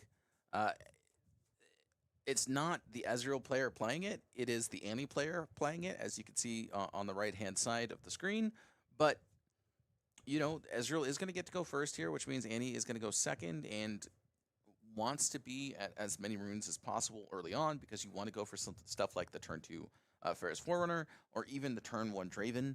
But does actually develop two, you know, traveling merchants early on, which means that Zarzin's going to be very scared to try and move in this Ezreal. But you know, you haven't seen much of this Annie player playing cards like Falling Star. I don't think I've seen him play it once. And so, yeah, because of this, you know, I think both of these players are in a very commanding position. And I think right now this favors the Annie player. Yeah, definitely. I mean, develop double unit, and now you can just go even for game, right? It makes it very straightforward, very linear, which is what you want to see when you're playing a deck like that. Like it makes it easy for you, and it is on your opponent to beat you. I mean, I don't have a better way of saying it than beat you, but like they have to be the one making the proactive plays and stopping you from going again like 2-2-2-2-2 game over, right? What? So he didn't recycle the rune for the Sigil of the Storm here. You cannot pay a power. You must recycle the rune. Correct, because it says recycle the rune on the card. Yep. And now, unfortunately for us, chat, we cannot do anything about it. We cannot call the judges for them. That is on the players to notice. So Yes, and that is a good one to know. Know that. If the card says recycle a rune specifically, it does not have the power cost. You have to recycle the rune. that is how it works. So, but does push up the Ezreal, and Annie now opts to move up into the merchant. The merchant is at Ezreal as well. I would expect like a recall or something here from Ezreal. All right, sneaky deckhand going to go into the discard there. So at least able to utilize these traveling merchants early on. Just throw away these really expensive costing cards in that Darius as well as the sneaky deckhand, which really only finds value on turn 1 or 2. But when you do play it early on, it usually gets 2 to 3 points. Yeah, it's such a high value card when you do see it again on that first turn. Like going second and just playing a sneaky can be so good into some of these decks. Like when I'm playing Yi and my any opponent goes sneaky, that feels really bad because Yi doesn't generally want to push onto battlefields that already have stuff. Yep. Because I'm forced to start exhausting like resources from hand, like my on guards, my disciplines and stuff. And then that leaves less for me when they're actually pushing in. It just feels really bad. And then so you're tempted and you're just like, okay, I'll go on to the other battlefield. Well, you can't because you can, but you can't because you're behind in point tempo at this point. So Yep. yeah, it just feels really bad. You have to have like charm or something there to make it feel good. So I will say this: Set 2 did kind of fix that a little bit in the Trinity Forces, because you That's really true. want to hold so much. Like he is literally when I defend, so you want to hold anyways. Yes. So the Trinity Force really has great synergy with Yi, and so it just doesn't feel nearly as bad anymore. I'll say Okay. that. Okay. I have a question for you. Have you tried fortified position in Yi? I have not Okay. because it feels like Vile Mausoleum right now, if you're not in purple, is the best battlefield in the game. Like it just shuts down purple so heavily. It cuts off fight or flight. It forces them to use cards like Rebuke. They can't use the Aurelia decks cannot retreat effectively. They're forced to use their Swiftfoot boots to interact with you in that regard. So it feels really strong. And then I kind of feel like you can't not be playing Grove, and you can't not be playing Dreaming Tree. So Fair enough. Fair yeah, enough. but fortified position seems good. Yeah, I mean it seems great. Well, it's but, kind of yeah. cool because I've seen that actually in Kaisa lately because it sounds ridiculous, right? Like, why would you play that in Kaisa? Well, you're never actually attacking in. You're always moving the units through spells, and then so it's like a one-sided buff because they might actually try and clear you through combat. You are never trying to clear them through combat. That's fair, actually. Yeah. But, anyways, it does look like Annie is able to move on to both battlefields and does hide a card at the sigil. So, yeah. Does make sense, right? You don't want to lose that battlefield. It's quite annoying to have to recycle, and seeing as the players are allowing the seals to be used there, it is a one-sided floodgate. But Yeah. So Zarzan really considering all his options here. I mean, he is down one game, and Liam is proving to be an incredibly powerful opponent. Does have this Rengar that he developed onto the field, or into the base rather, just because he wants to have something that's like a little bit more effective to do in these following turns. A 5-might unit on the attack is very difficult to deal with. yeah, to me personally, if I'm Zarin, I kind of see that as like a sign of weakness because it is generally I don't want to be using my battle tricks to develop. So it tells me maybe that there isn't like a Draven in hand, there isn't like a Darius in hand. These are all cards I would rather be playing to develop than a straight up Rengar. That being said, I mean, does have board presence. I mean, you've got both battlefields. You have a hidden, you have a unit in base. It takes a lot to clear all that, and Ezreal does have to start clearing stuff to remain in the game, and it is on him to do that. Game one took what 35 minutes. It's a best of 3. Yeah. Yeah, I mean, if they can't finish this round quick enough, I think Zarzan might need to play a little bit quicker here. Just knowing that there is that time constraint. Definitely don't want to get a draw in round number 4 because at that point you are fighting for your life for the rest of the game, or for the rest of the tournament rather. Yeah. Um, any loss just means you're no longer going to be able to make it to that top 8 finish. Yeah, absolutely. So deciding what he wants to do here, I mean, has a Raven Bloom. It looks like Annie has, 4 runes up? So everything up. It's a lot to work with. That being said, I wouldn't expect like stuff like rebukes or switcheroos too early. Probably just fight or flights and flashes. In fact, I mean, flash would be crazy here, right? Draw 2, discard 2. That does feel pretty good. Yeah, we'll see what Zarzan does here. Exhausting 3 more runes. Could be a Wages of Pain. Looks like it's going to be an Arcane Shift instead. So does need to yeah, there it is. Remove Arcane Shift from the game. Yes, it is funny how they put that text on there because Fizz is in the same set. They're like, you are not looping this card forever. That is an infinite combo. Yeah, so good on them. Doing Yeah. at least a little bit of testing. Yeah, I mean, I've heard so many doomsayers saying that it's just the League of Draven, it's the League of Draven, but Draven wasn't in the finals. Azir somehow managed to make it all the way to the finals. I feel like Azir just avoided all the Kai'Sa players somehow, or maybe he's on triple not so fast. I'm not really sure how Azir does into Kai'Sa because I feel like between Thermo Beam, Breenhair Thundersong, and Acathian Rain, the matchup's unplayable. I actually did cast the Azir's top 32 game, I want to say. Okay. And honestly, it looked like a set 1 Victor deck because he went play Sand Soldier, move, and the I moved like 5 times.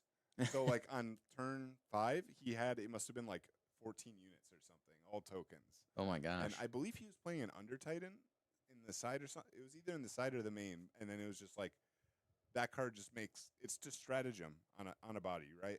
Sure. So it just seals the game. I will say some of the Kaisas, I mean, Rain, not the most impressive card right now, and a lot of the Kaisas have been moving to more like singularities. And I don't know if you've seen this, but Get Excited is a cool card that Kaisa is playing now. Yeah, So- Get Excited. It's great. I heard you guys talking about that earlier. Actually, so one of my buddies in my local, before it became the hot biz, he was playing it in one of our skirmishes. It got him to the semifinal. I think it got him to the finals actually, which just wasn't able to close it out in the finals. Drew unlucky in a mirror match. So what are you gonna do?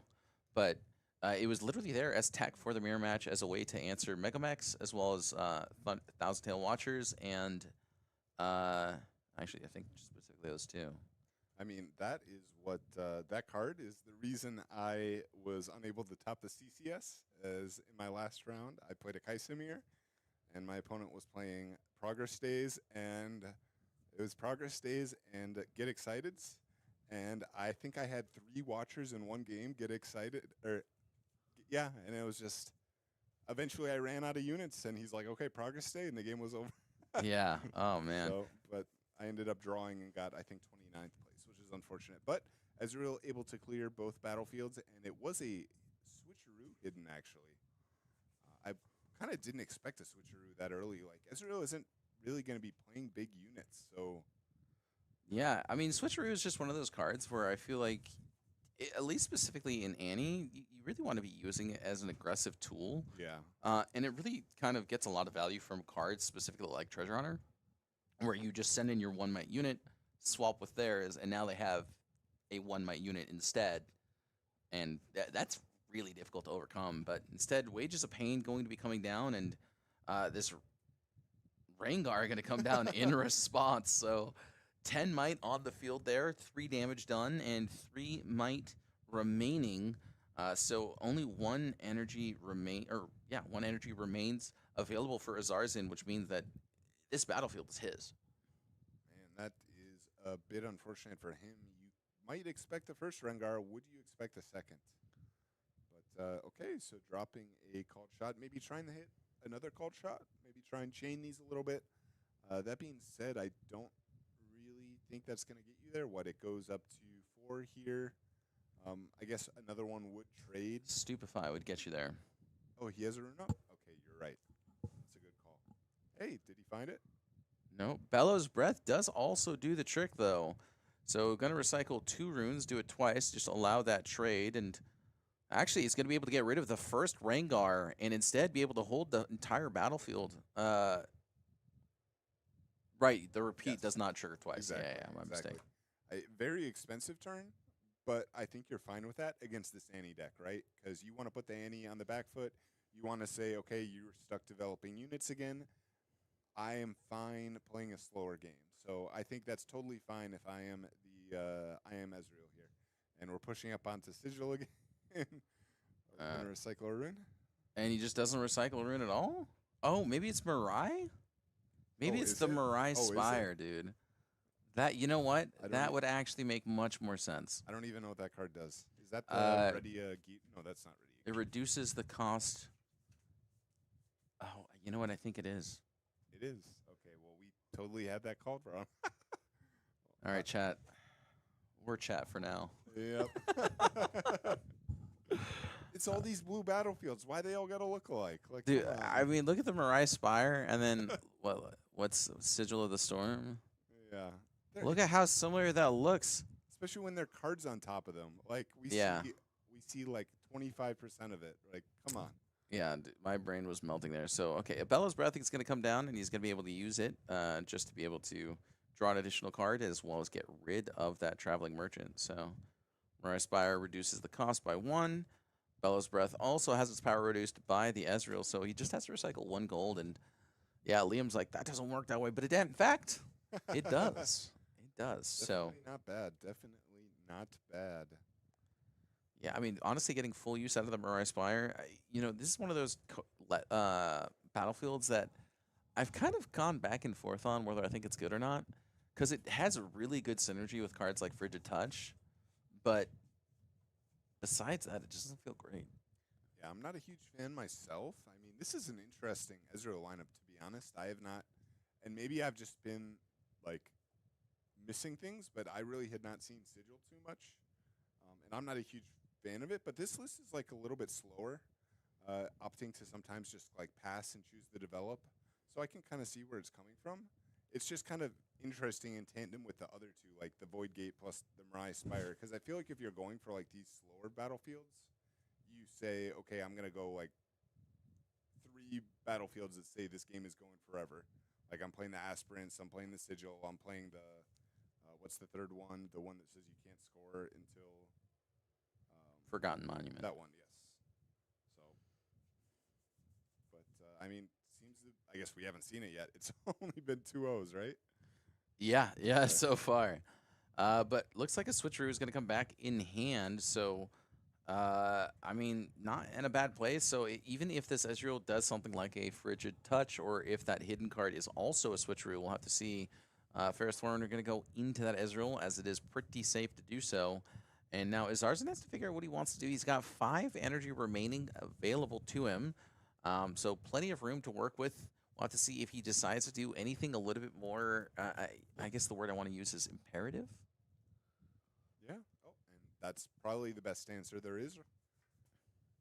Rebuke being an insanely powerful card, and Annie not really known for playing hard bargain, so you can pretty freely just say, I'm going to hold just as many runes as I need to answer your spells. Yeah, hard bargain. Everyone was telling me that you needed to put it all of them in the anti decks, and I was like, I don't even know if that's necessarily true. It does help you when you're ahead on tempo, but even if you're just even on tempo, it doesn't feel great because you want to do things like that rebuke as well as that fight or flight, which just means that those two energy you spent on the hard bargain is no longer going towards those more impactful spells. Yeah, I think the only real argument for, well, one of the arguments for playing it would be is it does make things awkward in the like 6 to 8 mana range, where you always will have the hard bargain mana, right? Because Annie. So you're saying like if you want to play, you can't play Singularity on 6, so you always have to play it on 8. But that just doesn't feel real to me. Like Right. it's like sure, okay, whatever. Like okay, I won't play it here, and then you have to be in like a spot. This is what, turn 3 or something. I don't know. It just doesn't feel real to me. I want to say there was like one hard bargain in the Annie list that won. Was it? I'm not sure off the top of my head. I think you're right here. You know what? I'm gonna use the power of the internet. Yes. Yeah, The thing but that would. as a side note, Immortal Phoenix spiked a ton. What is it? Literally just Rek'Sai that's playing that, right? Yeah. Like, so my Rek'Sai signature spells that I spent $20 each on are. I hate it here. Spent $60 You on should have Rek'Sai. bought the Phoenixes, not those. I don't even think They I were own that card. $15, and they went from 15 to 50 overnight. Oh my gosh! I have one. You know what? Maybe I'll buy Chinese ones. Yeah, that'll do it. Just got to find some place to buy it that's not eBay, because I've heard eBay is like pretty inflated for the Chinese stuff. Oh yeah, the Chinese stuff I feel like is gonna level out. Like it's gonna lower the prices of things dramatically, which I'm really happy to hear about. But it is also going to increase in price in terms of the Chinese cards themselves. That's true. So you know what I mean? Like here's the Americas, here's the Chinese, and then it's gonna level out like this, where it's like the Americas is more expensive, but not 2 or 3 times more expensive as it normally was. But yeah, so for game number 3, Star Tipped Peak as well as Sigil of the Storm. Good news about the Star Tip Peak is that if you hold, then you can take the Sigil and not have to worry about the card recycle. This is true. It's a little bit of a give and take. Perfect. Though Annie does tend to want to hold both battlefields, so maybe a little bit annoying there. Not hold, sorry, conquer. Generally, she isn't huge on holding, though that is a possibility. You have fighter flights, you have rebukes, as we've talked about before. Looks like she missed the 2-drop, though. That does not feel good. That's devastating to hear. Yeah. I had an Annie opponent at the CCS with a 2-drop unit for 3 turns. Or 3 with games. A unit. Sorry, with a unit for 3 turns, and I was like, "This is." Oh my gosh. Yeah, round 6, I want to say. So very unfortunate when that happens. But Raven Bloom coming down for the Ezreal, and is that a hard-casted hopeful? Wait, why did? Okay, yeah, that is a hard-casted hopeful. Yeah, I mean, sometimes you got to make do. Yep. 4 for 4. I mean, it is an even stat line. No power cost. Could be worse. But now we do have the Raven Bloom going up onto Star Tipped Peak. Ezreal does have quite a few ways to protect this. We'll have to see if runes are committed. And yep, looks like going to be thinking. Okay, yeah, just passing. Fair enough. Yeah. Okay.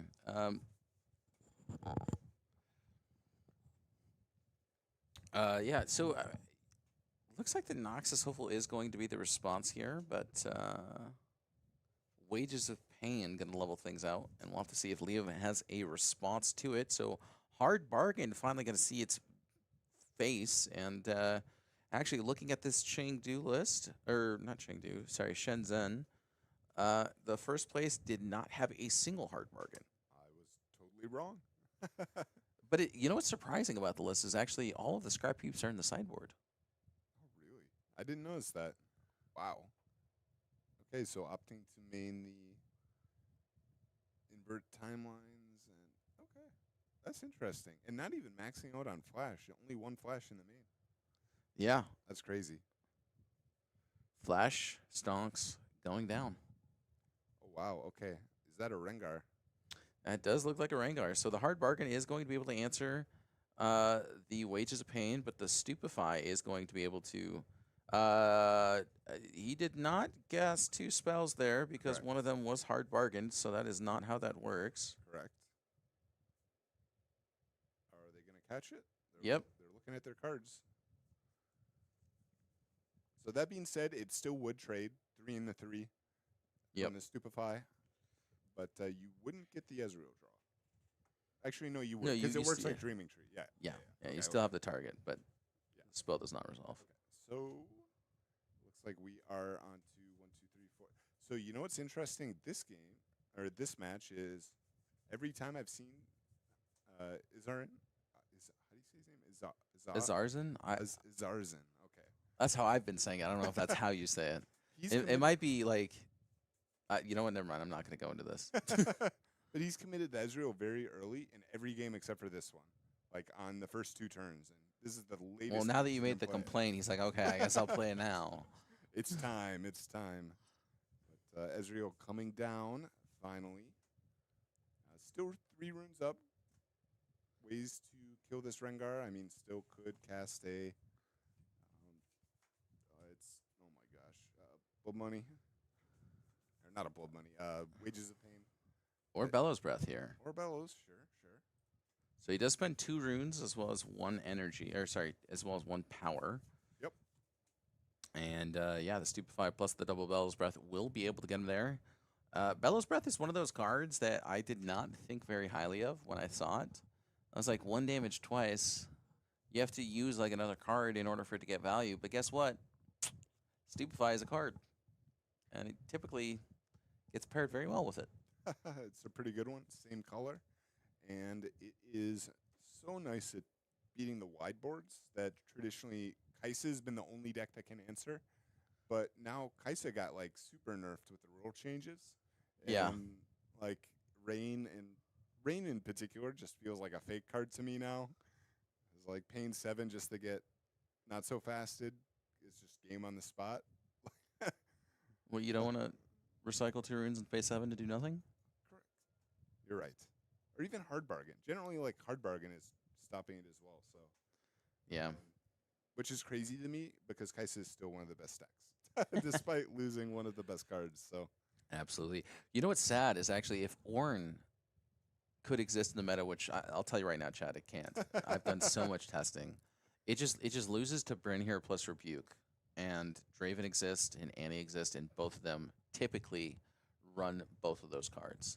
So it just gets completely nuked by it, right? Because you're like, okay, I'll let you get to 5 points, but now you can't play the game. And they're like, well, actually, you know, and then you just lose. So, but Kai'Sa just has no game into Ornn because Ornn's like, okay, I've got deflect 2, and then she's like, all right, I do this, and you're like, okay, you get rid of my GA. And she's like, I have no more runes. And you're like, yeah, that's cool. I guess your only answer is probably unchecked, right? And he does get over that, mind you. Like he's too big. Very fast. But it's, I guess your only game plan is kill the Crown Guard with the unchecked or whatever. No, the Crown Guard thing is fake. You know you what? think? I Really? think so, yeah. Okay. Yeah, but like, because all I need to do is play the Azir, right? And the Azir just costs 1 less energy, and he's a bigger unit anyways. And then also I can move some of my gear over when the Ornn gets inevitably to like 30 might. So, Okay. yeah. Okay. I haven't seen that version then. That's cool. Oh yeah, it's nasty. This is how you do it right here with World Atlas, because he holds forever. And then two gold gear tokens. Okay. Okay. Yeah, that with a Spellsonger, he gets 4 stats every turn, Not bad. Not bad. right? And then you can move over the World Atlas onto the Azir, and then now you have an 8 might unit and a infinite sized guy. And then what does she do? Like literally exactly. Yeah, She plays Thermo Beam. That is the answer. But yeah, but then you have Wind the answer. Wall, Yeah, right? exactly, So- right? Yeah, that's what I'm saying. Is like Kai'Sa literally has no room to exist with Ornn in the meta, but Ornn has no room to exist because Brynir exists. So it's weird. Yeah, I really wish they hadn't printed that card. Like cards that say your opponent can't play are not my favorite, or at least giving it like a power cost so it feels like it has like a real downside. But the way it is right now feels a little bit free. It's just like 6, and it's like not even poorly stat. Like it's not good statted, but it's like 5 Yeah. might is like an important threshold. Because a Absolutely. lot of removal is at 4. 4 and 3 are like the main common ones for things that are not just pinging. Right. So 5 is like safe from this. I don't know. I'm with you. I'm with you. And then one of my biggest issues with Brynir specifically is it just it's a card that will only get better with time. Yes, that is a very good call out. This card is going to age really well.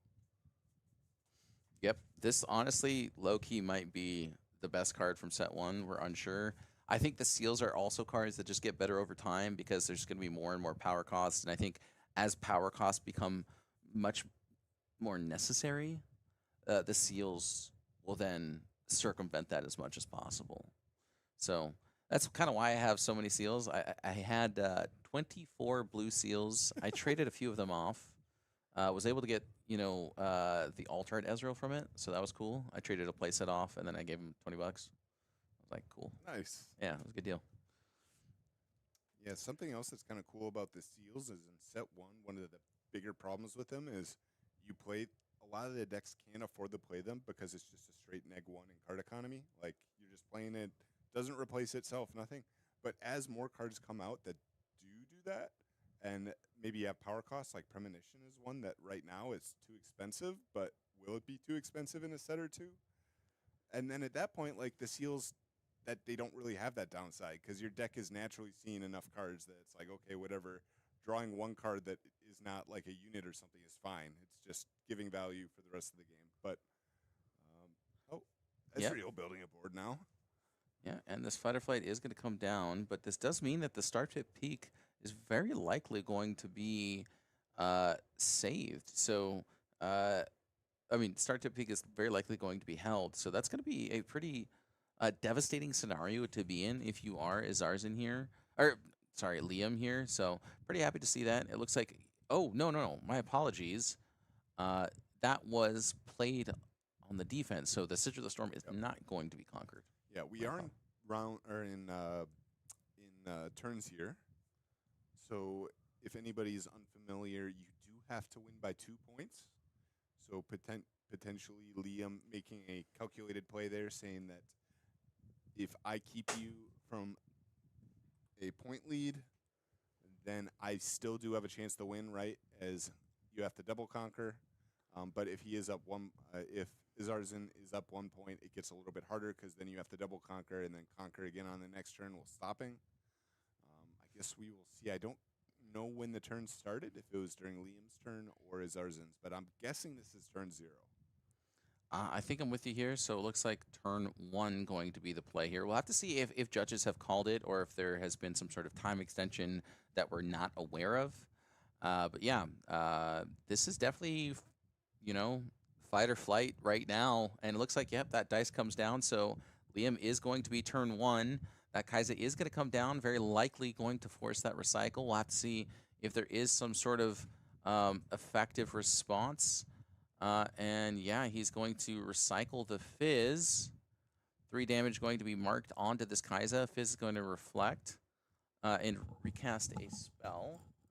So he can go ahead and put himself onto that start to peak if he so chooses to bolster the battlefield that little bit much more. And he might even be able to go for something like a there it is, the Stupefy.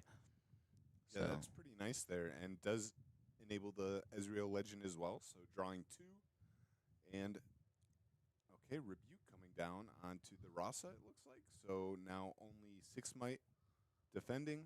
That does open up like a cleave or any form of pushback. Does mean that the Draven is able to conquer. I mean, the Sigil is still open. Oh wow.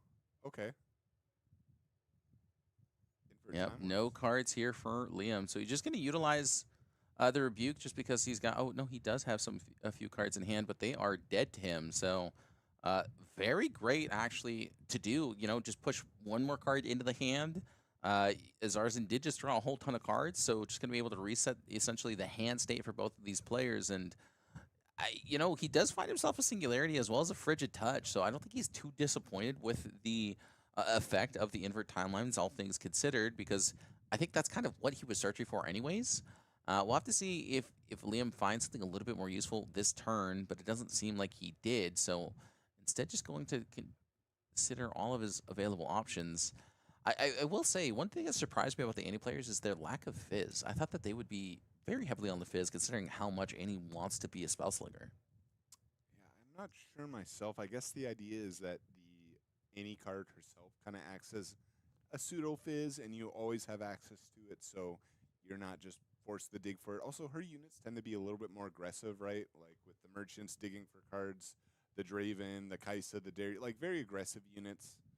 Um, what is kind of interesting here is because you do have to win by 2 points, Ezreal has to score on both battlefields on the next turn, and then also prevent Liam from scoring a single time.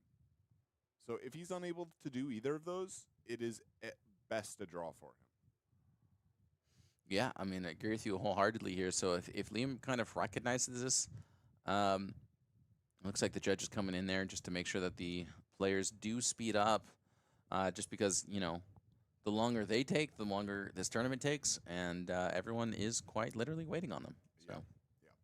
And this is something that it's a real skill as a player. You need to be able to play fast and know what your cards do and plan things out ahead of time. Because when you get into situations like this, okay, nice. So looks like he did actually recognize that and is choosing to play out the Draven. And then, oh wow, okay, this yeah, is just going for the draw. yeah, okay. I mean, literally just scoring with the Draven gets you the draw, right? So, because now Zarzan can only go up to 4. So actually, I think the second Draven should have been played to base because it is possible for Liam to win if he can double score on the next turn. Yep. So we'll have to see if he goes for the singularity, but I feel like the singularity line into just move the Ezreal over might be lights out here for Liam. And here comes the singularity right now. And you can tell with Liam's face, he is not happy to see that. Really just hoping his opponent didn't have it. But the singularity might just be this death knell in turns here for Liam. Definitely a bad place to be if you are the Annie player. Really hate to see it, but I mean, that is how the cookie crumbles. So Fizz going to go back to base, and Ezreal just going to go ahead and take that Conquer while it is available, allow himself to get up to that 4-point threshold, and now all he has to do is try and defend both of these battlefields, because if he is able to do so, he will be able to get the win. Otherwise, this will be the draw. So if Liam is able to find a Kai'Sa, he might be able to just maintain that it is a draw, but right now Azarzan has not scored the point. Okay, there it is. And yeah, so we'll have to see if Liam finds a way back into this game because Azarzan gets one last turn, and Oh, isn't this turn 3 though? Isn't it 0, 1, 2, 3? Or are they counting from 1? Because generally it's turn 0, turn 1, turn 2, turn 3. oh, Yeah, so this you're should right. be You're the right. last turn. So this is a draw. Yeah, so this should be a guaranteed draw. Unless, I mean, of course they could have started counting from 1 in case 1, 2, 3, 4, in which case Azarzan would get one more turn. But I've generally always seen it as 0, which is interesting. We pulled the Fizz back, which makes me think that there is another turn coming. Because otherwise, why would you not just leave the Fizz out, right? So Absolutely. we'll have to see. I mean, and he has infinite runes. It looks like 11, I want to say. I think 4 cards in hand probably, because we drew 4 off of invert, and then we played a Draven out, and then we drew for turn. Yep. Yep. So 4 cards remaining in Liam's hand. He's got 4 that he's exhausting. 5, 4, 4, 5 for Darius or Kaisa is a good start. 5. Oh, Nope. He sends in his legend.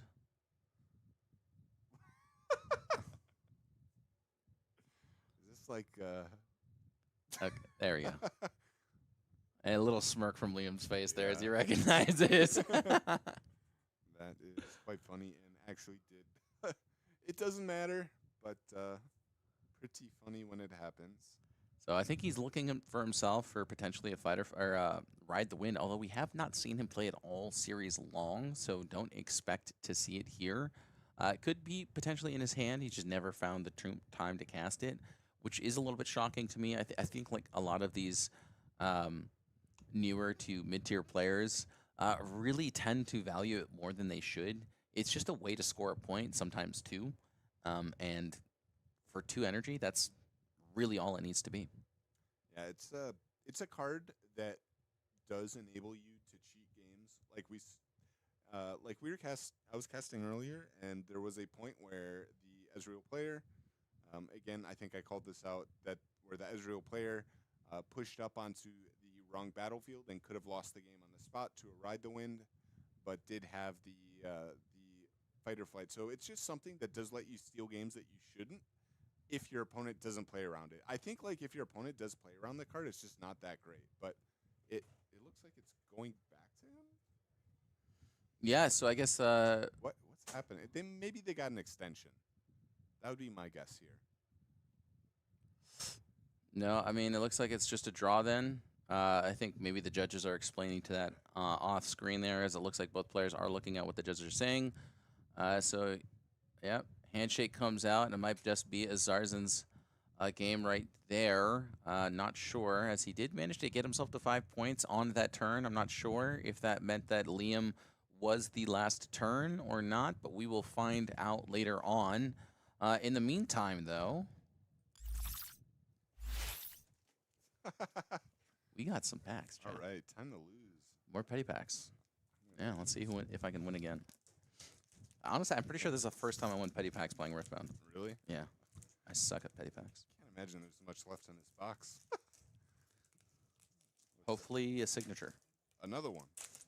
Yeah, let's DJ Cal this. All right.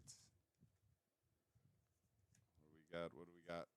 Oh, I got nothing. You got a Draven and a Switcheroo. That's like, those are actual hits. All right. Ooh, not so fast. Okay, yours is worth. Oh, I Oh, win! never mind. I win I again! will literally never win. Okay, so these are the polls. Got a shiny Doran Shield, a Draven Vanquisher, and a Switcheroo. Yeah, and then I got an Altart Fury Rune. So I'll pull these out. But an unfortunate loss for me. all right. Well, with that, I guess we'll send it off to break. We'll be Sounds back good. fairly shortly. Sounds good. Yeah.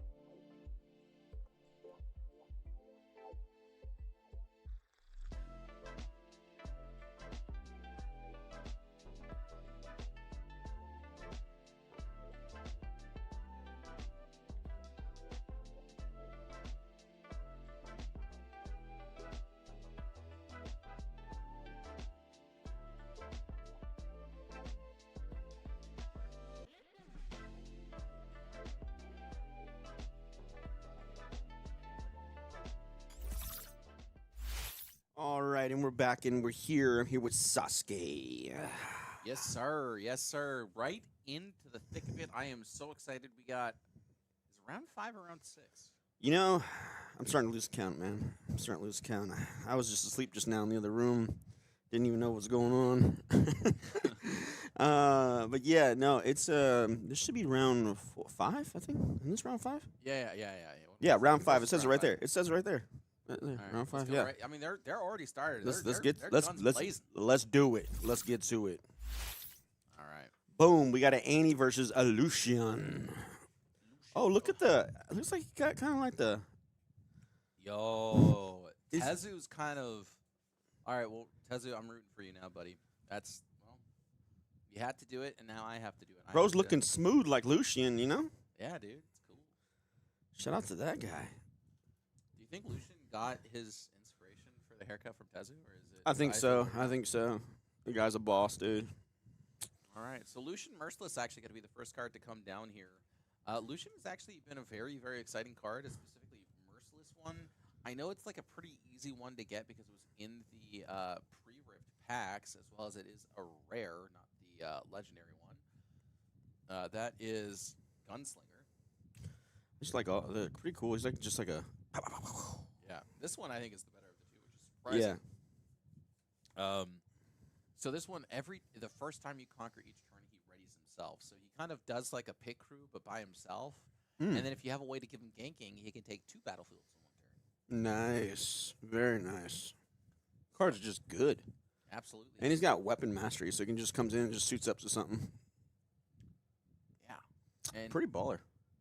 And it looks like Reaver's Row, Arena's Greatest, as well as Zon Warren's are the battlefields here for this Lucian Purifier player. Lucian, just one of those cards that are one of those decks, really, that are just incredibly aggressive at all times. Mm-hmm. And, you know, it's probably the most aggressive list in all of Riftbound available right now. Yeah. It's like Annie, but it just kind of, it's even more so aggressive just because of how Lucian's legend works. Each time, equipment attached to a unit you control gives it an additional assault 1. So there's that serrated dirk that gives assault 2 for 1, which essentially just becomes assault 3 for 1, which is kind of crazy. So Lucian Purifier, a really, really cool legend, just going to enable this Arena's Greatest. And yeah, so this Gem Jammer going to come right down and enable that gang that we were talking about. So Lucian Merciless is going to be able to take both battlefields if he so chooses. Looks like that is going to be the case. Denies that hold point here from Thomas and stops that ramping. Nice. Oh, wow. When you put me give me a unit ganking, that's really good. Oh, snap. Oh, snap. We're off to the races right now, bud. So just going to use this cleave, which I'm not necessarily Ooh, sure push I him back. agree with, but now this fight or flight going to be incredibly powerful here, as it is going to deny that conquer capabilities as well. This Draven going to be able to go into this Arena's Greatest, allow Thomas to get a 2-point lead, which he otherwise wouldn't be able to do. And so now it's a Hexstreaker going to come down. Hexstreaker gives +1 might to the unit when it's attached, as well it gives it deflect. Oh, nice. That's really good. I'm starting to see a trend here of equipments and gunslingers. Yeah, I'm not really sure how you shoot like swords, you know, because they're kind of heavy. Yeah. So Lucian's kind of jacked, bro. He does it, though. He makes it work, man. He has guns that shoot swords. Oh, really? Is that what they do? Well, I mean, he's shooting a Hexstreaker somehow. Okay, fair enough. It's like more like a dagger, though. You can just kind of like throw it. That's fair. That's possible. Oh, he's playing against Thomas. I know Thomas. Not Thomas the Tank Engine. Yeah, no, That's no, a train. No, not a train. Nah. I mean, he might be he might train people. They call him Diesel They call him Diesel. because he runs people over. Oh my god, dude. Let me see what he's got in hand. Let's see if we can peek at that hand. We're gonna go ahead and switch over to a hand camera now. No, I'm just kidding. We don't have one yet. Looks like he has a rebuke, Yeah. cleave, and what else we got there? Can we? Is that a complaint I can make to production? introduction. For Yeah, the yeah, you 800th can. time? You can make a complaint. It's okay. Put in suggestion box. Wait, where is Ah, it's always in trash can. it? Where it always is. Let me see here. Yeah, I mean, right now the Andy player is just trying to develop his board a little bit early on, allow himself to maintain that kind of point lead, but really doesn't want to be on this odd point threshold. So would like to see him go for, send this Draven into that arena's greatest. It will be at 6 might. So Nice. you do have to recycle a rune to get him to 6 might, but Mhm. he will be a 6 might unit in that arena's greatest, which doesn't feel bad at all. And so he's going through all the considerations, not sure that he wants to necessarily do that. Although I do think this is just one of those cards where it's like it's okay if you get rid of it because it exhausts a lot of resources from your opponent Yeah. in order to overtake that 6 might battlefield or 6 might unit. Yeah, because that Draven, you can just beef him up a little bit. Yeah, and then also if somehow the Andy player does manage to win the combat, You played it Annie? he does also get to get himself a gold token. So, considering playing this Annie from the What's he gonna get champion though? zone, I would have to expect it to be Fight or that flight. flight. Yeah, maybe play it down and cycle a rune. Is that what he's going for here? That looks like it could potentially be the case. Instead of deciding not to do so, going to spend 4 runes instead on another Draven, but this one in the base. And I feel like this is a little bit safer here. I don't think you need to commit so heavily to hold on to. Yeah, Arena's I greatest. think Annie's kind of like a last ditch effort. I'm glad he kind of put that back there because I love to save my Annie for something when I need to win. Get that ride the wind or whatever I need. So Absolutely. And I think Ride of the Wind is one of those cards that everyone was complaining about in set 1, and I feel like we're just going to complain more here in set 2. it's probably one of the greatest cards I've ever seen in my life. Yeah. Well, you're Yeah. one of the greatest cards I've seen in my life, so there you go. Thank you. You're so sweet. But yeah, this Hex Trigger going to come down, going to float one, or become equipped rather, and float 1 energy on Tezu's side. So now he needs to get at least 1 more equipment to be able to overtake this Draven, should there be no other shenanigans available on Thomas's side. But Tezu has to consider all his options. Yeah. You spend that 1 rune, and there is that Serrated Dirk. So that is going to be a huge amount of assault available, and Jim Jammer just going to go right into that star tip peak, allow that point to be scored, and yeah, I mean, this Lucian's probably just going to go back to base after it gets recycled or used to conquer here. So there it is, and now Oh, we've got snap. an additional assault 2, so essentially has +5. It's an 8 might unit. Wow, that's a beast. It is a beastly Lucian, yeah.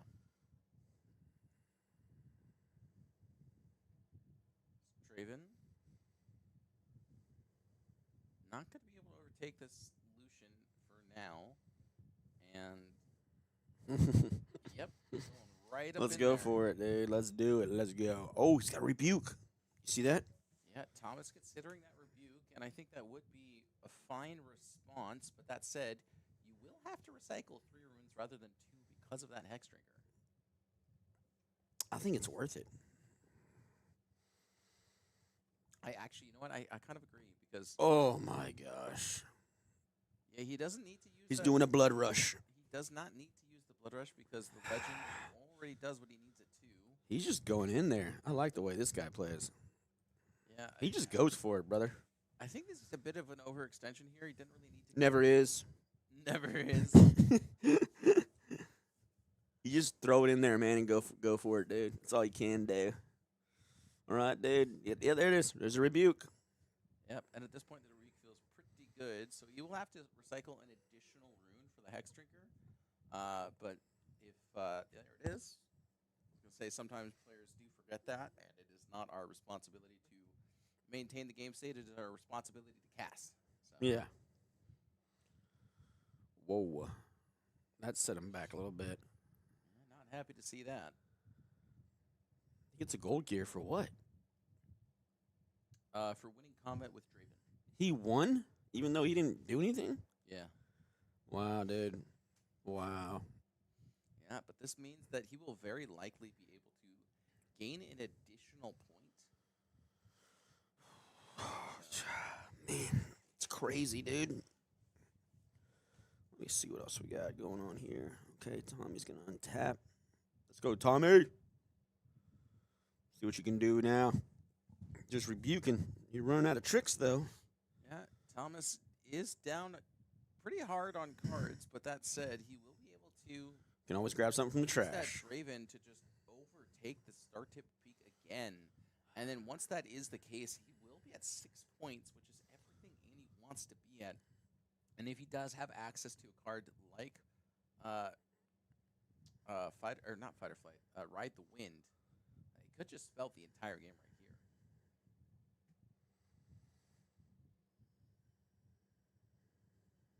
Now Tezu, really just hoping that Thomas doesn't have that Ride the Wind in hand.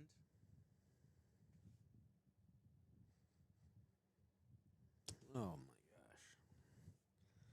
What are you gonna do, Thomas? What are you gonna do? Oh, he's thinking. Look at him. Hands are weak. Arms is weak. Arms is heavy. His vomit a shirt. His mom's spaghetti. There's vomit on his mom's spaghetti. It's vomit on a shirt. Mom's spaghetti. I thought it was mom's spaghetti vomit on her shirt already. No. I don't trust me on a rapper. Oh. I'm a gift wrapper. Does that count? That's not good enough. He's thinking here. Charlie Merchant was about to go in. He's like, nah. Faked you out. Yeah, I would like to see this Draven go in here just because you do get an additional gold token if you win the combat. Yeah. I want to see that too, yeah. And that'll like you can sack him for more, right? And get +2. Yes. So like that'll give us +2 if we were gonna fight again. So Yeah, so it looks like he is going to sack the gold token just to be a little bit safer here. So Draven, it's essentially a 6-might unit right now. And then if it does win the combat, he gets the gold token back. Won't be able to use it until the next turn, but at least this Gem Jammer will be dealt with. And so now Tezu is going to have to figure out something quick to deal with what is going on the side of Thomas here.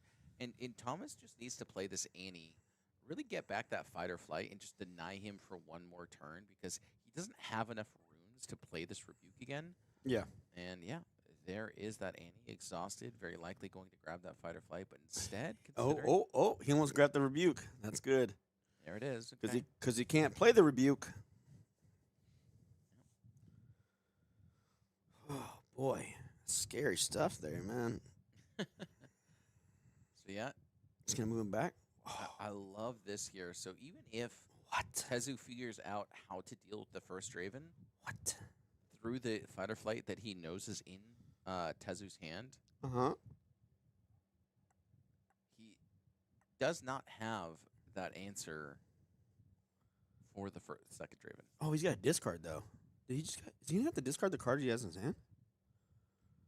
Oh, no, he's just getting he rid didn't- of he didn't- this. he didn't. Yeah, he's got 2 cards in hand, so just gonna get rid of that sneaky deckhand. Really not gonna find any value of it here. And yeah, I mean, this is a very good board state to be in, and we'll have to see how Tezu responds in kind because as it stands, it feels like he just doesn't have enough gas in the tank here. And I believe Thomas has actually gave himself an additional 2 runes. What do you mean? He only spent 2 runes to exhaust the Annie, I thought. No, he spent 4. Oh, he did? Okay. All right. Yeah. He had 2, and then he recycled 2. Okay. So, yep, 1 rune going to be exhausted. So, we have to assume that Fight or Flight is the hand or the card that he keeps. Yep. Because he's got no cards in hand. And He put the I don't know that I like that there because I don't know that you had to recycle the rune. I like it just staying in my hand, you know? Okay, so he did have 1 more card in hand. He so had okay. 2 fighter flights? Oh no, he had a switcheroo guy. Yeah, Tide Turner. Tide Turner, yeah. Yep, okay. That feels a lot better then. Yeah.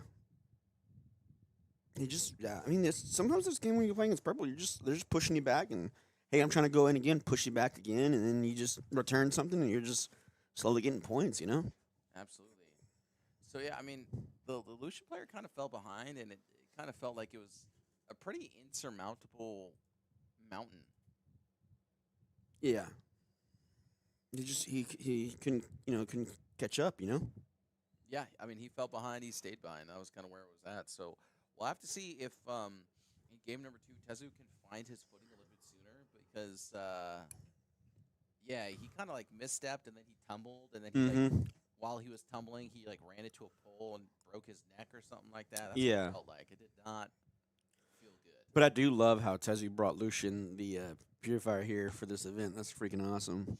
I think Lucian's a very good deck. I think that the deck that it loses to is probably the purple deck. Oh, because they got so many tricks about moving around and shit. Yeah. Hmm. Yeah, but if you're able to get that double conquer each turn, it's pretty difficult to stop. Yeah. And there are cards like from Warwick that the deck is able to utilize quite well. Warwick. Yeah, Warwick from set 1. If you attack, I forget what it's like. If you, Let's see it. when you Good thing attack, we have. WAR. Oh yeah. Warwick. Oh. There he is. The art looks cool too. When I attack, kill all damaged enemy units here. Yep, and then you have recurve bow. Recurve bow. This is the combo that people were messing around with. When I attack, deal 2 damage to enemy unit here. Oh, that's funny. Yeah, so even if you do have like that fight or flight trick, you still lose the unit, Yeah. and then you don't really care if they rebuke it. You're like, okay, I can just replay it and then reattach the recurve bow. That's cool. Yeah, so just a really powerful card, and has a really great combo and synergy with Lucian as well because it does give the Warwick an additional assault. Ooh. So it's just one of those cards that you don't really think has a lot of value, and then you play against it, and you're like, this is really annoying. This is working out, Yeah. So that's where I've been at with the Lucian deck. I haven't really seen too much innovation besides that, but I mean, it has managed to get some pretty high finishes in a lot of these Chinese tournaments, but not anywhere near that top 16 yet. Yeah. So that's unfortunate. But I think the highest one of them was top 64. Nice. And I think part of that is actually due to the fact that not many people thought Lucian would be good. So there's not many people playing Lucian. I was talking to somebody out there a while ago. They brought a precon. Whoa, Yeah. Thought that was funny. that is funny. It's a pretty expensive tournament to play in. Yeah. He was like, forget it. I'm just going to play precon. And I was like, wow, that's cool, bud. Open up that box. Open up what box? What are you talking about, dude? Box on the left. That set looks awesome. It's just beautiful. Yeah, are you gonna use it? I don't even. The only person who can play set is Colin Kaiser. So I don't know. Oh my god, he's opening it in chat. I've convinced him. Literally, the only thing it took to convince him was me saying open it up. I was gonna open it anyway. Yeah, whatever excuse you need to tell yourself. Shit, I was gonna crack this on my own at home and just sit there and eat a hot dog or something. That sounds pretty good, honestly. Look at that.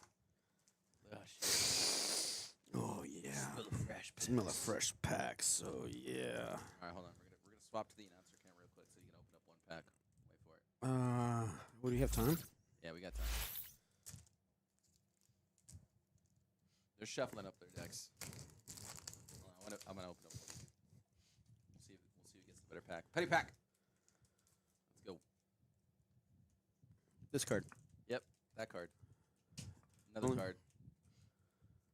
Yep, these are all cards. These are Riftbound cards. Look at these Riftbound cards. Wait, is that? Oh my God, I think I see it. We gotta wait. We gotta wait, chat. It might be. Oh my God, I'm actually really anxious. Oh, I thought it was the overnumbered. I thought that was the overnumbered green seal. I was about to freak out, dude. Bellows breath.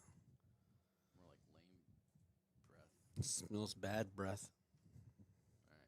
All right. Cards, Caustic Cask, Temptation. Cupcake, Guards. I don't know. That guy. Death Grip. Recurve Bow. I don't remember the name of that one. Soraka. Rengar. God damn it. So many Rhaegars. Well, at least you have Rengar. Great. I have 4 now.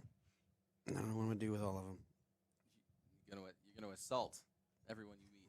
Yeah, I guess so.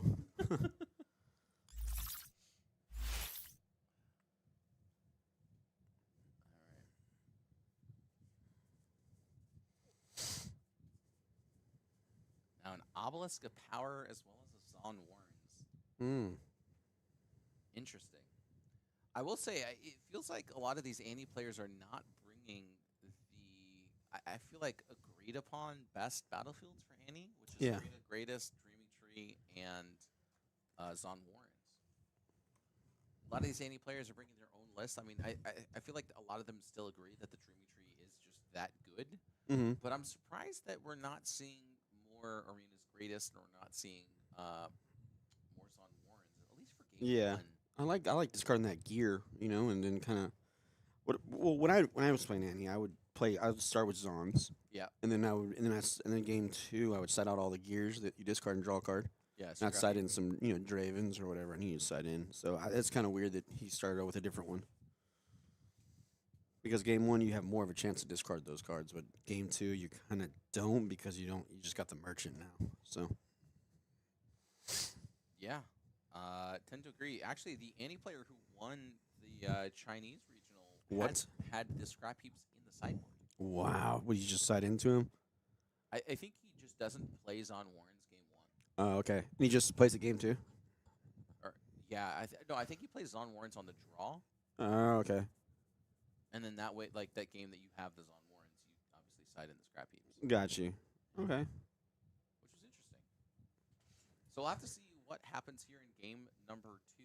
But Lucian is on the battlefield, and that Draven is now on the battlefield, which means that neither player had the turn 1, and Tezu actually opted to go second, which is a little bit surprising. Or no, I guess not, because the Obelisk of Power, so Lucian did come down turn 1. Oh, he got him out early. So Zon Warren's going to be used here, very likely. And yeah, he's got a whole heap of... Oh, he's got a sabotage too. Oh, he's doing the Trinity Force combo. So Trinity Force actually has a very cool combo. This is the other... I forgot about this. This is actually the other thing that Lucian has for doing that's pretty cool. So you have Trinity Force, which says when I hold, score an additional point. Yeah. And then there's that... What is it? The Spear of whatever? I forget its name. The Spear of Longzhen. Something like that, dude. I have no idea. Nope, not Spear. Maybe... What's it do? When I or the hold effects are now conquer effects, and the conquer effects are now hold effects. I don't know. I can't remember the name. Ooh, he got him. He sabotaged him. Here Maybe we go. it's shield.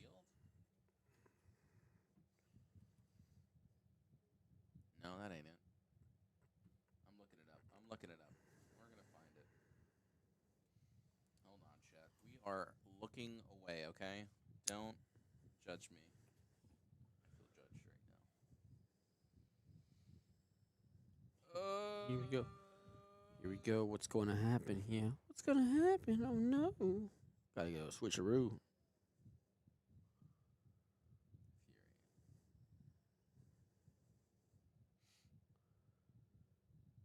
He's thinking. Skyfall of Arian. Here it is. Search up Skyfall. There it is. So this is the other card that combos with that Trinity Force. My hold effects are also conquer effects, and vice versa. So what's that mean? So the Trinity Force becomes a conquer effect when I hold or when I conquer, gain an additional point. Oh, crap. I played that in Sealed, and I was wrecking shop with it. I had a Jax, and I suited him up with that purple cloak. Edge Knight. Yeah, and a GA. There you go. And I just held it. and the guy goes, I think I'm going to lose. I go, I think so, too. Yeah, that's pretty rough. I'll Yeah, say. Trinity Force and Sealed's really good. Trinity Force is really good. Yeah, it is good in general, yeah. But I played 3 colors. I played just so I could splash the Jacks and stuff in there, and some of those guys that have weapon mastery. Yeah, that's good. Yeah, but Skyfall of Arian's really, really good Mhm. with the Lucian because Yeah. you suited up with the Trinity Force, and now your Trinity Force is an on-conquer effect.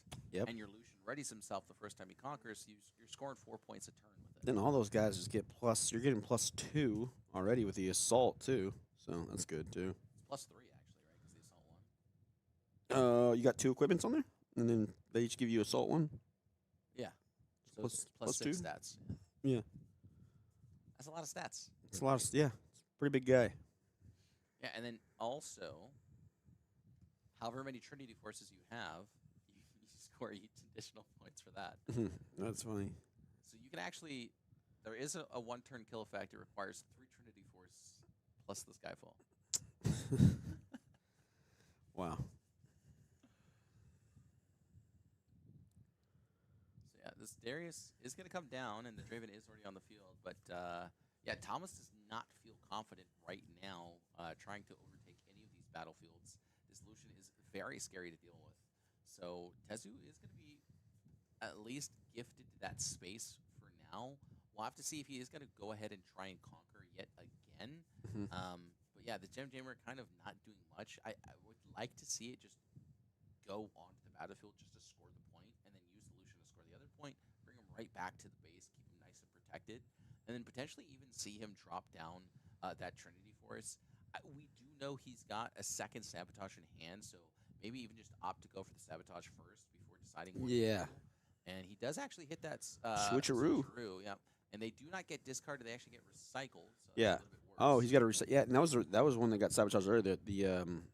The what's it called? The rebuke. Yeah, that's a big thing because Annie returned something. So, gotta make sure they put those on the bottom of the deck. You know, Yep, can't be sneaking that back in your hand.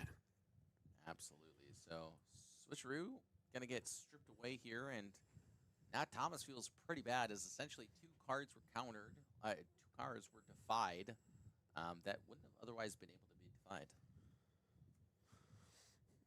Oh, snap! Trinity Force. All right, so there's that Trinity Force that we were talking about, and we'll have to see if the solution. He's actually just going to send it right into the Zon Warrens. Just wants to be able to, utilize the discard effect. Doesn't really need the cleave right now, so just gonna go ahead and find something else. Bring it right back to base, and then send that Jam Jammer in.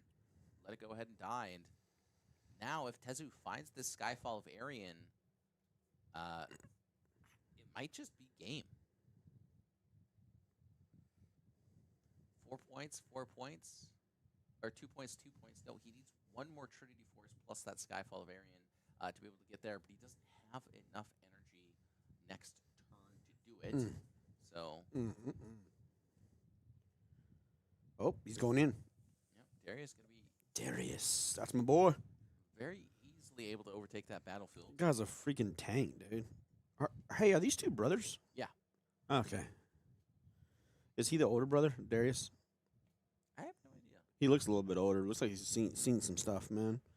Draven looks like he's just kind of young and tries to get all the girls and stuff, you know? That's pretty accurate, actually. Yeah.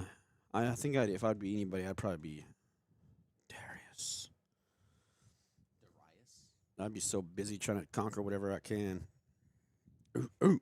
Is he like a tank in the game, Darius? He's a bruiser, so it's like He beats up people.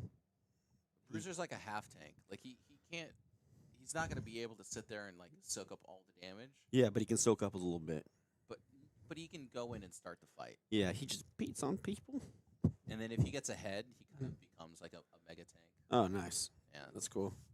And then in a 1v1, you're just like you're never winning a fight in a 1v1 against a bruiser. So you just kind of like you avoid him. Nice. So okay, so Ruin Runner finally gonna make its way onto the field. Rune Runner. Ruin Runner is just such a devastating card for a lot of these purple decks to deal with, just because it cannot be targeted by spells or abilities. So, Holy snap. That's really good. yeah. And let's suit it up. Oh, yeah. He knows what to do already. He's going to send that Lucian right back into that Zon. That's basically a free point right there, and we're just going to bring him back, too. Oh. Discard the longsword. The longsword. And bring he him back. manages to find himself a relentless pursuit. So, actually, Tezu's in a pretty commanding position, and if he does manage to find that Skyfall of Aryan, he will be in a much better position. So, longsword is going to be in that trash, but it is essentially a combat trick for 2. This is a card that I thought was going to have a lot more impact than it has in recent times. I didn't notice how good longsword was, and I was like, whoa, let me look at this. And I was like, oh, dang, this card's good. Got quick draw and everything. The quick draw you don't think is that good, and then you play against it, and you're like, wow, yeah, that's really good. Yeah. Ooh, Tommy's just building up his board right now, you know? Yeah, I mean, he's got a lot of might in the base here, so the Zon Warrens, they're going to be able to, just kind of, like, hold him off. And then, if he gets ahead, he kind of becomes like a mega tank. So, Yes, he's. I think he's asking the judge if he can trigger or choose how the triggers resolve, and the answer is yes, you can. So we'll have to see what he decides to do. The Kaiser is going to come in, and he's going to draw first, and then decide if he wants to, what he wants to discard next. So, yeah, Kaiser is on that battlefield. He does have 2 flashes in hand, so I don't think it's too bad to just get rid of one of them for now, as you very unlikely will need to use both of them there. Does also have access to a fight or flight, but that does nothing into that Rune Runner. Mm.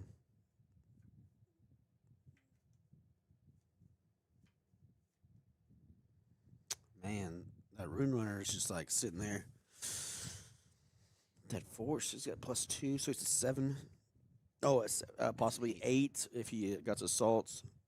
Yep, and then if he attaches that Hex Drinker to it as well, Yeah, well, that- it doesn't really help him because he can't be targeted anyways. But it does give him, essentially 2 more stats. Yeah. And how big is this Draven here? 4. He's got 8 there.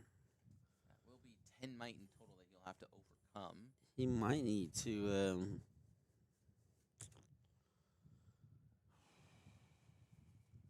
Man, what can you do here? So now Tezu needs to figure out what he wants to do. I do know that the Relentless Pursuit does allow you to then attach an equipment.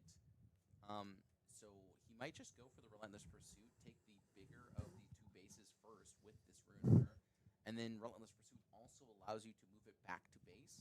So he can overtake both of these battlefields on the next turn, get himself to 6 points, and then also have a Trinity 4-step Ruin Runner with, very little interaction available on his opponent's side of the field. He's got a fight or flight. It's like a flash. Yeah, Flash and Cleave. And cleave, okay. Not too much there.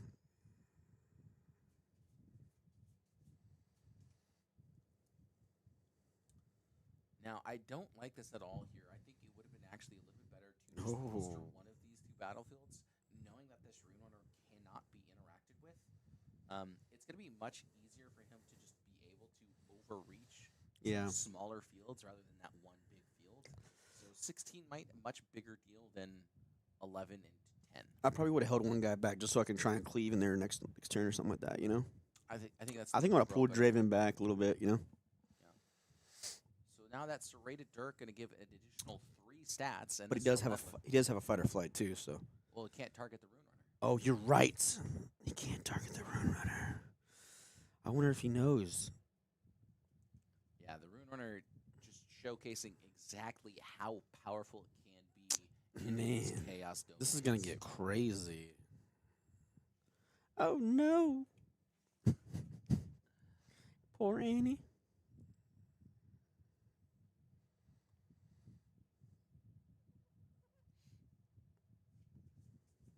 So that is 11 stats right now on that Rune Runner. And then if he decides to use the Relentless Pursuit, he can attach the Hex Drinker as well, which will put him at 13 might, which means that he will be able to overtake both these battlefields. So Tezu just needs to be able to recognize that and go for that line, I think, as there is no interaction available on Thomas's side that would get him out of this here. Obviously, he can flash one of the battlefields to safety, just not both of them. What's he going to do here? Purify the board. Do what you're supposed to. Purify it. Oh my gosh. There is that Relentless Pursuit like we have been talking about.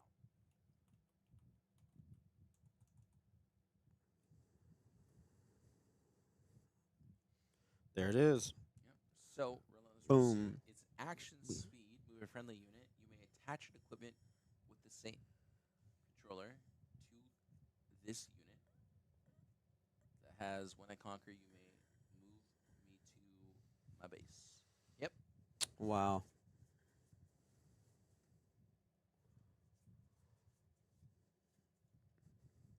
So, what is that? How many stats is that? That God. is I think it's huge, dude. 6. 3, 4, 5, 6, 7, 8, 13. Jesus.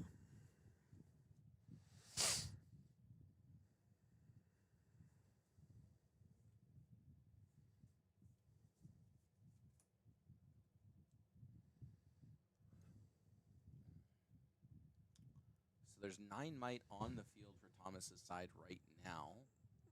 But he does have to have a legal target, so he will have to use the cleave and the flash if he wants to get the +2 stats from the Draven, just to be able to defend that base for the time being. So the flash is going to be triggered here. It looks like on both the units right there, which means that Yeah, does get the conquer. that's good, and yeah. He'll be able to overtake the Zon Warrens as well, as the Relentless Pursuit just brings it right back to base for free, and he still has not exhausted that Wait. unit. Oh wow! I didn't see that last part when I conquer. You made me to my base. That's pretty good. Very, Oh very my hard. god! Then we Very can go, we can go into the other one now too. Absolutely. It's like a It's like- ride the wind, actually. Yeah, it's almost like a ride to win. That's what a combo here. Craziness. What is the sorcery?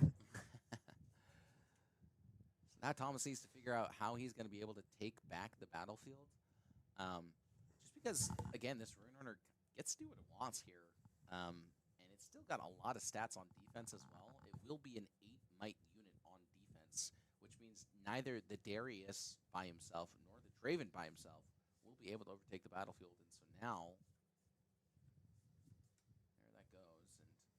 And Tezu will have to discard the last card in his hand. We're not sure what it is, but the fact that he's not going to be able to use it does not feel good. And it's funny. Lucian is just chilling in the back in his like cowboy hat and stuff, just chilling. Ooh, I'm gonna pull my Draven back. Yeah, you probably should, bud. Yep. So now Tezu's going to be at 6 points, and this Lucian will very likely be able to finish this game off on the next turn. He'll go to 6 right now, right? And then he'll get 2 points for a hold, right? He'll get the point for the Trinity Force and point for the hold. That'll be it, right?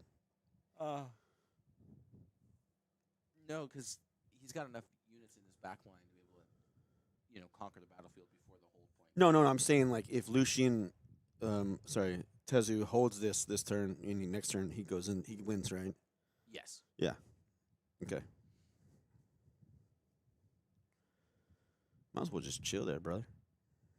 Oh my God! Is that So another? he did have to discard the second Relentless Pursuit, which does not feel good because if he was able to use it, Wow. Yeah, another one. I don't know how he's able to move it back to base. Did he Relentless Pursuit again?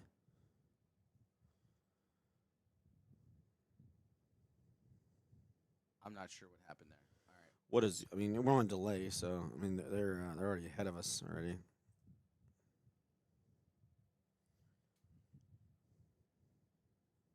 Oh, okay. Oh, okay. Oh no, they're not undefeated with the pre-con. He's just playing it. He's not doing too well.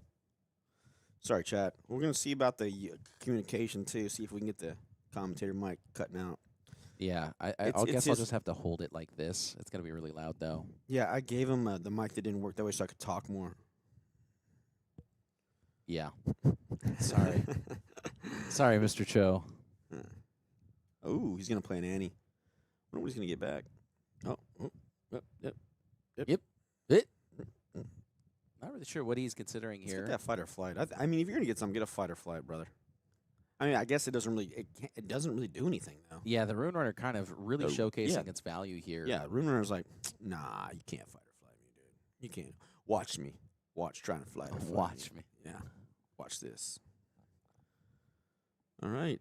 What are we doing now? I mean, you can do it, and if the Rune Runner comes for you, you can just move your guy back and save him. You know. This is true, so we'll have to see if Tezu finds a way.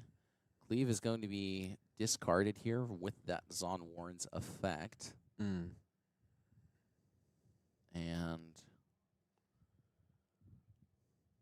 Thomas will very likely want to just move the Draven in Yeah. here, and then when he goes to play his second spell, he will be able to bring it right back to base. So potentially just go and send in, he does need to defend as much as he can, so maybe he's just going to go ahead and bolster up that battlefield as much as he wants, or as much as he can here. What?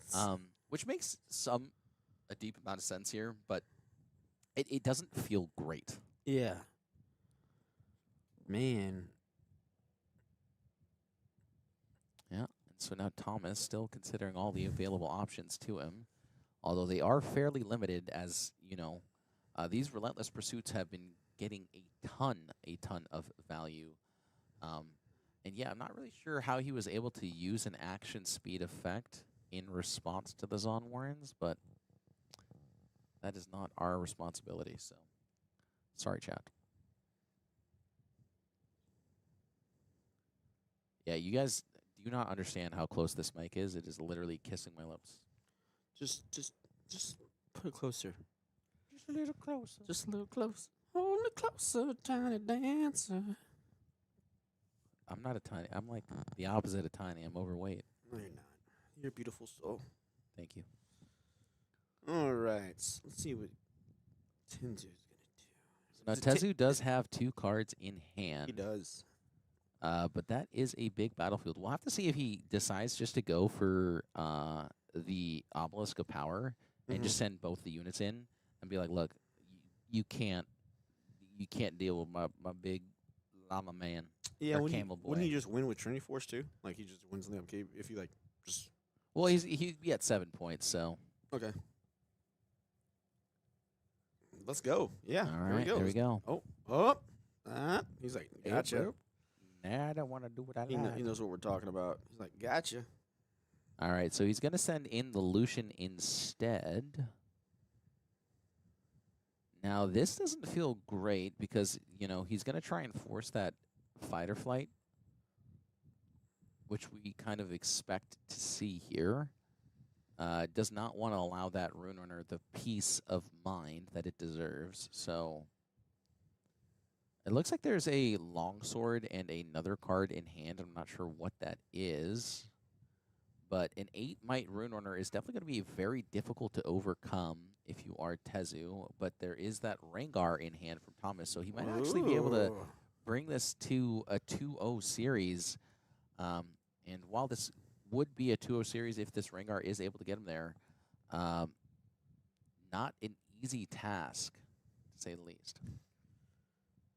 Rhaegar? This is R-A-Y? R-E-N-G-A, or Rengar. Okay, I got you. Look at him. Look at that guy. Look at that spooky cat. I can be played to a battlefield you're attacking. Ooh, assault too. That's pretty good. Yeah, so it's 3 for a 5. It's the opposite of Shen in red. What? Nani? Don't ask me how I know that. Let me see here. Oh. It's a longsword and a gem jammer. What? What? I don't think you can do that. You can. It's reaction speed. Oh, okay. He's doing it in response, like when he gets priority on his side. So. I thought it says I can be played at a battlefield you're attacking. Yeah, but you can always play units at battlefields you control. Oh, he's got reaction speed? Yeah. Okay. Yeah. So Tezu just going to get himself up to 7 points. Now Thomas needs to figure out how to deal with this Rune Runner for now. There is no units that he controls that can deal with it naturally. So there is that Rengar. But he needs to find a cleave to be able to finish off this game here, because otherwise this Rune Runner is just too big. And yeah, I mean, at 7 points, definitely not easy to deal with. We'll have to see if the Darius can be utilized here. He has to play 2 spells, so the Darius... okay. There we go. Darius is going to go to base. And now Thomas going to exhaust 3 runes. Play a sneaky deckhand in base. So that's the first card being played. Okay.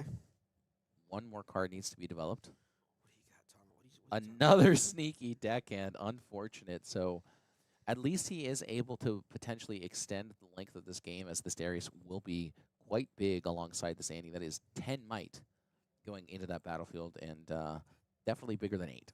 Yeah. 10 might total. What you got? Oh. Oh.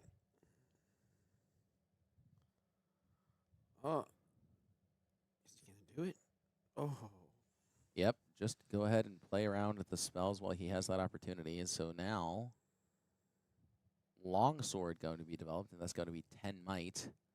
And he's going to be able to clean up a lot of the board on the side of Thomas here. He will be able to get rid of that Annie as well as the Darius, which means on the next turn he could potentially take over this game. We know that the last card in his hand is a Gem Jammer, which Gem Jammer, when it's played, does give ganking, rather, to a unit you control.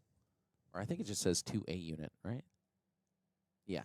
Yeah, so you can target your opponent's units with it, which probably has little to no value, but there are probably some weird scenarios where that is useful.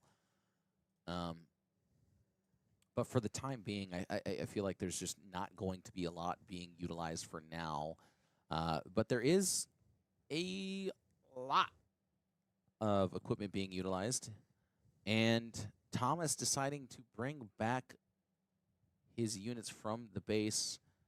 And there we go. That Gem Jammer going to be developed. And we'll have to see if Thomas has one card in hand. And if that one card in hand is that fight or flight. But instead, he's just going to scoop it up. He says, yep, that is the game. I was hoping that you didn't have it. Look And at there was the Relentless Pursuit as well. Wow. So definitely was going to be able to get a couple of opportunities to take over that game there. And, yeah, I mean, very well played from Tezu. What a close game. And very, very decently played there from Thomas as well. I think there was a couple of things that I disagreed with overall, but Tezu just Nobody utilizing cares. that Relentless Pursuit very well and managed to take the game off of it. I think those sabotages helped out pretty early, too. He got 2 of those on him and able to put some of his good stuff in the recycle. So. Yeah, I mean, I think you're absolutely right. I think it is a tale of those sabotages overall. I think the sabotage really just made it so that Relentless Pursuit was kind of safe to do what it wanted to do. Yeah. And then because of that, the game. That's what I like about that card and Defy. Like, a goodly timed Defy can actually win you the game, and a good timed Sabotage can win you the game, too. Absolutely. They just have that same that effect. power. Yeah, they just. Yeah. So. Yeah, Sabotage I feel like is a proactive counter spell, whereas Defy is obviously a reaction speed Yeah. spell. So, but the benefit from Sabotage is that I can pay 1 rune and then there goes your time warp. We're going to game 3. Game 3. All right, one more pack. I'm gonna open a pack. God, this guy's got an dude. These are mine. You didn't even ask. You just like, hey, can we open your pack? He doesn't even ask. He just goes, let's do a pack. Yeah. What of it?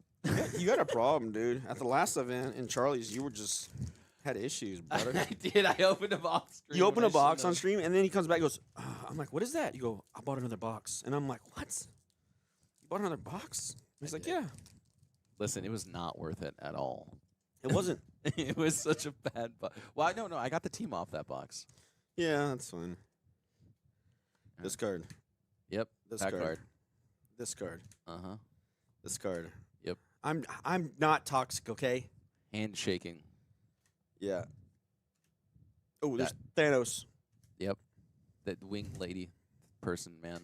BF sword. And the sword. Edge of Night. God Ooh, and Illusion. There you go. I got 3 Edge of Nights now. God dang it. That's edgy. It's not what I wanted. No.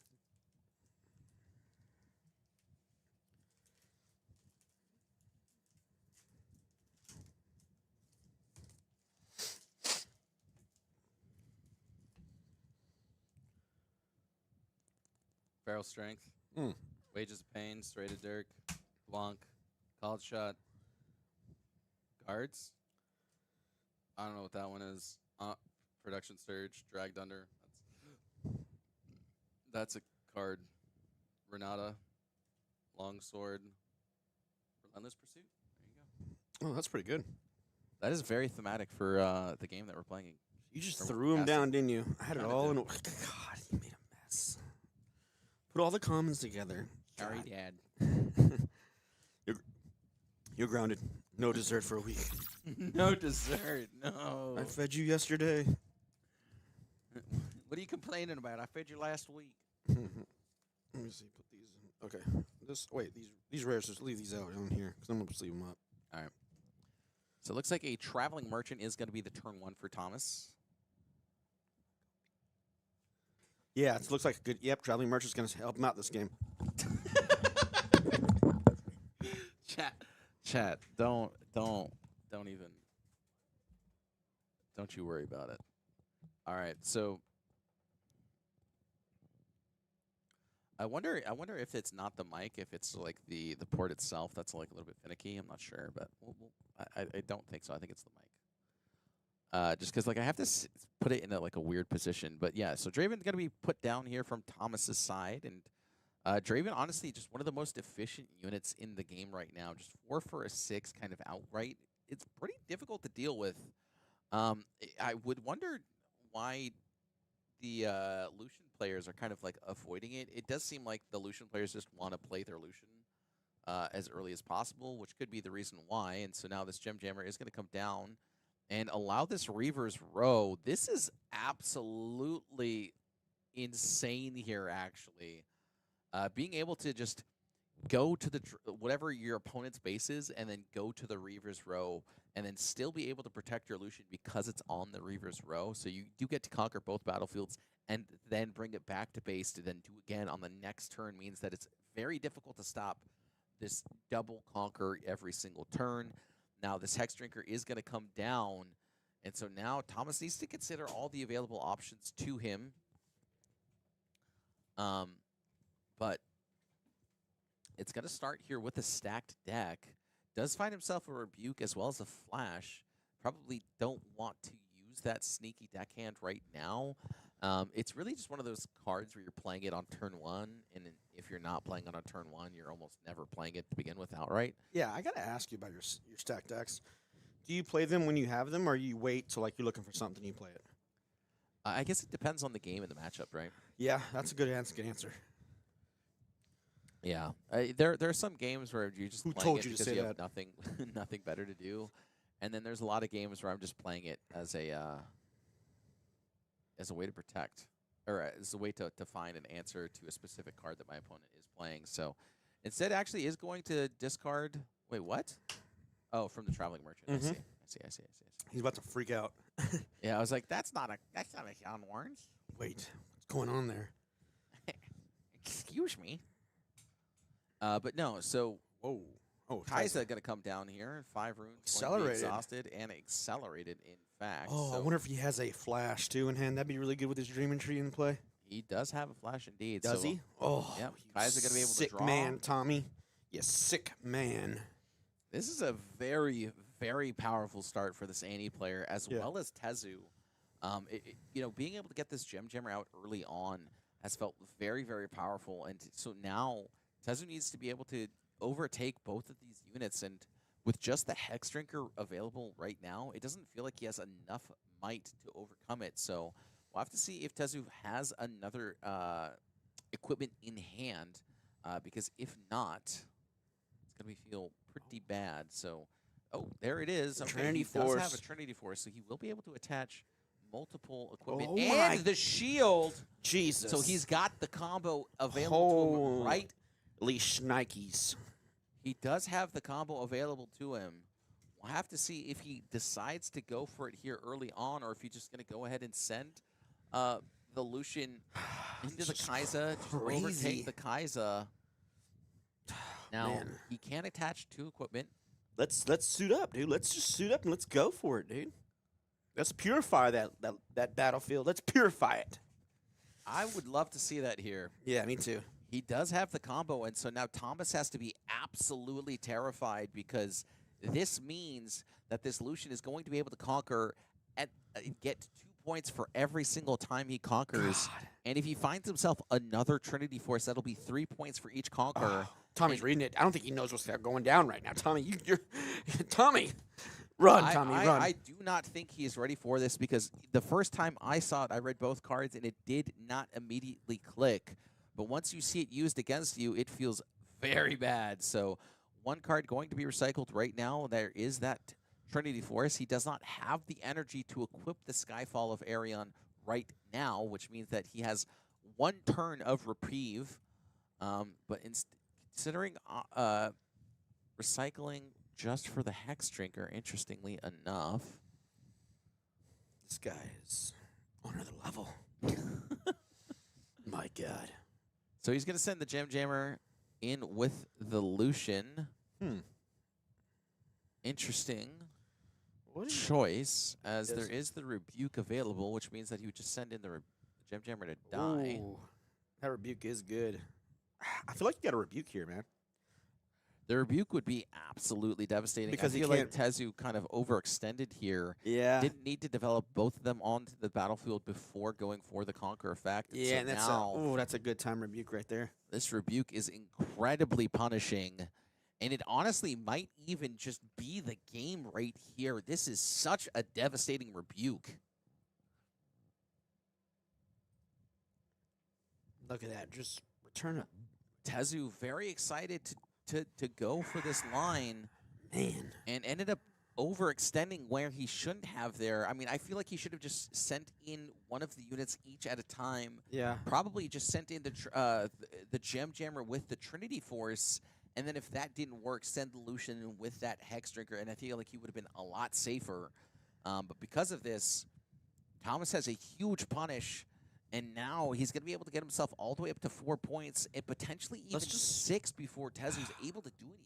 I would just start stacking the field, dude. I'm just gonna start like putting a bunch of guys there and just going.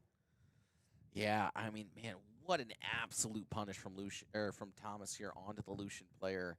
Tezu has to be feeling bad about that one. You could see him shaking his head just a few moments ago. And, I mean, yeah, very, very beautifully played there from Thomas. A little bit impatient from Tezu, but, you know, in these high-pressure moments, sometimes you make these small mistakes, and they end up costing a lot. What? He's moving back?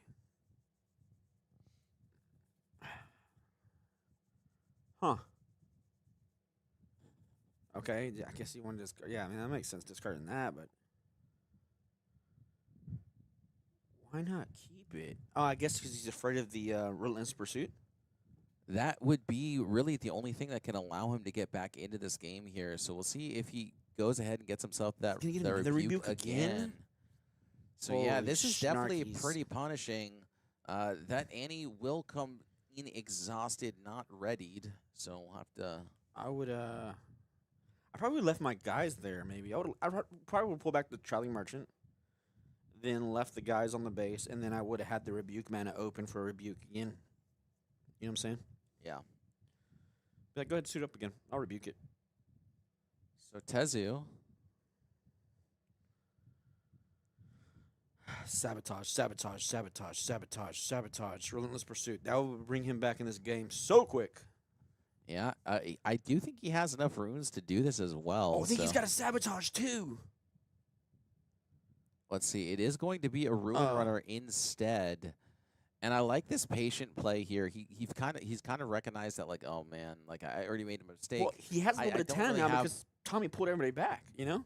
Yeah, well, I mean, I'm just saying, brother. Like you could have been to 6 right quick. I mean, then you had the rebuke open, so your guys are protected. So, that is the consideration. or they're just gonna Relentless Pursuit now.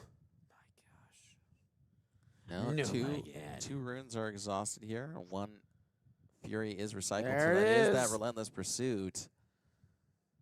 Ooh, there it is. And he's going to use the Relentless Pursuit to attach this. Oh my goodness, this is absolutely insane here. So he will be able to get the 2 points and stay here on parity, which is absolutely what he needed to do. But unfortunately for him, he's only going to be able to get 2 points per turn unless he finds himself a second Relentless Pursuit on this next turn. So he will be able to go up to 4 points and then bring it right back to base.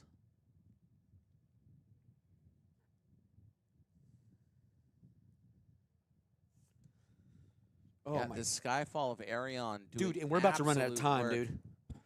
It's a close 10 game. seconds. This is going to be essentially it's going to either be a tie and knock both of these players out, or Tezu's going to manage to find it here, because this is going to be very difficult to stop. Thomas has to be able to conquer both of these battlefields at the same time. And if he does so and he walks into this Relentless Pursuit, the game will be over.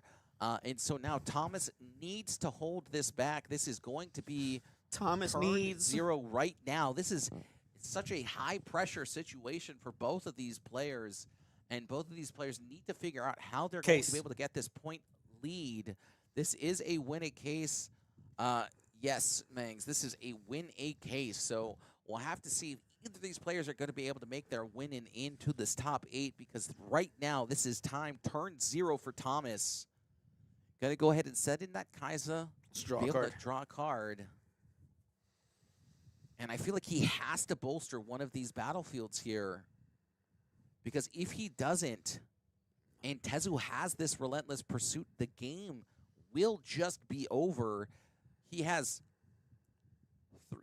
11 might on the unit right now, and if he decides to recycle one more rune for this Hex Drinker, he will be all the way up to 13 might, and there's just not enough gas in the tank to be able to defend something like that here. So, Traveling Merchant going to be used. That Mind Splitter... You don't need that. No longer available. He has to find a way to hold on to this base, but he cannot interact. And you're right, there is that sabotage. And I think I see a falling star. Oh, that's good. But no relentless pursuit. What's time he got second? Oh, 2 sneaky deckhands and a cleave. That cleave might come in handy. I mean, on the following I think the turn. cleave could come in handy, you know, when you got to take something over, especially with Darius, you know. Yeah. We'll have to see if Tezu manages to find the card he's looking for. He does also have that Rengar, so the Rengar plus the cleave is 8 might from hand, and this Rebuke no longer finding value.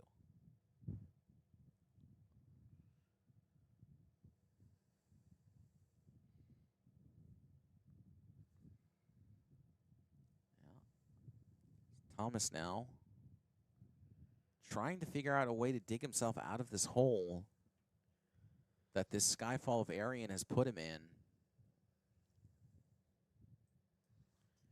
Skyfall. The Skyfall. Remember that James Bond You know movie? I love James Bond. Me too, Also, dude. Daniel Craig, like... Pierce Brosnan's my favorite, but Daniel Craig did a great Pierce job. Brosnan? Yeah, he's my favorite. Oh, my God. No, it's Sean Connery, then it's Daniel Craig. Okay. First off, Sean Connery is like a long time ago. I get it. He was great. Sean Connery. That's exactly why he's the best. but- Is because his voice is But amazing. Pierce Brosnan is just the man, the myth, the legend. All right, so he is going to decide to bolster his battlefield. He does not want to use the Rengar on offense here. Okay. I'm your favorite secret agent. Thank you. Don't be telling people that on the internet, okay? I don't want people knowing that. Don't give him confidence. They know. I told you I had a part-time job, right? I just didn't tell you what I did.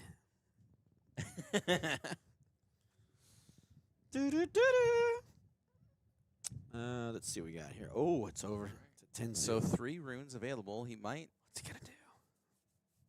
Now's the time to sabotage somebody's hand. Let's do it. I mean, we know he's got that falling star, so it might just be Falling Star. right there. Yep, onto that Annie and Rengar, Bam. very likely here. Yeah, Annie Rhaegar. Bam, bam, bam, Bam, bop, bada, boom, boom, pow. pow. Oh, is he gonna do the? Is he gonna do the flash? Oh, it still would kill him, right? Yeah, the flash Yeah. doesn't protect him there. That's so. right. Yeah, it's only. That's. I got you. Yeah. Yeah, I mean, the only way that he'd be able to protect himself is with the Rebuke, but the Rebuke is action speed. So regardless of such, not available, which means that both the Annie and the Rengar going to get stripped away, and now going to go ahead and sabotage as well. Let's do it. Let's do it. Can't respond. Okay. So let's see what's in that hand. Let's see what's in that grip. I think gotta at get this rid of point the you got to Rebuke. rid of the Flash, right? The flash or the rebuke? Well, the Rebuke doesn't really matter. Oh. Yeah, would he draw? Oh, my And gosh. there's the relentless pursuit. That might just be game right here, right now. Tezu is going to be able to conquer that battlefield as he's got well over 11 might on the battlefield right Oh now. my And that God. cleave is not going to help as he's on the defense. So Tezu's going to be able to score these 2 points. Take out both the Draven Oh, my God. And the come back Kai'Sa. and then go score another 2? and now he's going to be able to score that final 2 points Oh for my the game. gosh. And there was Crazy. absolutely nothing Thomas could do. Tezu manages to find his way into That very was likely the top crazy. 8 here with the Skyfall of Look at him. Aryan He's happy. combo. Good job, Tezu. And what a wonderful series. Played that so well. Look at the guy coming up there. Oh, man, that was a great game. I love how he used Lucian the Purifier so well in those instances, and he planned it out perfectly. He did it really well. He just Absolutely. and that 6 drop. Oh my gosh, can't be targeted. What, Yeah. what are you doing there with that, man? What are you doing there? You know? That Ruin Runner just showcasing exactly how powerful it can be into the purple decks. Yes. Chaos literally has no answer to it. All of its answers target. Yeah. Ruin Runner doesn't let you do that. Runner's like, nah, you can't touch me, bro. Can't touch this. He's like hammer timing. You know? He is MC Hammer. He is. Let's talk about a few things we got coming up. We got we're here at Nexus. Great place. If you Yeah. haven't been to Nexus, you got to come down to Nexus. We also got another event coming up. Yeah. In Waco, Texas. Yes. The 10K at Nexus. Yeah. Saturdays an 8K, Sundays a 2K. So you can plan a Saturday event. You can win that. You can go the next day and then win that too. So it's a 10K weekend. Which That was is, the most Texas you've ever sounded. I reckon it is. I can put the that was the less accent Texas. only comes out when I'm out of Texas. Like that usually was when I- less Texas than Yeah. when you were trying. That was funny. Okay. Well, we got the tournament this weekend right here. We got one Saturday and Sunday. So y'all come on down here and to the Waco, Texas. come to Nexus. Waco, Texas Nexus. Y'all come down here and have a good time. But yeah, I'm excited for this. Be sure you do the early bird registration. It's always good. Yeah. Be an early bird. Don't be a late bird. You know. So I feel like most people are late birds. the early bird gets the worm, and I heard the second mouse gets the cheese. So, just do early bird registration with us. Again, we're here live at Nexus in Waco, Texas. Oh yeah, Sultry. and exciting. Was that the last round, or was that? That was the last round before the top Okay. 8. So we're about to have top 8. So we're gonna have top 8. We're gonna have that today. You want to open another pack before we leave? Yes. Okay. God, dude, Why is that even a I question? I know your body already. I know you already. You know what I want. I do. I know what he wants. Look at this. I'm not even waiting. He just throws the trash at me. He's like, trash belongs to trash. Trash belongs. I didn't say it. I didn't messed say up, it. man. This card. Barrel strength. This Frigid card. touch. Serrated Dirk. That card. That card. Mm-hmm. He don't know them all. Oh, I know this card. War Chief or something like that. Or Chef. Yeah, Combat Chef. That wasn't even close. Yeah, it was. Treasure Hunter. Come on, give me a card. Oh, this Stellar card's Corn good. Herder. Serrated Dirk. No, Hex Drinker. That Dang it. worm. The worm guy. Jonna. God, dang it. Marching orders. All right. What's that crap? This card. Frost. I literally looked at the card and I didn't even remember it. Bushwhack. Can't even see it. Lonely Poro. That girl. I forget. It's like Aspirants. Aspiring Engineer. Okay. Treasure Hunter. Laurent Duelist. Yep. Whatever. I'm skipping it back. Skip to the back. Oh! What is that?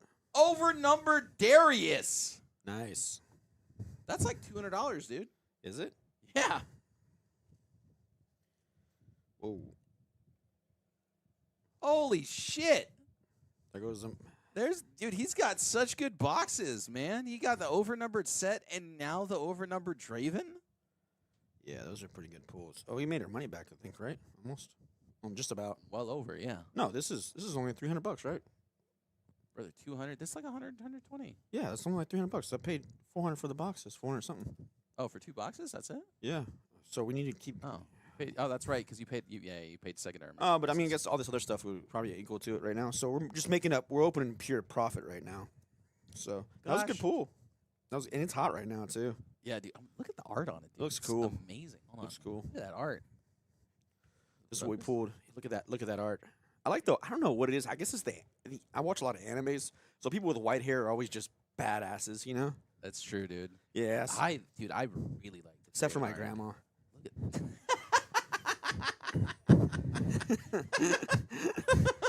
She just had that white hair. broke me, dude. She just had All white right, hair. one more. Come on. Yeah. One more. Let's do it. Here you go. All right. You sicko. You got a problem, man. We need to talk about this after this. I feel like I'm gonna get set down and be like, listen, Sasuke, this is an intervention. Oh my god. Nothing. No, just an Aurelia. No. This is what we got. Legend. That's junk. That's why I'm like opening packs. I'm bad at it. What do you talk about? I never can open anything good. No, it's always your friend. Like it's always your friend who opens the good cards for you. Yeah. Lame. Trash. Yeah, but you got a paper tree. Trash. All right, one more. Okay. Like I feel like Those were just bad packs, though. yeah, those were bad packs.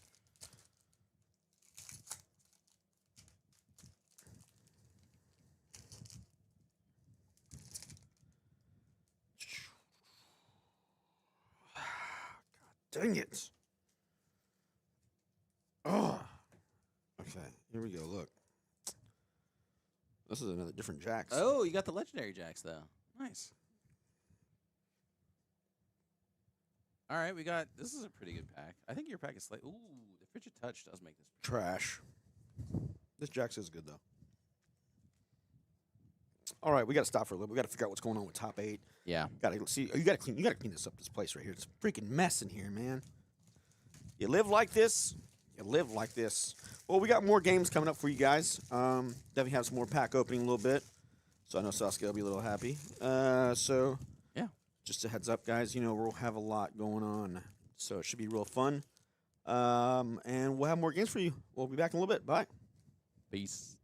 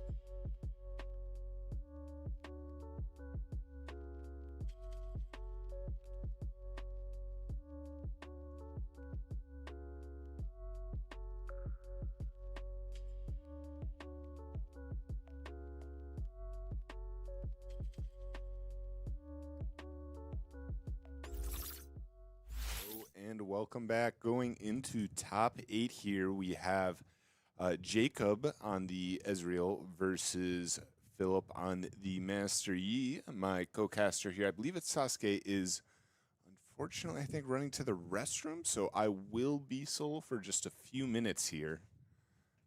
But we have Ezreal on the Void Gate versus the Grove. Pretty interesting, actually, that the Yi is doing this well. Second seed, so definitely putting on a show here. I didn't expect to see Yi actually do that well. Yi, a bit of a underperforming legend in China at the very least. That being said, it does have access to some really cool stuff like the Ruin Runner, which I imagine is going to make this very difficult for Jacob. But looks like we got the fist bump, and we are going to start. I don't know. So it looks like Yi's on the play, which definitely what he would prefer to do. Plays Lonely Portal Pass. Quite a powerful start. I think the only thing you'd prefer to see is like the Stalwart Portal. But we'll see if Jacob has a play here. Okay, does have the Treasure Hunter.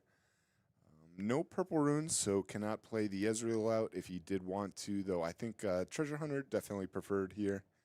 We'll have to see the Lonely Pearl pretty clearly going to be pushed up onto the Grove. 4 runes up. What is he going to do here? I imagine develop another unit, though honestly you could play like a Trinity Force here. Start developing in that way. Ezreal is going to have a pretty hard time outing some of these units, especially if he is main decking the Ruin Runner. So thinking here, and 4 down will be... Oh, Ooh, Akshan. Akshan. Why, hello. Hello. Yeah, I had to make a quick restroom break. I only had a 10-second break, and that was not enough time. But Akshan, definitely a card that you don't see too often, especially in main deck lists. But it does cost no power. It is still 4 might, so it feels like it's kind of taken the place of Kiana. Yeah, and the ability to steal gear is going to be pretty strong too on the Yi, as it's especially since most of the gear is equipment. It's Right. going to pump him up really big. So, Absolutely. though quite obviously no gear from Ezreal yet. I think the only thing you're likely to see, unless this is Rat Ezreal, which we have not seen on stream yet. Rat's real. Rat's real. Rats are real. Yeah. Have you seen a rat in real life? They are real. They're They're gross. really cute. What? You don't When like? they're scurrying around like a wild rat? No, they're Okay, they're I'm gross. talking about pet rats, though. Oh yeah, they're cute. Okay, yeah. If they didn't live like 2 years, I would get a pet rat. But apparently, they have Oh. tiny lifespans. Yeah. You want to hear a sad joke? Yeah, let's hear it. So this is from a comedian. His name is Anthony Jeselnik. Okay. So he goes, there's Great Danes. They call them the heartbreaker breed because they only last for like 8 years. But with the right diet and exercise, I brought it down to 4.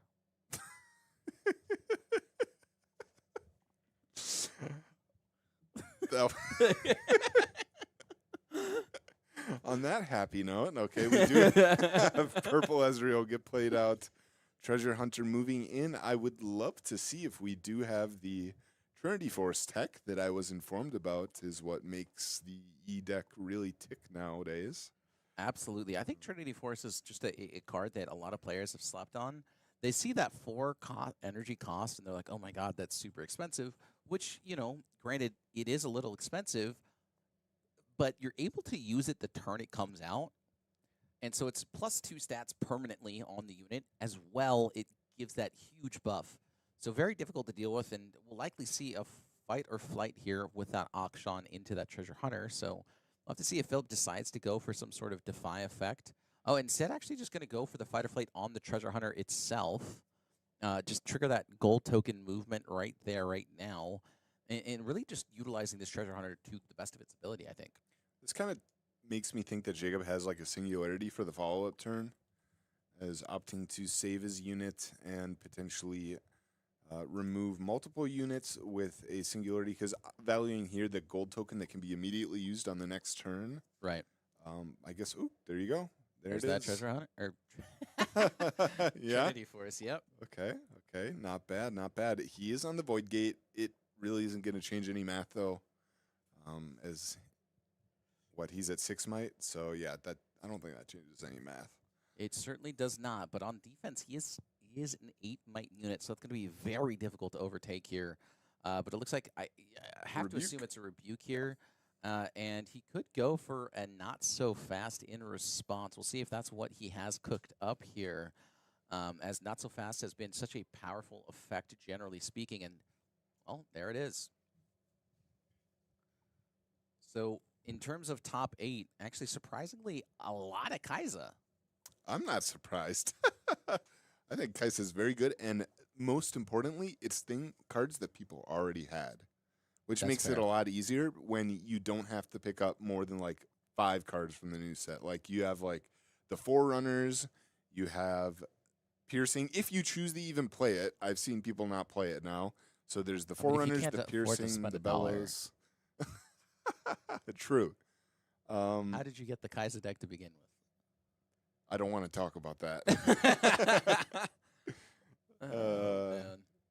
Yeah, no, I just need my shiny singularities now, seeing as those are pretty penny. But Jacob in the tank now, thinking about what he's going to do after the not so fast. Looks like he has activated a stacked deck. And do I see 2 chilling touches? Yeah, 2 frigid touches and an arcane Frigid. shift. Yeah. The arcane shift, I feel like, is actually going to be pretty good here. He can use it to flip the Ezreal once again, as well as get rid of that Lonely Poro. And then that way you can just move in that Treasure Hunter pretty safely here. So I think it has to be this arcane shift. We'll see if he notices that, or maybe he just has another arcane shift in hand and wants that frigid touch for the future turns. Yeah, I like it too. It does kind of cleanly get you a point. It gets you a cycles more cards, and it gets you a gold token. So it does a lot off of 1 card here. Yeah, we'll have to see if that's what he goes for. It looks like he does exhaust 3 energy here. Actually just goes onto the Akshan and But- yeah, gonna go ahead and send in. Is he just trading everything for this? Really wants to get rid of this Trinity Force right now. But the problem with doing this is that, Philip still gets to draw cards off of this Grove of the God Willow. And I don't think he's too sad about this here. He's like, okay, yeah, sure, get rid of my Akshan, but you Wow. got rid of your Treasure Hunter as well as your Ezreal, and sure, you get to trigger the Ezreal draw, but, I mean, you just lost your whole field for this. And if I'm Philip, I'm feeling very good. Yeah, that is a pretty crazy trade, to be honest, because now you have no board, and not only do you have no board, but you're on the back foot against Yi, and I don't want to be on the back foot against Yi when I have such a hard time dealing with their units. And it's not even like we're really stopping that much, because the Trinity Force could just be played again on the next turn, right? Like, okay, we'll put it on the Poro now, like, whatever. Right. Like, this is fine. You have to establish a unit, and you have to deal with the Trinity Force Poro. And I imagine he's probably going to play another unit on this turn. I imagine. I guess we'll see.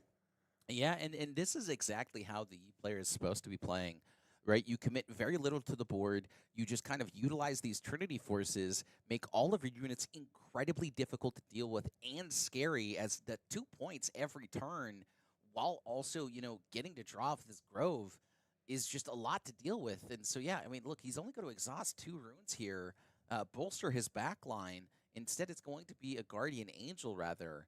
And, I mean, this is nice and all, but I don't know that I want to play a Guardian Angel right now. It might just be a tempo thing, just like get it out of my hand. I'm not even going to equip it yet. Like, Sure. let the Poro die, whatever. I don't care. Oh, wow. Okay, yeah. I can see this. I can see this. Like, say you have to out the Poro, otherwise it's getting a draw and an extra point on the next turn. That's a lot. Right. I will say it is only at 4 might, so it is within range of a lot of the removal, like a Wages plus like a Stupefy, or like anything plus a Stupefy, really. I believe Jacob is on Rats Are Real. So there is the potential for a accelerated, well, not really accelerated, but accelerated pit crew. Though instead, it looks like we are copying a Rebuke with Fizz. So he does actually still have to exhaust or recycle 2 more runes, and we'll do so accordingly. So I'm not a huge fan of this. I mean, he's just going to get rid of the Poro, and I mean, honestly, right? If I'm the E player, who cares? I can just send in my E next turn. And then, if Philip finds himself a Rune Runner, he doesn't care either way because now gets to suit it up with a Trinity Force as well as a Guardian Angel. So even if you do find a way to deal with the Rune Runner once, you have to deal with it twice. And that is not an easy task, as it's essentially a 10 might unit with both the Trinity and the Guardian Angel. And this is not what you want to see. That is a call with no pit crew. And also passing with 4 up. That's a Sad Jacob. it's almost lonelier than the Poro. Let's not go too far. It's a very lonely Poro. And he wants to be lonely. He wants that draw. Okay. Yep. All right. I like this.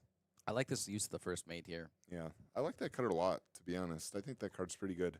Yeah, being able to ready a unit on a body is really powerful. So just going to send that Lonely Poro right back into that Grove of the Godwillow. And, well, 4 is bigger than 3. And so now he has to go for this Bellows Breath, which, again, just does not feel good as this Defy comes out and you just recycle 2 cards.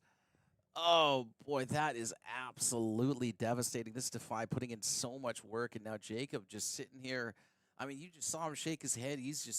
Things are going from bad to worse. And, I mean, with this Trinity Force on the way, it feels even more difficult to deal with.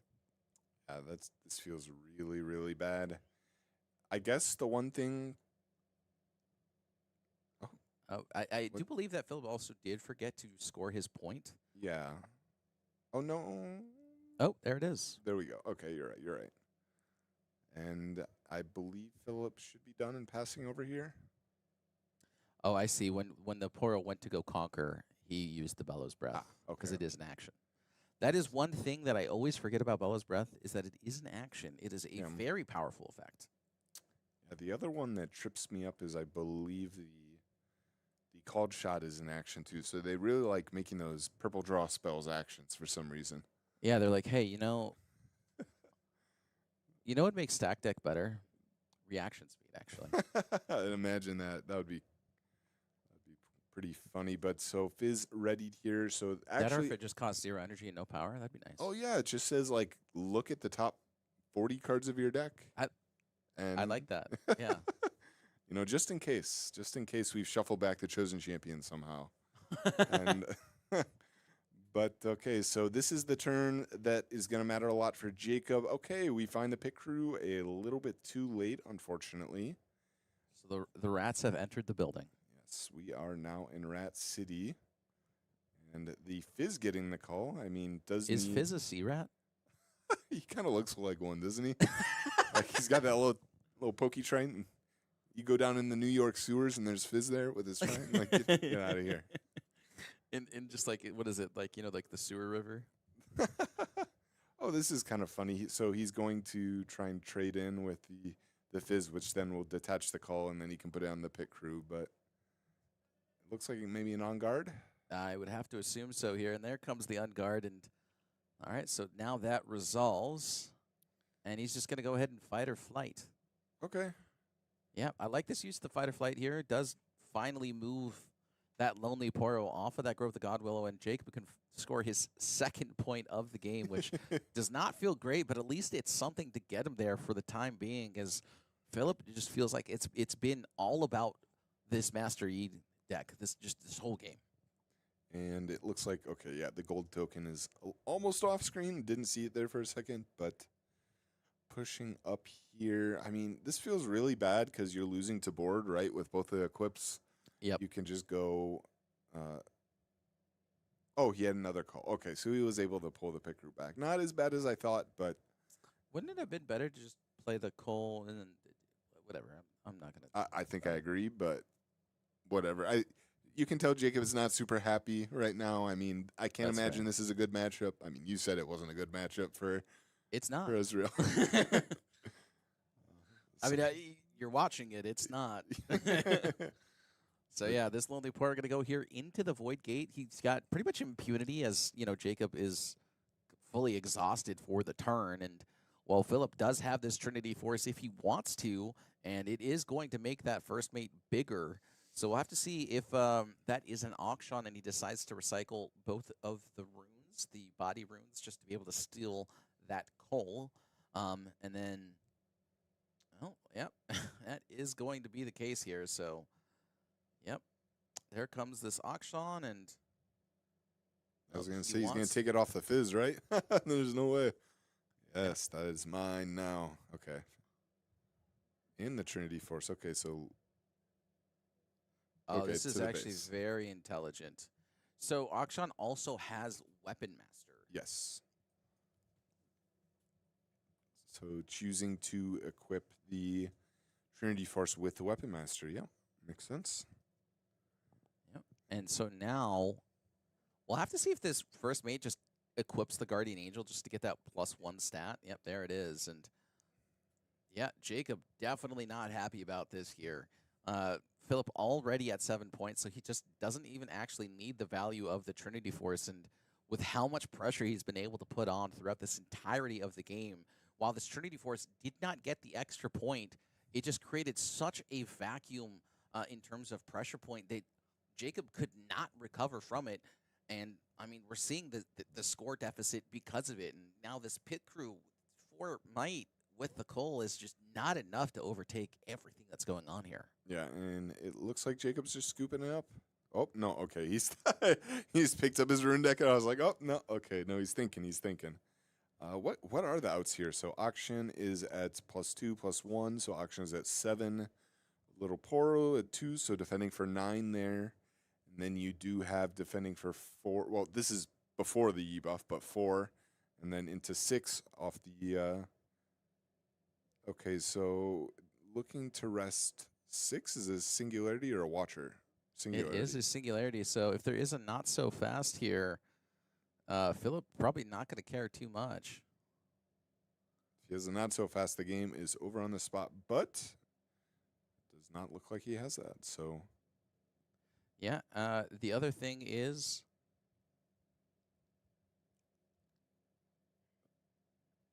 he's going back. Oh, okay. it definitely looked like he let that resolve, but that I'm sure both players are talking. Maybe there was a little bit of a miscommunication, but does decide to discipline the auction there. Does that change? Okay, The so point of it was to, stupefy. I think the point of it was just to see if he drew a not so fast off the discipline before letting the singularity resolve. Yes, there is that as well.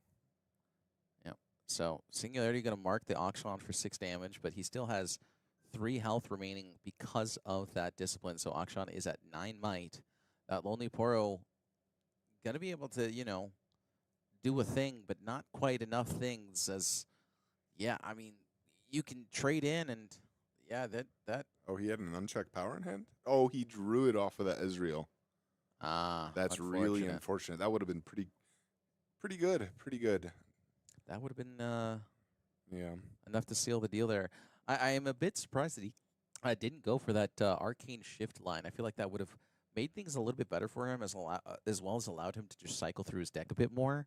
But he opted obviously not to go for it, and I feel like it wouldn't have been obviously the nail of the coffin, but it didn't help. It didn't help at all. And especially in a matchup like this, you got to kind of take every advantage you got when your opponent's deck has, I'm not going to say win buttons, but pretty close. Like the llama is. And The llama's a llama's an menace. auto win, dude. The llama is a menace.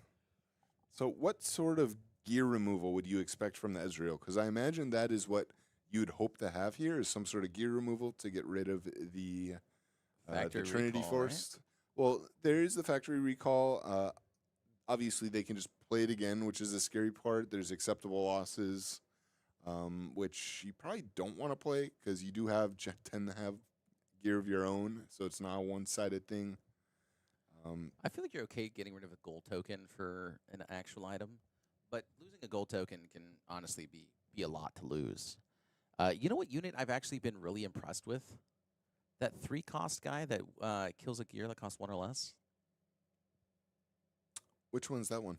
What It's color in is blue. it? blue. Okay, Gonna interesting. be able to find it amongst it. Yes, yes. Check the bulk. Check the bulk. Let's see. I don't know what the card this is, but I believe you. Is he an uncommon? If he's an uncommon, he might be hard to find. He might be. Yeah, I mean, I'm gonna look here really quickly, but yeah, I mean, as these players are getting set up for this next round. Yeah, so that's what the Ezreal might be looking for. What if you were the Yi player? What are you siding versus Ezreal? Or are you just like my main deck is perfect? I think if I have one more not so fast, I think I just side in one more not so fast. Okay. Just in case I don't find the Rune Runner like I didn't last game. But, as you saw, it didn't really matter that much. Yeah. Yeah, the Trinity Force putting in a lot of work, like you said, even though it didn't end up scoring extra points, put in a lot of pressure. A lot of pressure. It forced Jacob to play really aggressively, trying to remove stuff, and got punished. Yeah, absolutely. I think that's just one of those cards where it's like, you're like, oh, it doesn't do much because your opponent interacts with it so easily. And it's like, no, it does a lot of things that don't necessarily cause it to gain you points. It just forces your opponent to make really bad plays. In the sense that, like, they don't have a choice. Mm-hmm. It's not that they're making a mistake. It's that if I don't do this, I lose. Which, that's not a good choice. Here it is. Pickpocket. You're right. Oh. It was an uncommon. Aha. The uncommon's deceptively hard to get playsets of. I opened 50 packs of set 2, and I could not find a playset of this card right here. I only have 2 of them. That hard bargain. I was lucky to get 3. Actually, I have a 4th one. It's a Chinese one, though. Ooh.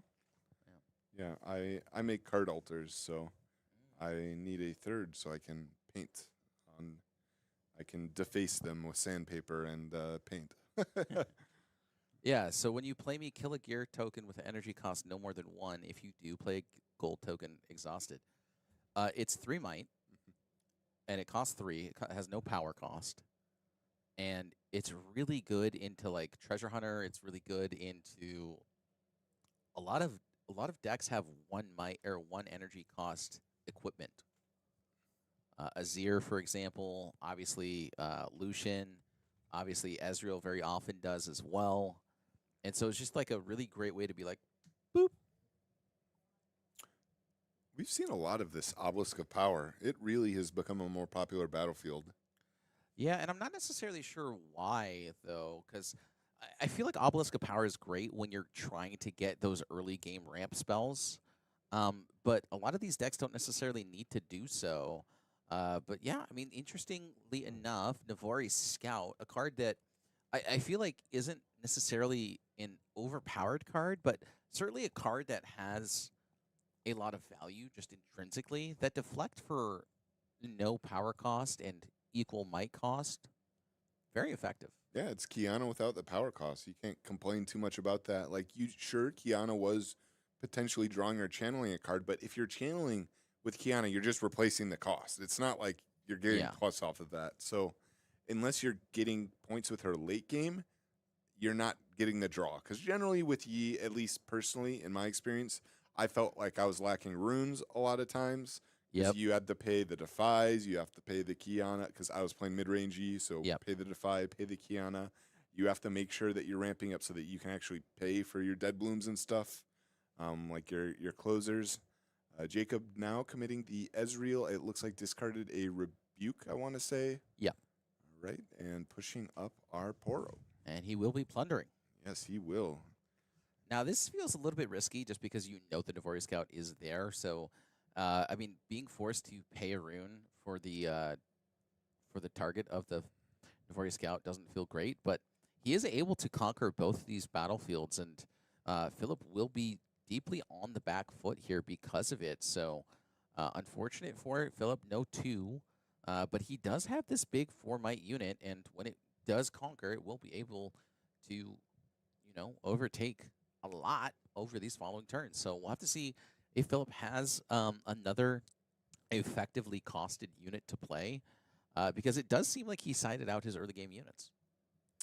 Yeah, it is a cool card here. Jacob just allowing this. I was kind of expecting like a fight or flight onto his own unit to just kind of save it. But, I mean, the deflect, like you said, is going to put in a lot of work here. With the Zonies on the board, he's going to have to at least pay it twice, right? Because it's pretty unlikely Right. he's going to walk over it with a unit. As I mean, we all know how good Yi is at actual combat. So I would expect that Navori Scout is going to eat at least 2 spells, which is 2 power cost. I thought you were going to say too powerful. That would have been too smart for me. I don't see the puns in the moment. I mean, you had the rat is real. That was pretty good. All right, so Master E is actually going to come down here. I like this a lot. This is one of those cards that you just only play when you can, cheese your opponent, either to even out the scoring, even out the score, or to just kind of gain tempo, right? I mean, he is all about the tempo, and if you can get the turn where you get the tempo, why not? So, slams his desk. Is a little bit upset that he sees all of the blue. Yeah, that's rough. It is disappointing, but he does have those 2 gold tokens available to him. But yeah, I mean, he's just being frustrated. And again, this is a bad matchup, and this might be the first time that he's played against the Master Yi in set 2. But yeah, I mean, it's a very, very powerful deck, and it's just showcasing how powerful it can be right now. I'm kind of surprised he had 0 interaction on the last turn when he had 4 runes up, and then just chose. And I say chose, obviously, if he doesn't have the cards in hand to facilitate it, but just kind of shoved up both of his units for both of them to die. Right. And it was dying to board. There was nothing played besides board. It was the E from the Champ Zone and the Navori Scout. So nothing from hand was played and everything died, which feels like a miscalculation because I personally, that should never happen. I mean, Right. the game is what it is, and maybe Jacob's frustration getting to him a little bit, but I generally trading 2 cards from hand to lose to what's on the board to what your opponent wants to do. That's But does have runes here available to work with. Maybe a Singularity would be pretty good here. Obviously, there is the Zonias, but you kind of need to at least clear these units and try to. I mean, unfortunately, not so fast is available, but what can you do? Yeah, I mean, this is exactly showcasing how powerful the Yi deck is into these type of lists. Not so fast, just able to answer pretty much everything that your opponent wants to do to be able to really overtake your units outside of combat, which means that you're forcing your opponent to be in combat. And then in those best case scenarios, you still have to play around punch first. That's true. And we see unchecked power in Jacob's hand. So he does have it again this time.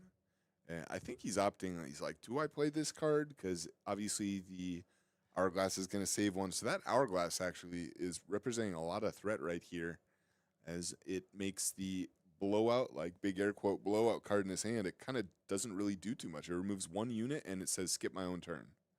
Yep.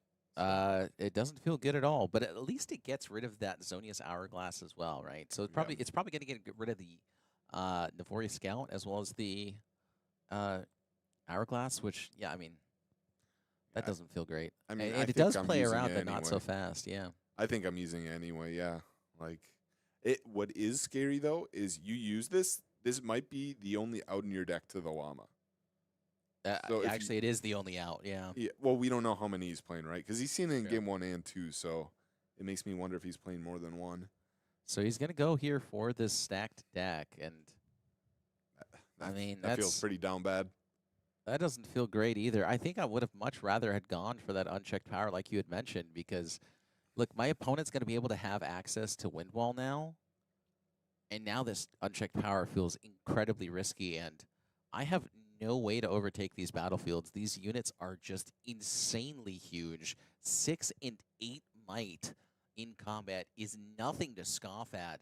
And so, yeah, 3 runes going to get exhausted. Jacob just trying to figure out anything he can do here.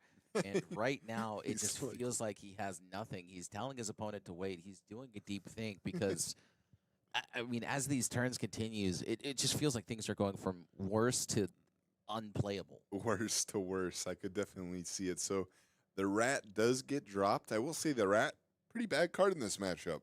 Yeah, It is never conquering. It is never conquering. That call, double conquer, never conquering. So unfortunately, Jacob does pass 1 up. I very much doubt he's playing retreats. Not that it really matters. I mean, the only thing is what, charm which admittedly is a nice card. I will say I'm not really threatened if I'm Philip by anything on the board, so I feel like I would just say okay, whatever. Like if he did, I feel like I'm not even using my charm if I do have one. Let's see what is the game plan here. I think he has 6 cards in hand, as only 3 cards have been played. Yeah, 0 cards in the discard. That's not good. No, that's a good thing. Everything he's played is stuck to the board. Oh yeah. I just meant for the fizz. Okay. Yeah. True. He has nothing that he can utilize out of his graveyard, and then also you have to assume he's on the Rasa, right? I don't know.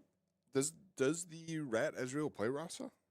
No, I don't actually. I Yeah. think you're right. I don't think it does. There we go. So the Ezreal's gonna get stripped away here by this charm, and yeah, I mean, Jacob just is not having a good time here. Losing this Ezreal after the fact too is just makes things from bad to worse. Another charm gonna go ahead and take away the Rat as well. And man, I mean, you could just see the silent out from Jacob there. This is absolute nightmare territory. Not fun in the slightest. And it looks like, oh, wow, okay, he's playing the Kiana too. It's kind of interesting. Did not expect that at all. Yeah, I think he's opting to not play the 2s and just goes for the Kianas. You know what? It might be in the board, and it might just be in the board for the game where he's on Obelisk, so he's got as many of these, turn 1 forecast characters to play. So what is funny, and this is part of the reason I don't like Obelisk right now, is when I'm playing Obelisk, my opponent just says, okay, because generally you're playing that when you're going second, right? And you're trying to say I'm playing a forecast. Every time I've seen this played on stream at the Chinese regionals or whatever, they just say, okay, I'm going second. Like, I'm going second. You played Obelisk? Okay, I'm going second. I played Draven. Like, I've never seen it be like, okay, my opponent's on Obelisk, I'm still going first. Because, like, we saw this game, actually, Jacob chose to go second. And he played double 2-drop. Admittedly, Philip did have the Hourglass, which is kind of perfect for if he did have to go first, because you just go Hourglass 4-drop, which is, like, not the best thing in the world, but it's fine. This is where the Obelisk helps you, or this is where Fiora helps you, as Obelisk, where you go first. Yeah, 3-drop, really high value 3-drop. Yeah, but I don't think Philip's on the Fiora list. Yeah, I feel like we would have seen it by now. That being said, he hasn't seen a ton of cards from his deck. I mean, he hasn't drawn anything, but I mean, he's played 2 cards essentially, or 3 cards in total. Oh, and then 2 charms. Okay, so he's played 2 charms and 3 cards. 4 cards. There are 4 cards in the field. Yeah, but the Yi came from the champion, Oh, so it doesn't true, count. true. Okay. Yeah. So he's like, this is the thing about Yi, is every card is just so efficiently costed because of that +2 on defense. Yeah. Yeah. Jacob having a real hard time thinking of what to do. I mean, is it time for the uncheck? It might be. I think it has to be here. So 6 actually going to be exhausted in its singularity. So gonna have to recycle 2 because of the Kiana's deflect, but we'll at least be able to get rid of the E potentially. And look, I mean, he's been keeping these 2 runes available, so this is just walking into not so fast territory. And yeah, Jacob. Thankfully, Philip does not have it. Yeah, that is kind of interesting there too, because hitting the Kiana over the Navori is like, oh, and then I think Jacob's saying like, okay, I can use my Ezreal here if I want, or are we going back? What? I see. Okay. It's a little cheaty. Jacob is very nice because this has happened twice, where his opponent has kind of started resolving something and then, oh, never mind. But maybe they're vocalizing this and,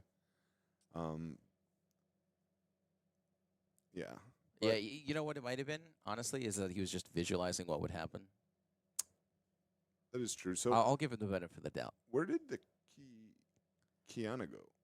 The Kiana went to the banish pile. Shouldn't that have Discard been pile. saved by the Zonias?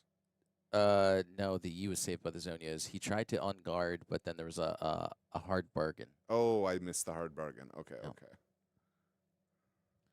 Yeah.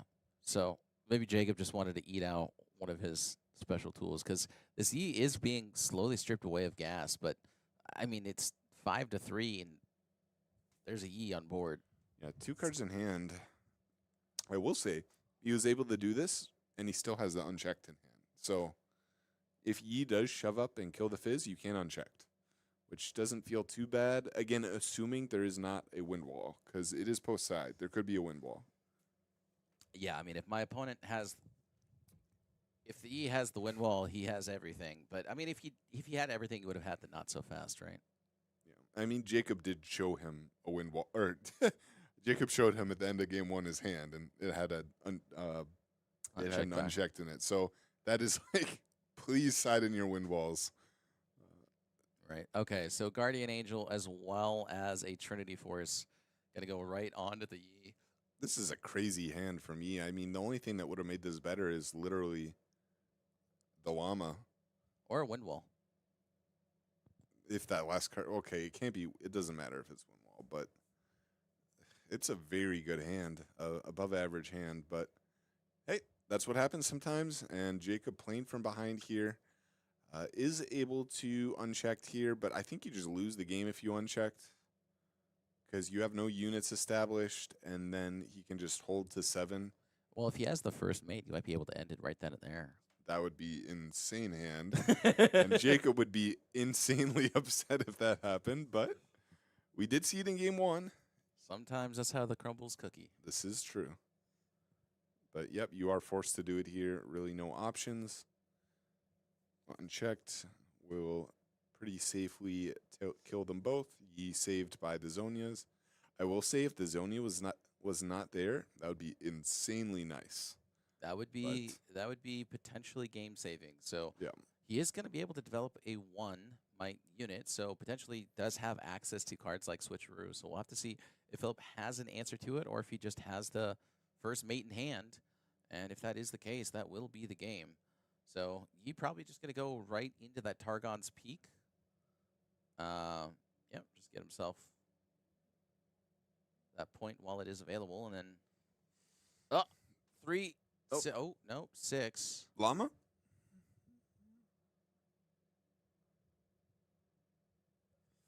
Llama. All right. All right, and the unchecked is out of the deck. There are no more answers to this llama. All right, we'll have to see. Because Jacob has to clear the Yi here. Switcheroo could do it. That is a Rebuke answer. can do it. Fizz can do it because there is a rebuke in the banish pile. So he might even just send in the treasure hunter and then play the Fizz into the unchecked power. That is another option. Nope, not an option. Sorry. He is 1 rune short. All right, what is the plan here, Jacob? How are we doing this? That Yi cannot survive, and unfortunately, the Targons working a little bit against him here, as that does actually give Philip enough runes here for a not so fast, And a wind wall. a wind ball, for a This could be a 1,000-tailed watcher oof, and and a coal. all right, So if that is a punch first, that is also game. all right, no punch first, so it does go through. This was another out that we lost, so I did forget about the Watchers. The Watchers, like, an okay out, assuming that there's no, like, buff, right? Yep. Jacob is. Yeah, Did he get he's. the- I feel like he's calming down a little bit. You know, he's like, okay, finally something worked. He has the unchecked power. He has the 1,000-tailed watcher. He's clawing his way back into this game. Did he forget his treasure token? No, he didn't move the. Oh, yes, he did. Yeah, he did move the. Lose the. Yeah, and there should be a treasure token for conquering with the call. Right, See- just for the coal. Yeah. So See if he remembers. Maybe it's like off the screen. It's a possibility.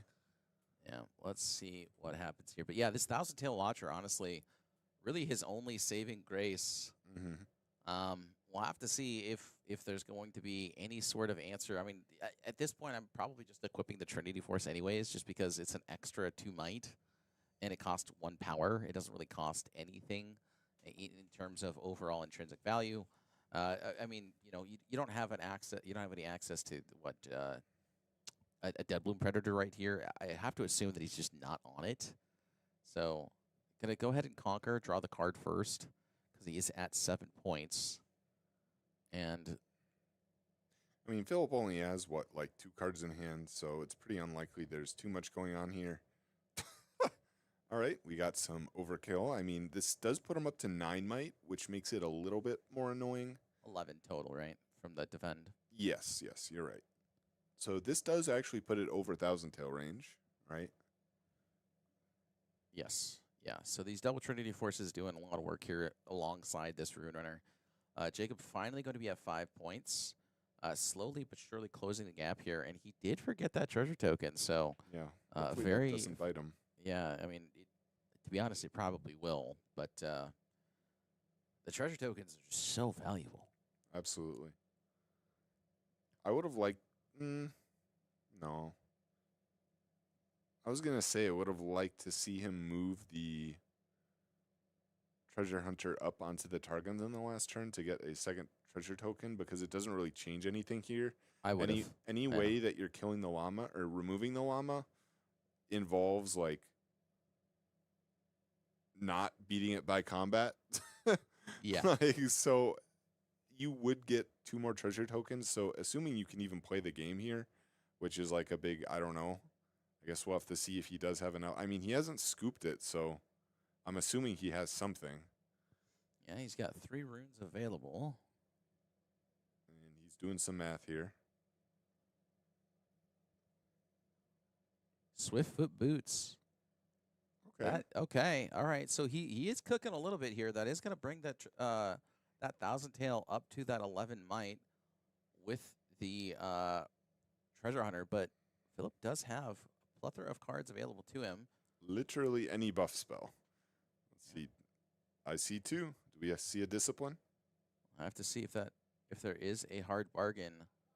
For 4. And there's the wind wall. So. Hey, that'll be it. All right. All right, Jacob. A great sport there at the end there. Unfortunate, not quite enough in the gas tank to be able to get over that hump, but that was an unintentional pun, but that was a pun. It was very close, though. I mean, if he did not specifically have, like, he needed a double pump, it was either double pump plus a defy, pump plus a, it was like a specific combination of cards needed there, but obviously he had it. And, I mean, good on him. It was well played. Did a nice performance on the Yi. So, Yi moving on to top 4. Yeah, Rune Runner doing a great job there. Yeah, the camel, though, could have been any card there. Unfortunately, we did not get to see the power of the untargetability. The only card. We don't know what he had in his hand. It could have been Rebuke or a Fight or Flight. That's or a couple true. other That cards. is true. That is true. In fact, it would be pretty likely he had at least one of those, right? Yeah. Yeah. In fact, I think we saw him pitch a Rebuke off of the Ezreal. So that means that any Fizz does see that as well. Right. Yeah. So, all right. So, Philip moving on. Yeah, 2-0. 2-0.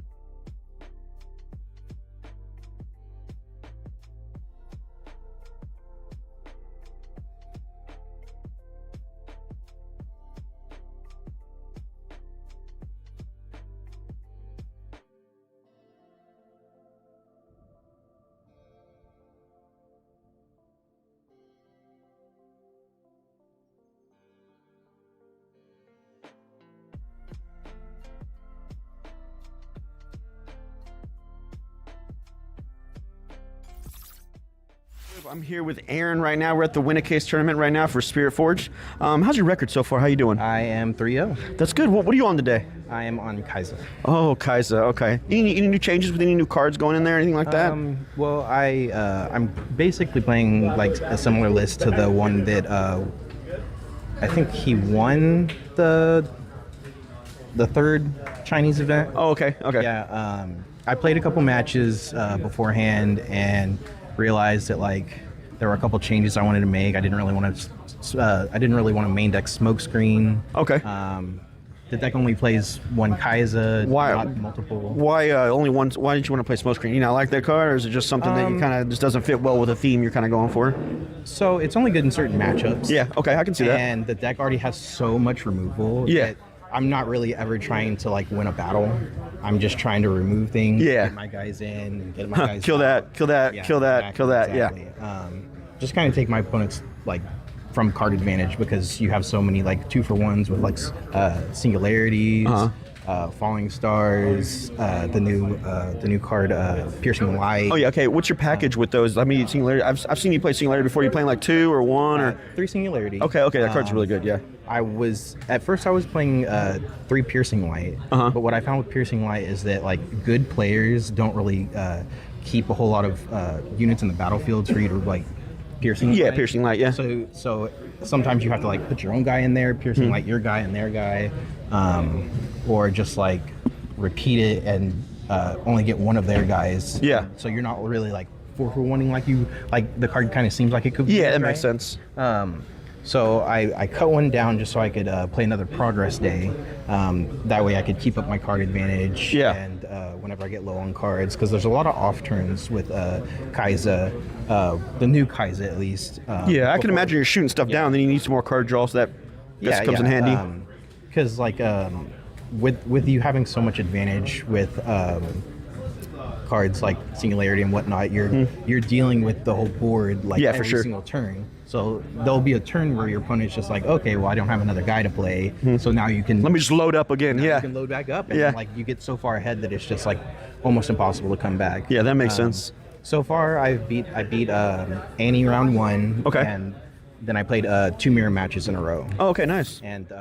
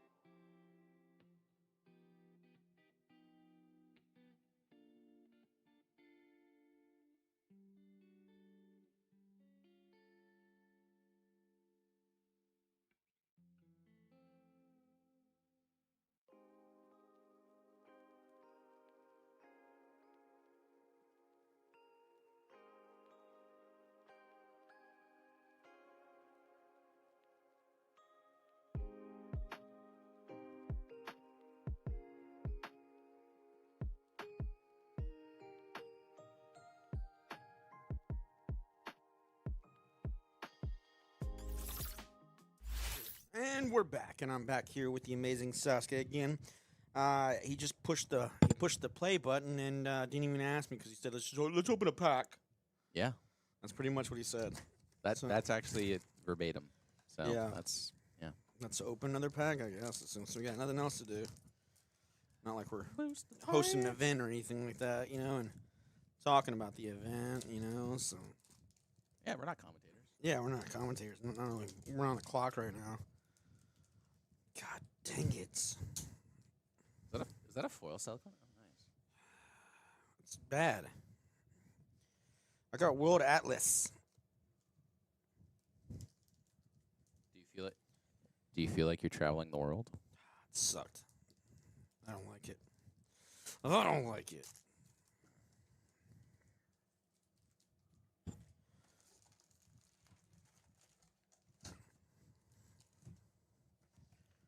I'll start putting these cards in here, man. I'm running out of room in that other box.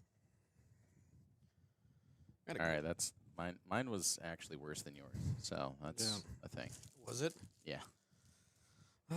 Let's just keep going. They're not playing yet, so. Looks like we got Yi versus. Oh no, is that That's another Ezreal, yeah. Is that really? Oh, wait. No, is that? That's just the last game. They might have updated yet. Yeah, I don't think it's updated. Yeah, What's but it is Yi. Yeah. Oh, is Yi? Yeah, that's what I always say. Yi. Haven't pulled anything good yet. God dang it! He says. Look at that. Oh, you got a Rek'Sai though, like the red one. Yeah, but I mean, It's like a $10 card. I'm not looking for $10 cards, Sasuke. I'm looking for hundreds of dollar cards. God dang it, boy. Ooh. What's that? Looks like trash. I guess it's an over number, so that's cool. That's not an over number. That's an alt art. Oh, altar, whatever it is. Yeah, they're called showcases, actually. Whatever, dude. Actually. There we go. Looks a lot better. It looks cool though. It's a cool card looking card. Yeah, I wish that silver was better though. We're running low on packs though. Might need to buy some more boxes. I think you're just bad luck, dude.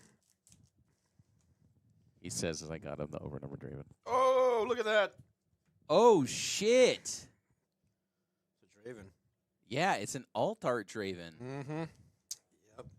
That's Yeah, like I think 100 it's like- bucks. Yeah, I think it's like $50 or $60. No, that's like $100, dude. Whoa. What'd you get? Let me see. You just wasted this pack, didn't you? Yeah, God dang it, Spirit Wheel.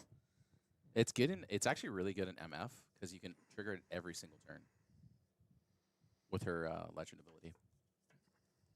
Wow. Where is? Dude, that is actually really cool looking. It looks cool. Put that on a sleeve. Just gonna put a. Yeah, I think the cards that you want to go get graded, you should probably like put them in penny sleeves because you have to get like the what is it that like that little pack thing that you know what I mean that it comes in, and then you have to get the penny sleeve around it. Otherwise, they won't grade it or some shit like that. You have to get the what around it? There's that like expensive box that you know that they're all in, like that magnetic box. I don't know what you're talking about, dude. I've never got anything graded before. Oh really? Yeah, no, I don't know. Oh. Well, this would be worthy of grading. Look at that. Hey, It's an Ezreal, baby. dude, that is an insane box. Oh, look at this too. Ooh, a GA. Wow.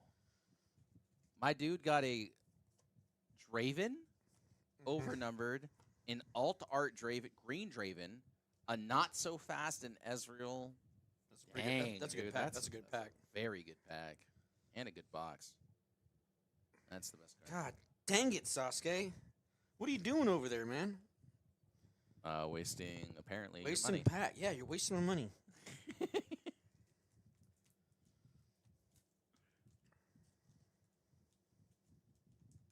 Congrats on the... Is that your first Ezreal? Yeah, that's my first one. That's the altar one too.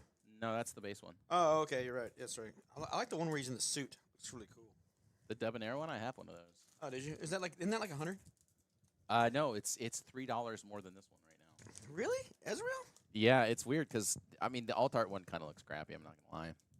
I like this art more. I like the one where he's in the suit. He's just sitting at the table. Damn. There we go. Oh, okay. Alt art Warren. God He's like, this is like $10 too. God dang it. It's got the wrong Aurelia. It's the third one I got. It's making me mad.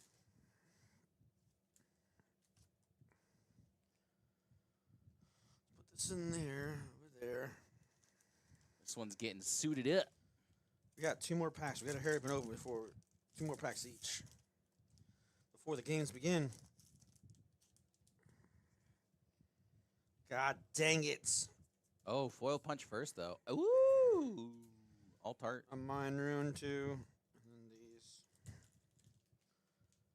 Choppa. Brother, this box is like $400. Yeah. That's just like the super rares or whatever. That's pretty good though. Made your money back though. And some. Yeah. Oh. And an Arise, dude. Huge. Nice. What does this even do? That's the Azir signature, bro. That thing slaps. And a hard bargain. Nice. Yeah. Cool. Last pack. We gotta hurry. All right, last pack magic. Here you go.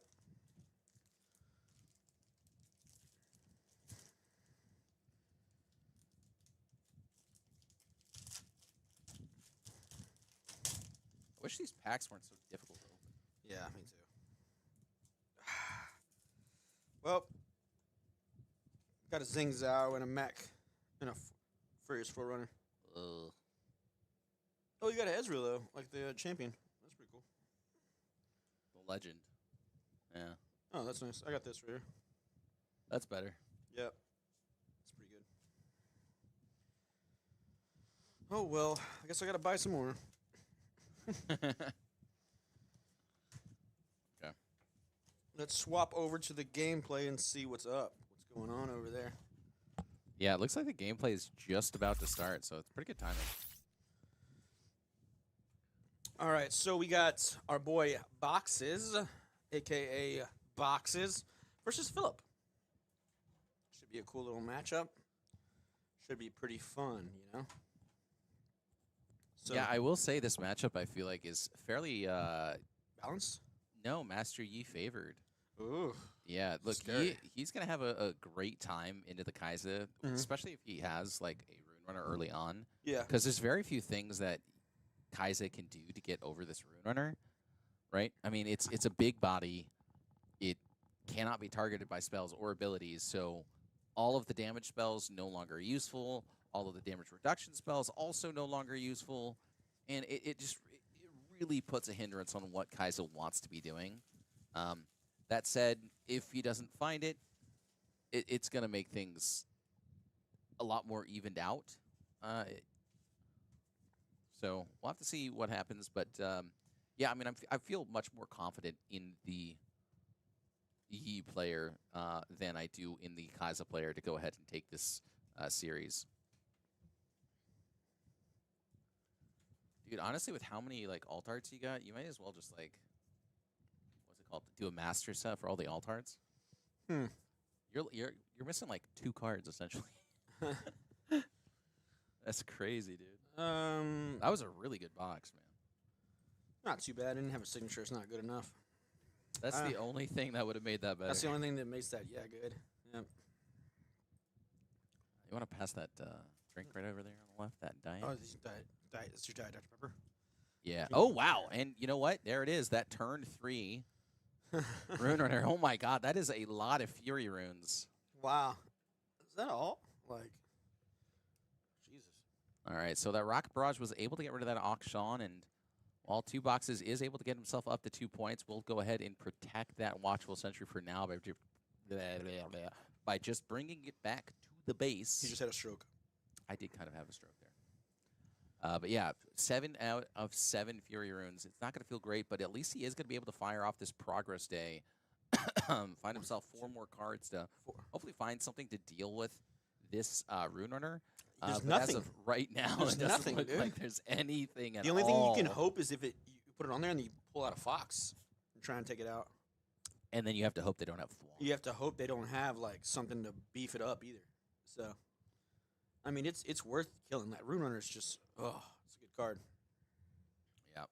He's like, I'll just go in there, or Yeah. you can Darius in there.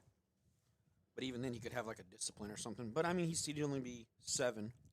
I mean, the Rune Runner is 7 with Yi. Yeah. Oh, that's right. Yeah, I forgot about Yi's ability. That's why I'm a bad player. That's why you gave me the Yi. Yeah, I'm not. much Thank of- you, by the way. Yeah. So another auction going to go ahead and hit the field here, but Philip, honestly, probably feeling very good about his situation. We expect to see this Rune Runner come down pretty much right now, or a Thousand Tail Watcher to deal with this Rune Runner rather, because this Thousand Tail Watcher is an absolute menace, dude. This Rune Runner is going to make things incredibly awkward for him. So Thousand Tail Watcher rather, really the only option he has available in this Kaisa list. He does have a Time Warp in hand, but not enough Mind Runes, let alone enough runes to be able to use it as of right now. So very likely we'll just send in this Watchful Sentry into the Void Gate and find a way to effectively deal with this Akshan. Can he accelerate right now the Fox and everything? He could accelerate the Fox, but the issue is that Philip has 4 cards in hand, or 4 energy available, as well as 5 cards in hand. So it's just very unlikely that this Thousand Tail Watcher is going to be able to deal with this Rune Runner. It'll still be a 3 too. Also, it'll still be a 3. He'd be a 4, right, on defense. -3 from 5, and then 2, and then 2 from that. It's 4, right? Yeah, that's what I said. You said he's 5. No. Oh, okay. Well, yeah. Yeah. So He'd be a 4, yeah. yeah. So he's definitely not going to feel like very big. You know what I mean? The Thousand Tail Watcher is 7 into 4, but if there is something like Punch First or Thwonk or even Double Discipline, Yeah. the Thousand Tail Watcher is just spending 8 runes and recycling 2 of them to do nothing. So Box does have a couple of Foxes in hand, so might just go for it anyways. But that Shark is in hand? The one that shoots for 6 when it comes into play? No. I thought I I saw a didn't- Shark. The Riptide Rex, yeah, I Yeah. don't think it's in there. But yeah, Or- lecturing Yordle. Just waiting Another for a better turn to Another really go time for warp? it. Holy snap. Holy snarkies. Yeah, I think that will be his best bet, is going for the double time warp play. I mean, his opponent does have access to a plethora of answers as to what Box is doing, so we'll have to see what he decides. I mean, this Falling Star might just be the best answer he has available, and we'll see if he just goes for this Let's do it. Falling Star. Let's do it. Let's do Falling Star. There it is. Boom. Shakalaka. Double shot onto the Falling Star. And now Philip.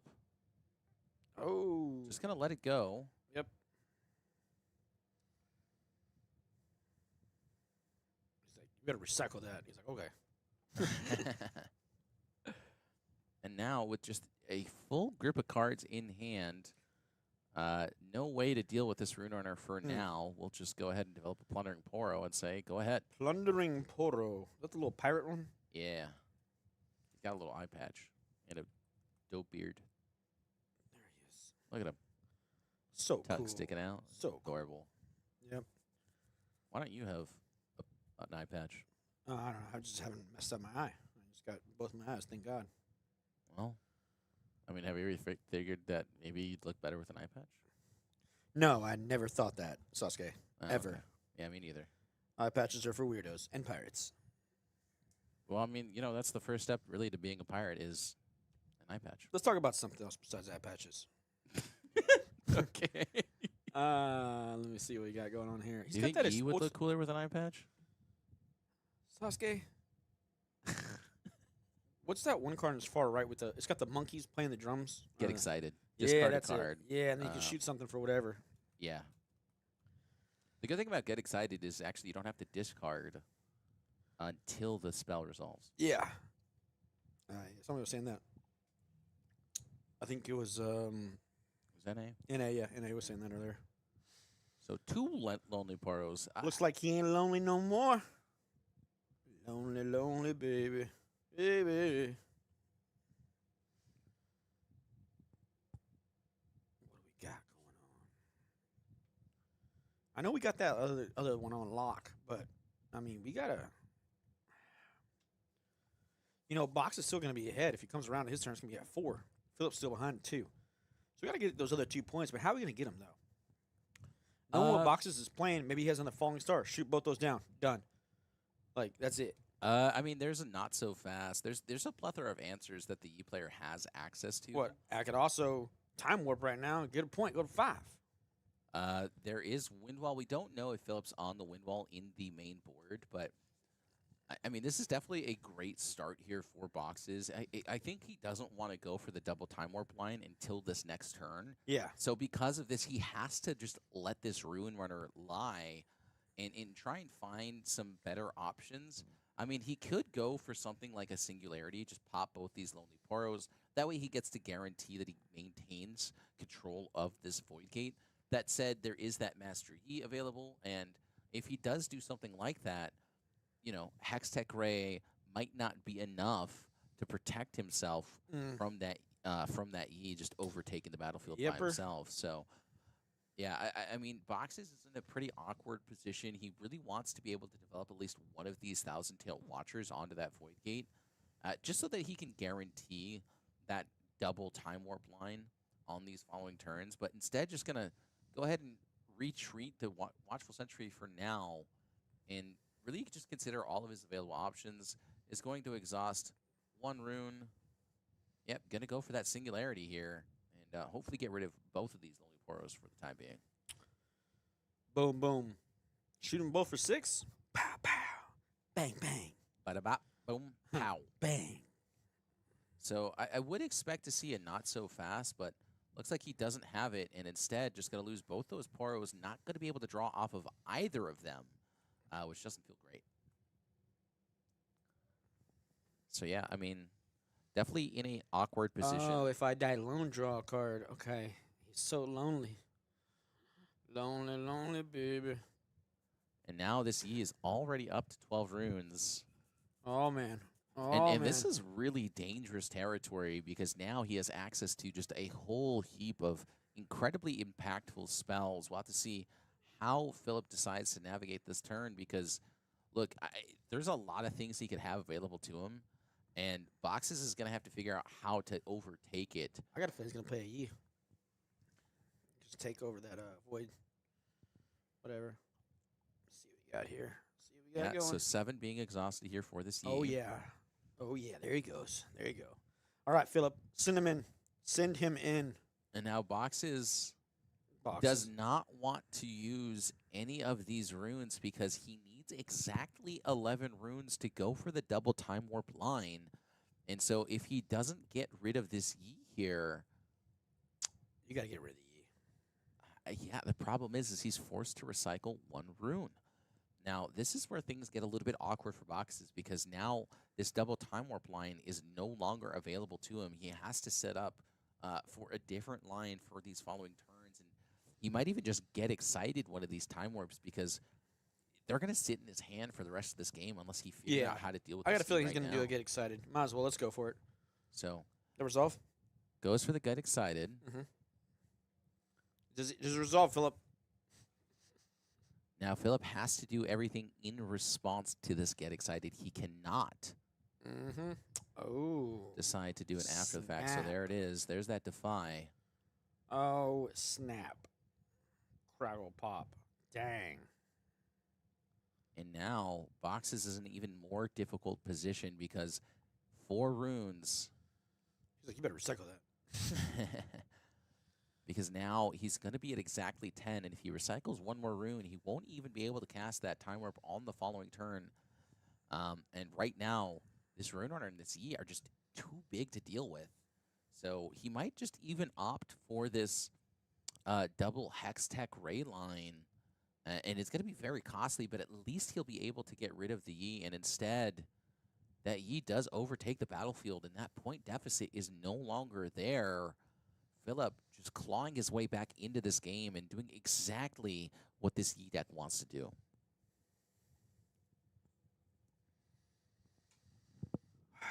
Man, this is getting crazy. All those guys are by themselves, so they're getting that boost. So now Boxes, considering all of his options, has a retreat. Not happy about that. But at least now he can go for this Thousand-Tailed Watcher line and feel a lot more confident about his position. So, Man, even if you steal 1,000 tails, it'll still be like E will be a 4. you would be a 5. Let me see. -3, 3. Oh yeah, 5. Okay. Yeah, you just got a -1 instead. What? Let's see what else we got here. So Hextech Ray looks like it's going to be the first card that comes down here. Shoot it. He's going to go ahead and shoot it. I like this a lot. It might force some sort of interaction for Philip. And I think right now what Boxes is trying to do is tap him under that thwonk range. So 4 damage marked onto the Yi. Now, if this Thousand-Tailed Watcher comes down, that Yi will die, and he will be able to take over one of these battlefields. So, Oh, I see your boxes. Okay. Okay. so here comes this Thousand-Tailed Watcher. Oh, what do we got here? In response becomes Oh the Zonias. no. And now the Yi comes back to base. Oh, the Zonias. But I should have known. But Philip still has 4 runes available. I'd like to see that Thwonk. We have not seen him play it at all this in the last series, but didn't really have a great opportunity to use it. And here's Thwonk right here. It is a repeat effect, stun an attacking unit. Just an incredibly impactful card for decks that really want to hold. Yeah. Being able to stave off huge might Wow. units for a turn can That's really good. hinder everything that your opponent wants to do. And I think Boxes is trying to play around this as effectively as possible.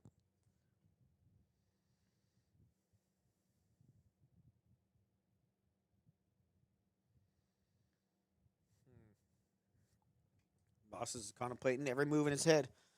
Smart little man. Zanias, though, man.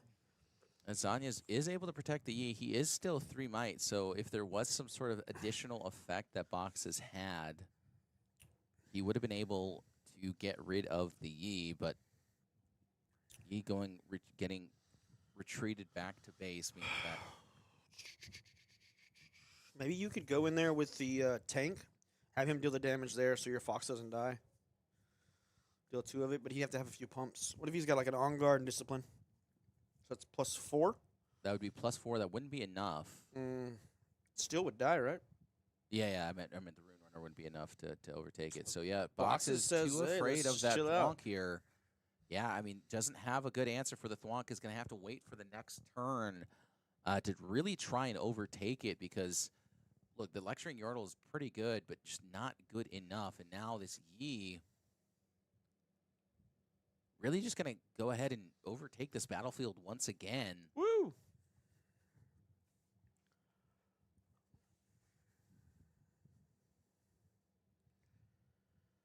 Come on. Oh. You let it die and draw a card, right? I think at this point you have to here. You don't have enough runes available to be able to actually take out this Yi. Finds himself a Progress Day. Very good, very impactful card. I mean, we just saw how good it was here earlier on. Able to find Boxes a whole plethora of new cards. It literally is 6 rune energy, rather, and 1 power to draw a whole new hand. So, found himself 4 cards. Finds himself a first mate. Understands that his opponent cannot win this next turn, but Boxes does have Time Warp, so if Philip does not play around this Time Warp here, he could be severely punished, and it looks like right now he's just not, and instead just going to go ahead and pass, allow his opponent the opportunity to overtake this first mate, but not this Yi. Really is playing effectively around a second Thousand-Tailed Watcher, so now Box is kind of stuck in an awkward position. This first mate is still 5 might. So he has to do something. Okay, let's see. Let's channel some stuff. See what we got here. Oh, Luxury Yordle. That's not going to do it. I mean, you could have another. You could play another Fox, I guess.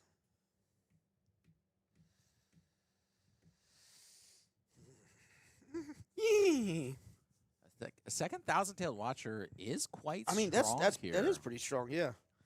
I mean, Yeah, I mean, but it's again, we're just staring at this Thwonk here, and for good reason, because this Thwonk just makes things incredibly awkward to play around, and I think boxes might be respecting it a little bit too much. It's just one of those situations where, well, if my opponent has it, he has it, and Yeah. I cannot afford to play around it anymore. yeah. So, Sometimes you just got to go for it. yep, that Hextech Ray is going to go ahead and attempt Let's to do take it. out that first mate. Now, does Philip have a Defy? He does not. Interesting. I'd say we try and load up a lot on one area, and then we try and time warp it in for the win. You know. I think you're absolutely right. Unfortunately, he's just one rune too short, so he's going to try and get the hold. I see your boxes. I see your plan. And attempt to get that 6 to 7 to win victory here. Now, Philip needs to figure out a way to overtake both of these units, as well as potentially still protect his Yi. I mean, he will be able to go up to 7 points. He might have a first mate to send in the Rune Runner with the Yi to finish off this series here, or game here, rather. But yeah, this Thwonk just too powerful for boxes to figure out, and this Grove of the Godwillow will allow Philip to draw an additional card. And look, I mean, boxes has 7, 8 cards in hand, and so does Philip here. This is a very difficult position to be in. For sure. Now he just has to hope that Philip doesn't have any of these numbers of answers that the E deck is known for.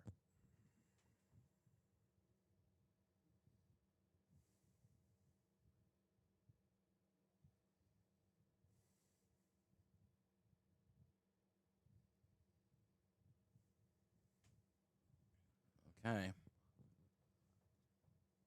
Box is still deciding what he wants to do with the remainder of his turn. He might just go ahead and drop down that Electring Yordle. Gonna go ahead and just dig a little bit deeper, hopefully find something a little bit more useful. Finds himself finally this Falling Star. But again, Philip has 6 cards in his hand.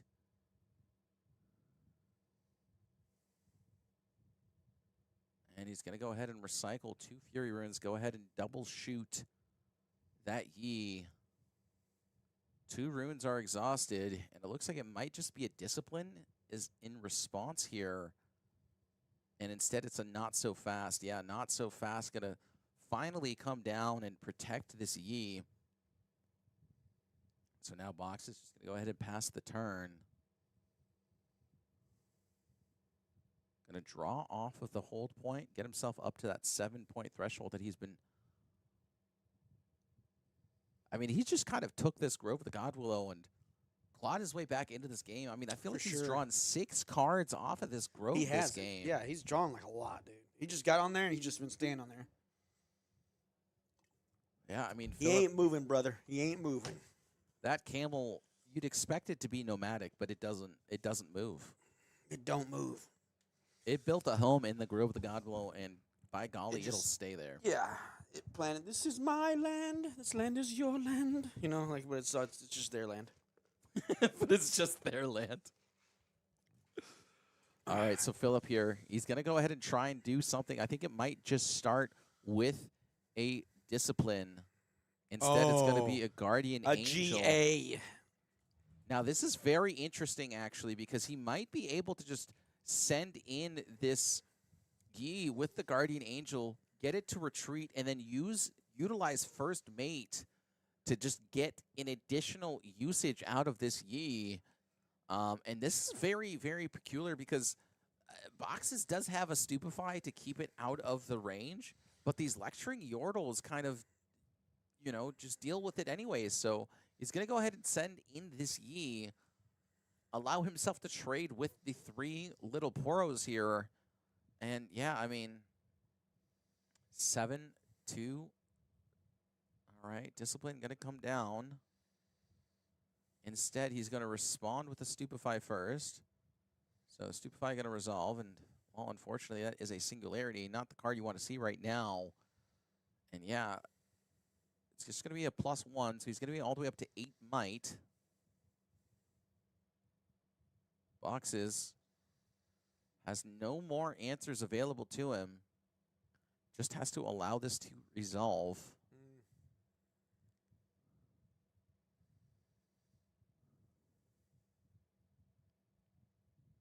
Now Philip, he might have himself another first mate. What we don't know. So yeah, just going to take the trade, shoot all those little Yordles. Boy. Fox is still there. GA's there. GA's gone.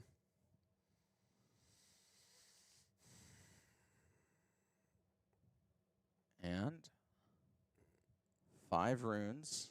God.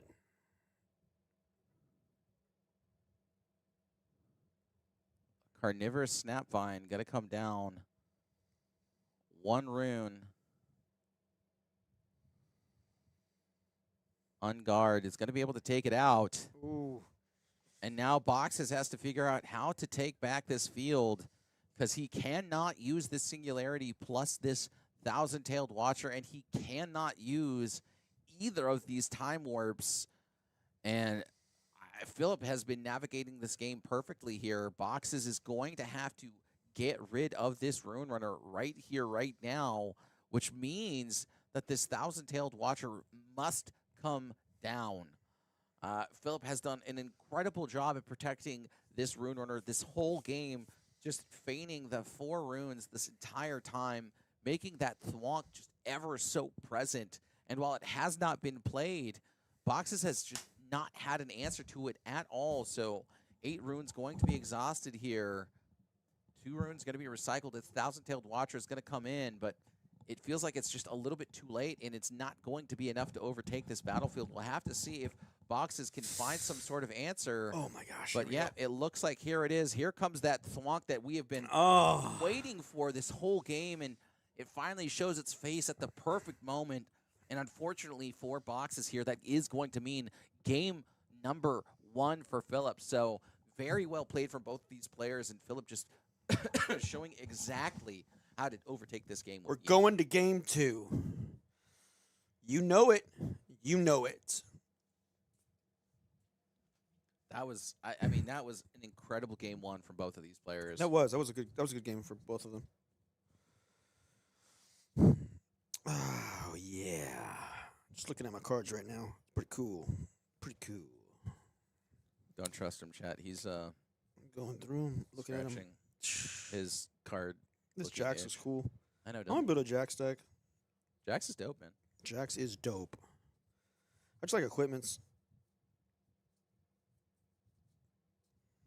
You don't want to do that cool Lucian shenanigans? No, I can't. I don't got the hair for that. You don't got the hair for that? Yeah, I don't have the hair for that. That's fair. I'm glad we gave Tevi a chuckle.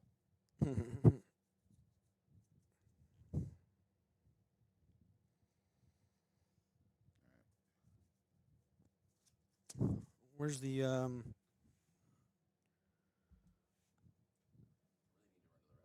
Go for it.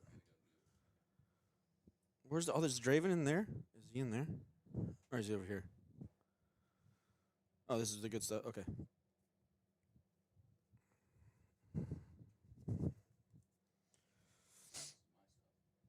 Are you sure?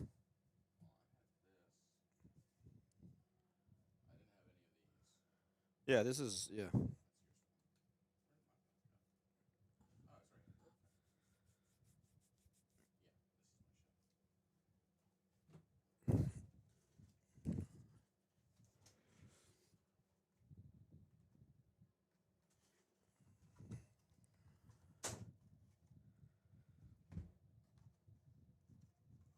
Oh, yeah. All right, so wonder we're gonna get some sideboard going on here. Change the game up a little bit. See what we can play. Oh yeah. It's about to go down, chat. It's about to go down. Oh yeah. Okay, I'll stop doing that. Somebody's probably like, please, can you tell him to stop doing that? That'd be funny. Put those in there. Right now, I'm kind of cleaning up the table because there's so much wrappers everywhere. Jesus, these guys live like pigs. They no honor? Oh no, I just dropped all my. Oh no. Oh no. Just dropped all my perfect fits. Oh no. Alright. Let's see what we got going on here.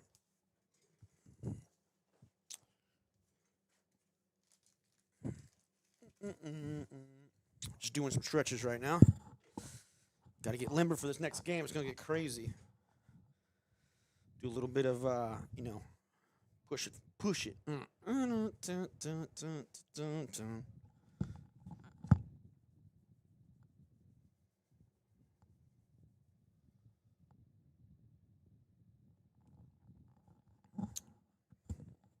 When we're going to see some sideboards in. I feel like I got a feeling we're going to see that mech. The Forerunner, I think it's his name. I feel like we're going to see this guy come in.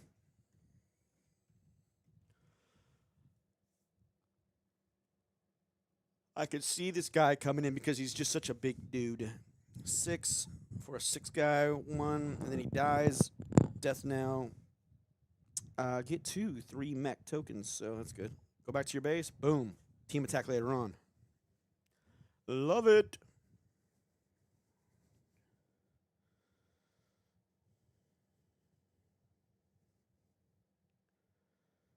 Okay, what's going to happen? Huh. Let's see here. Mr. Wondham's Emporium.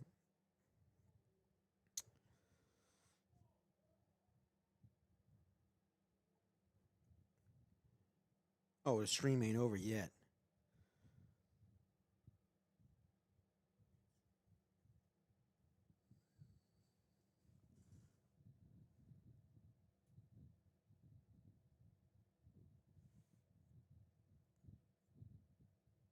What's up, chat? How we doing? How we doing?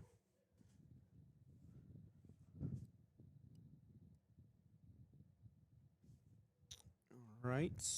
Ooh, Singularity. Yordle. Looks like a Sentry.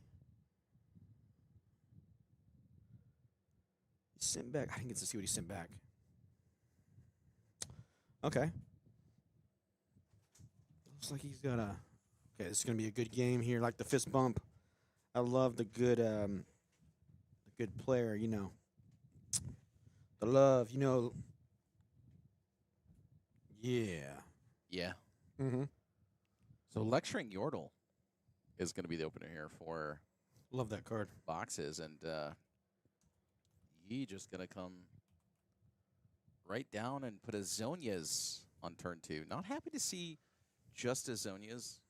Would have liked to have seen an additional unit.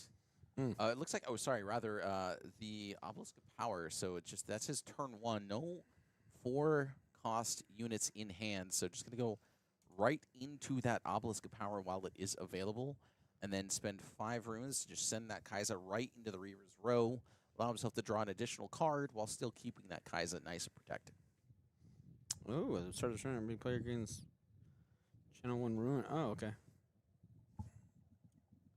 Okay, Boxes is getting an early start here, man. He's like, you know what? I gotta get in where I can, because the problem is once this guy starts getting some mana out and stuff. Oh, there it is again. And there's the Camel right on turn 2. I mean, this is just one of those incredibly impactful cards. It really stops everything every deck wants to be able to do. Look, Thwonk just makes things incredibly awkward. So yeah, Box He is moves just gonna everything go back, ahead and yeah. move it Let's right move it all back back, to base yeah. and says, look, I can't deal with this right now. He's like, I'm good. He's gonna go ahead and just cast Progress Day while he has that opportunity. And yeah, I mean, he's off to a decent start, but right now just doesn't have enough in the gas tank. So just going to go ahead and draw 4 more cards, an entire starting hand worth of cards, and does manage to find himself an unchecked power. However, there is this Zonia's Hourglass to be able to protect himself. So we'll have to see how Boxes deals with this Rune Runner yet again. And it is going to just soak up an entire turn to be able to deal with it. So, I mean, yeah, Boxes all the way up to 4 points. And Philip needs to be able to develop himself a Trinity Force if he wants to be able to answer everything that's going on. So yeah, just going to go ahead and go right into that Obelisk power. Oh, yeah. Let's do it. Let's do it. Let's go. 7 runes going to be exhausted. Going to go ahead and send that Send the in. E right in there, dude. Let's just take them both. Yep. Philip's like, I ain't wasting time. Let's do it. Got an on guard opening, you know. My guys got +2 when they're there by themselves. So we'll have to see if he has himself And another Zonias. Zonias, because if not, this unchecked power is going to get a ton of value. Going to be able to get rid of at least the Master Yi. My God. And yeah, I mean, Philip's going to feel pretty bad about that, to be honest. So we'll have to see what happens on these following turns, because yeah, I mean, unchecked power, it's going to be doing a lot of work. Yeah. So 1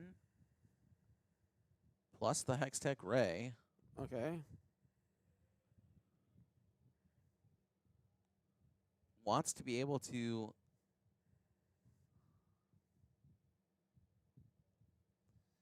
get rid of this Yi, Mm-hmm. and in doing so, get rid of that Zonia's Hourglass so we can deal with that Ruin Runner.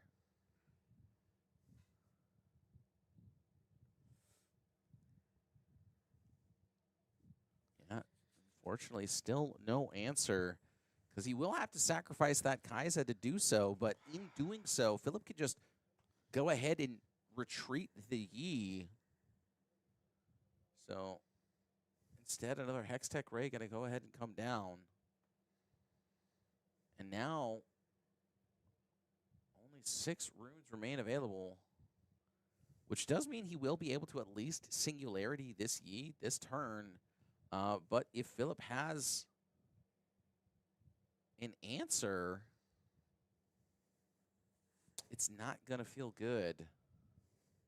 But at least now this unchecked power will be able to deal with that Rune Runner.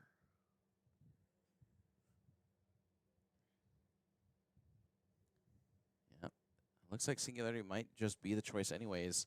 Yeah. He doesn't have any effective way to deal with this E on the following turn. Yeah, I almost want to hope that he plays another character, but I doubt Philip's going to play another guy out there. And, you know, considering that with all Singularity running around everywhere, so. Yeah, just too afraid of an unguard.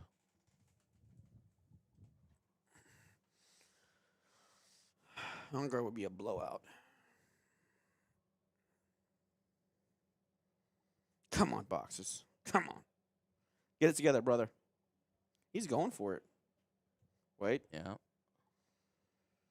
Oh, going to go for the Singularity just onto the E alone, and now Philip going to go ahead and take a look back at his hand. If he does have that on guard, you have to assume it's going to come down. And instead, no, you can't do that. So that punch first no longer available. What do you say? What did you do? He tried to use an action speed effect at reaction time. Punch first. Oh, yeah. Yep. So, Hurt's good. I just hate recycling, too. yeah, I think it's a very powerful effect. But yeah, now Philip is kind of in a very precarious position because this Kai'Sa can actually set up for a time warp here on these coming turns. And yeah, I mean, it's just going to force this Poro to come down defensively and another Poro going to be in base. I mean, yeah, Boxes are pretty happy about this position for now. Mm-hmm. Unfortunately, Philip does not have a good answer. Thousand-Tailed Watcher won't be able to come down for at least another turn, but he is already at 6 points. And so, I mean, Boxes can just take the time to be patient here, just not do anything on this turn, allow himself a little bit of rune recovery, draw himself a card, finds himself second Thousand-Tailed Watcher, might even just go ahead and retreat this Lecturing Yordle just to be able to replay it. Understanding that he has a significant point lead, his opponent can only get to 5 points on the following turn, and this unchecked power just not finding any value.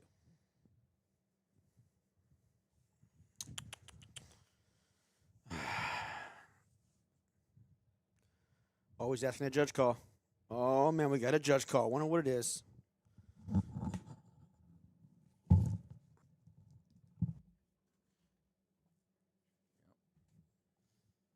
All right. So we're in a very interesting position here on this turn. There's 7 runes available for boxes. He might just play a Lecturing Yordle here. And as you saw, Toops is just there in the background. Very likely taking a restroom run, as I just did so about 5 minutes ago. But yeah, I mean, we're going to go ahead and see what happens here. Like I said, yeah, I mean, it seems unlikely that he wants to keep this Kai'Sa onto the battlefield. He's going to go ahead and drop himself a Lecturing Yordle, draw himself an additional card, exhaust those runes properly. And then, yeah, I mean, might just even retreat and just draw again, get himself 1 additional rune, so that way he has just that little bit of extra breathing room on these following turns, or on this following turn for his final push. But instead, just going to go ahead and bolster his battlefield that much more. 2 energy remains, and he has another 2 cost unit to play. So Philip going to go ahead and bring himself up to 5 points. And honestly, might have sided out these Trinity forces against this Kai'Sa player.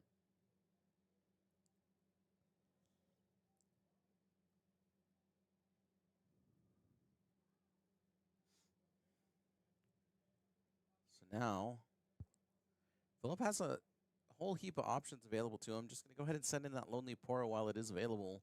And that does tell me that he's got access to cards like Thwonk. Going to go ahead and bolster the battlefield.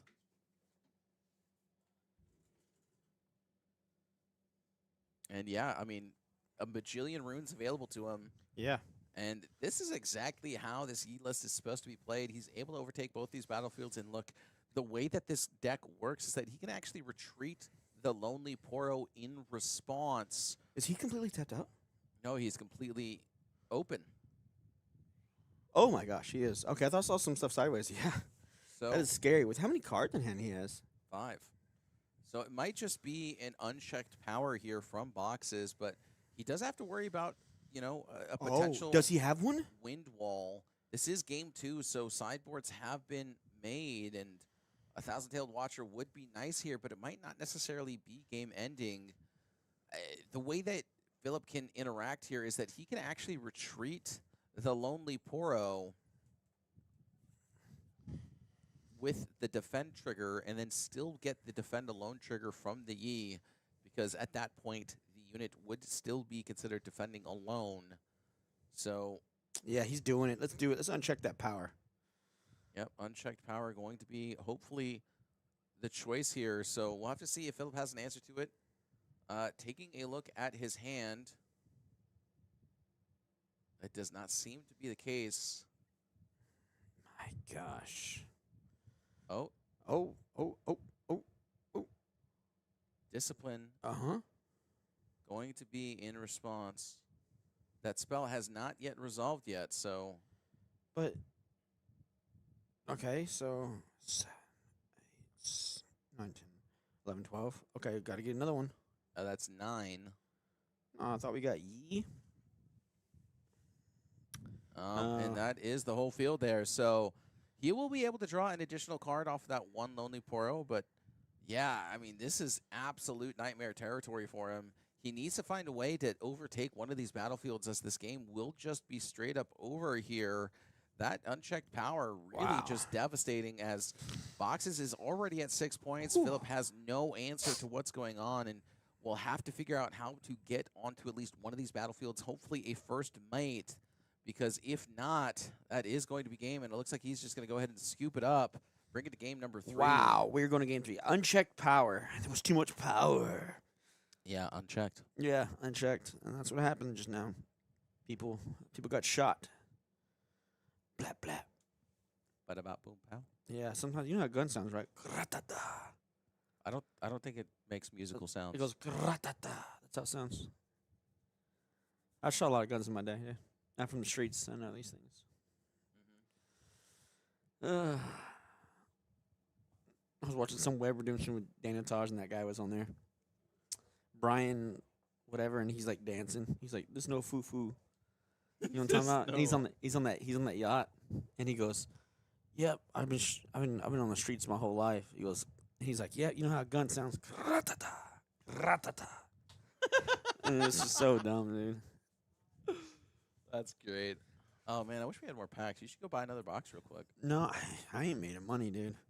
I gotta wait till my I just gave you like my 13 welfare bucks. That's enough. my dude. welfare check comes in on first of the month. Dude, I just gave you 13 bucks. That should be enough, right? I gotta wait till it comes in, and then my income tax, I gotta spend that on boxes, all of it, and then I won't eat. I'm gonna get skinny. I'm gonna get skinny. Yep, time to lose weight. Yeah, I need to also lose weight. Just spend all your money. You won't have any money for food, and that's how you lose weight. It's a secret. The secret of life. Yep. Spend your money on Riftbound. Riftbound? 20 lore, 20 20 bound. 20 bound?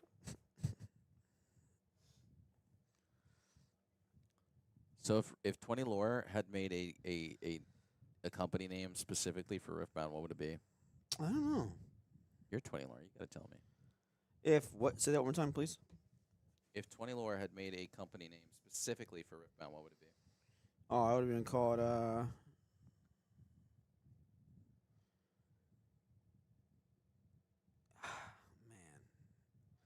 Definitely be called like Runes and Rift. I'm just kidding. Runes and Rift. Yeah, I'm just kidding. No, it would be something like I don't know, like something to do with Riftbound. I don't know. Brooms and Rift? No, I don't know. It'd be something like that. I don't know. I would have named it like Kaiser or something. I don't know. Brooms and Grift. Something like I'd probably call it Unchecked Power. Actually, that would have been pretty good. Yeah. Unchecked Power, and we call ourselves Up. UP. You know. UP. Unchecked Power. I feel like that doesn't sound as good as you think it does. Yeah, I'm just making stuff up as I go. I'm just looking around my surroundings right now, 'cause I got nothing. You ever play Pal World? No, I'm not a child, dude. I don't play childlike games. Pal World is Pokemon with guns, right? I'm It's not like rated T for teen. doing right? it. I won't. I won't do it. That's not what I want to do. Don't you gotta feed your pals too? You gotta feed them. I think so. And like water them and stuff. Have land for them. Water them. Yeah, you gotta like digitally water them. What are you waiting for, dude? I know. I'm stick to my Tamagotchi. I'm pretty good there. Yeah. Mm-hmm. Or like Lamagotchi. Ah.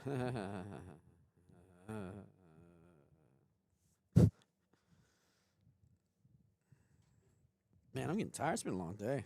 It has been a long day, and you got to do the finals next, too. I'm not doing that. Yeah. I'm leaving. No, you're not. I'm walking out the door. This is your room now. I'm walking out this You're door. in timeout. I'm not in timeout. I'm a grown boy. We're both in timeout.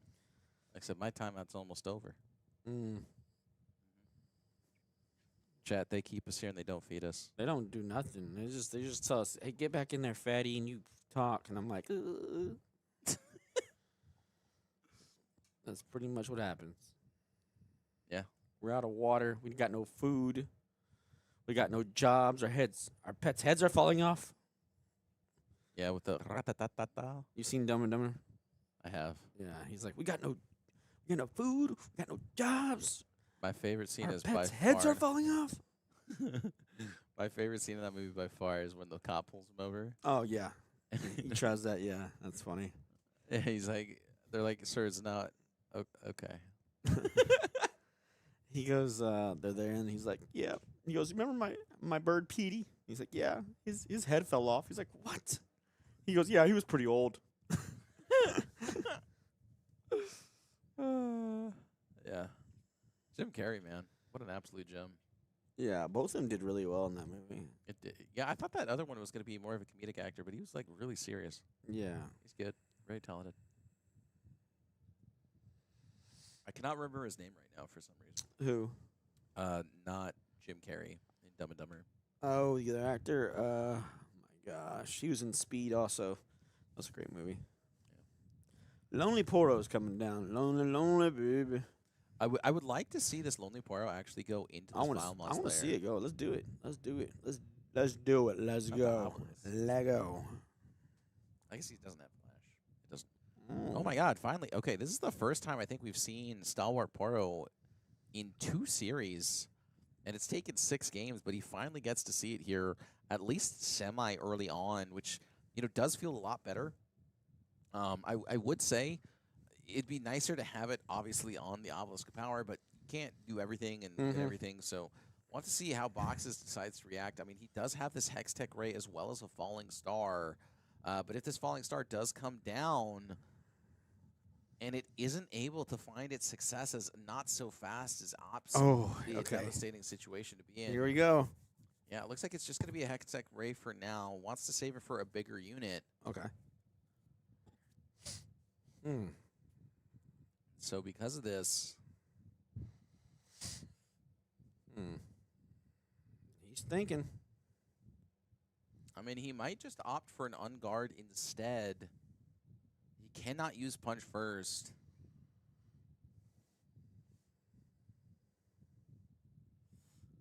That is a not so fast. Could even be a discipline, but instead just gonna, okay, I think it is a not so fast. Doesn't want to use the not so fast as of right now. Allows himself the opportunity to send in both units onto both battlefields, and Philip's going to feel very bad about this, as now Philip is going to be on the back foot in terms of points. He's going to be just that 1 point behind, and not to mention Kaizen might still have 1 Time Warp in his list. We don't know if he cited it out, but Falling Star going to go ahead and come down, and so now the not so fast feels pretty effective. This is a very aggressive line from Philip, or from Boxes, but it's going to pay off incredibly well here, as now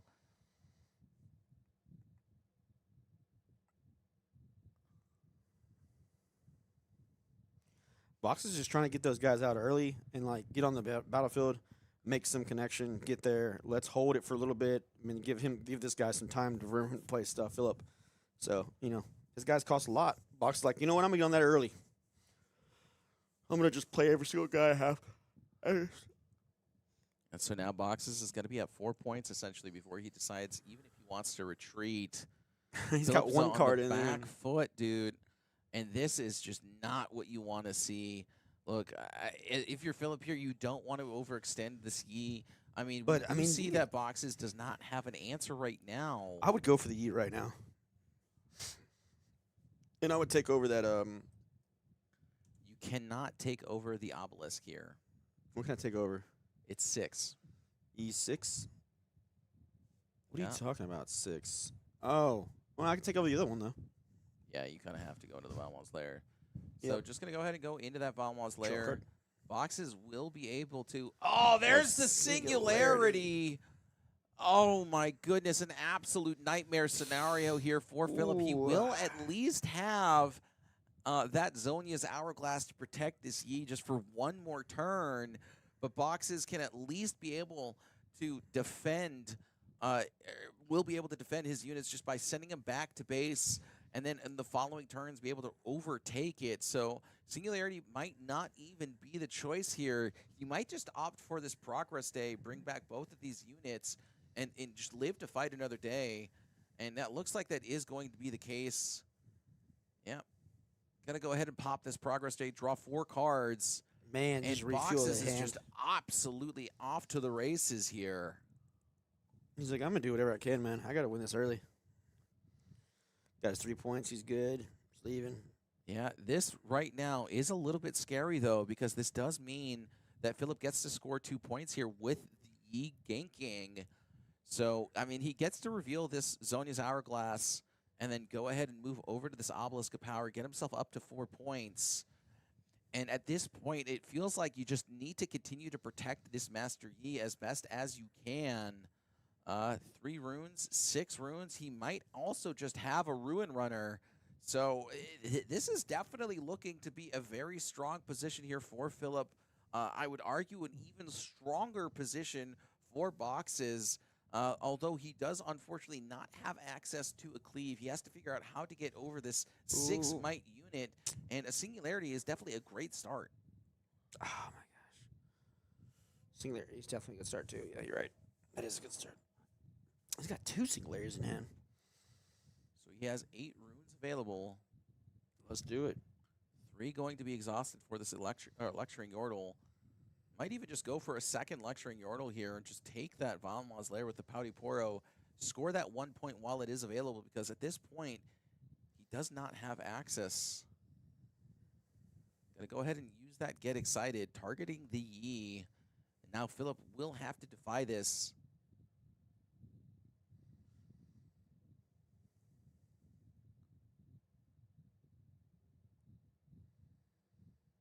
He must use whatever reaction he has beforehand.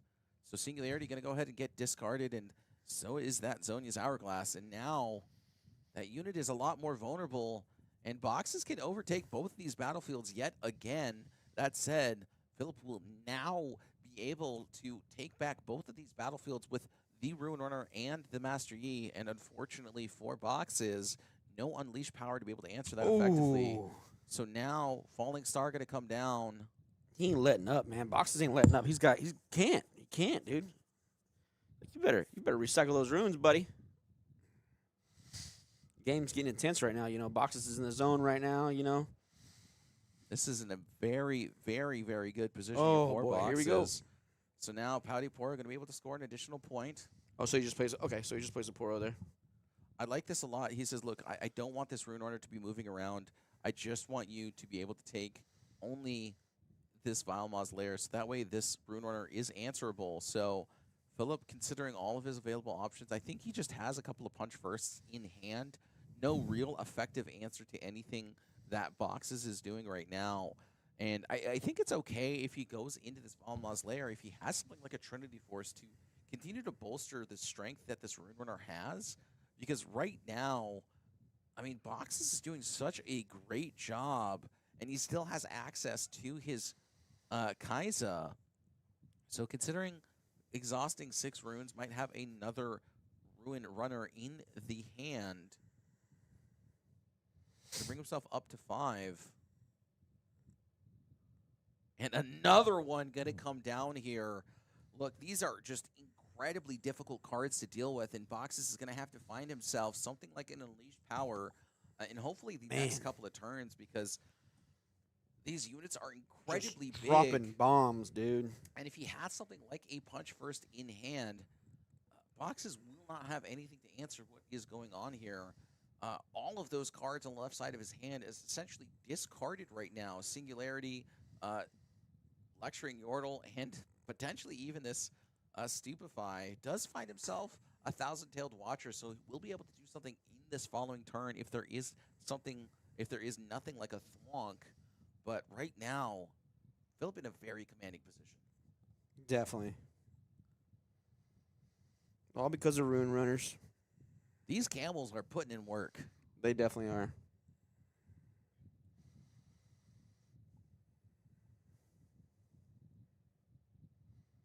So now Boxes has to figure out what he wants to do. I think it has to be just Stupefy your own unit. Send in that Lecturing Yordle into that Obelisk of Power. Sure, it keeps you off of even points, but at least you can, gain a point while it is available, because it is very scary. So instead, just going to keep 1 rune available, threaten actually, I guess nothing, because it really is just these Rune Runners at the battlefields and base. And now Philip no longer needs to exhaust any runes to do what he wants to do. This Valmaz Lair proving to be incredibly annoying, even for Boxes right now. But, you know, he still does get to manage to hold this battlefield, so he is at 6 points. And now 4 runes going to be exhausted. It might be a Kiana here. Oh. No, it is that Trinity Force. Oh my gosh. And now Boxes has only 1 turn available, and Philip is playing around this unchecked power just so well. Trinity Force. Oh. Instead, decides that that's okay. If you have the unchecked power, I have the answer. 5 cards remain in Philip's hand. It must be that he has the answers. And now Boxes has to figure out how to overtake this battlefield. Look, even with the double thwonk, I don't think he had the answers. I mean, it's 7, it's 9, it goes to 6. Yeah, he just wouldn't have been able to have enough to defend, even with the double thwonk there. So very, very well navigated for Philip. Understands that, okay, this Trinity Force will just make it incredibly awkward for this Thousand-Tailed Watcher to find any value. But now Boxes needs to find something a little bit more useful to do. Punch first, Stellacorn Herder is what I saw in his hand. He's just going to stupefy his own Lecturing Yordle, and there's the unchecked power. Oh my gosh. Oh my gosh, dude. And I think this was a little bit of an overextension. Look here how for excited he Phillip. is. Boom, That let's do it. unchecked power. Oh my god. Oh my, does he have the card in hand? Unyielding Spirit? I couldn't see. I think it's a Master Yi. Oh my gosh. Whoa. Man. Yeah, and a bit of a mistake here from Philip. Was playing around that unchecked power very effectively, but decided to go for the final push there. And now he just has to pass the turn. And now Boxes does have a turn to go ahead and try and recover. Does have that Master Yi. Let's see, 3, 6, 7. Has the Master Yi in hand. He may have drawn himself a first mate, and if that is the case, that could just be game here. We'll go ahead and recycle.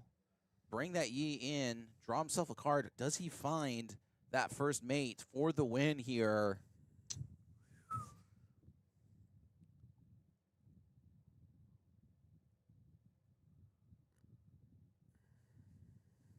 He is now out of... We did see a Defy.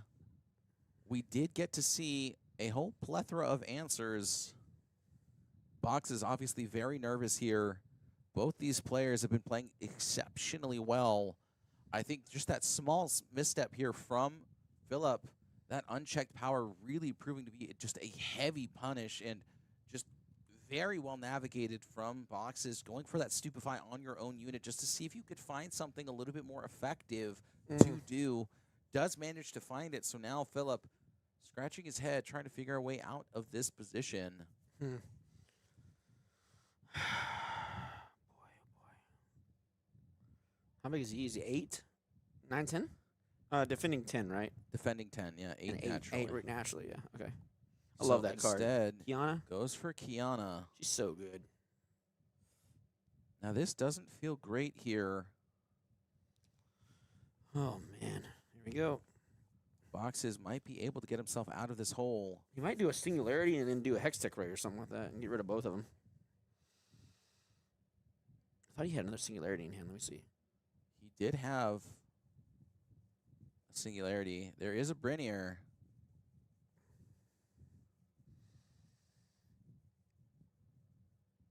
Yeah, I was just trying to get everything off the board and just try and go in. I mean, it's something that you got to, man. You got to keep them off. The Singularity.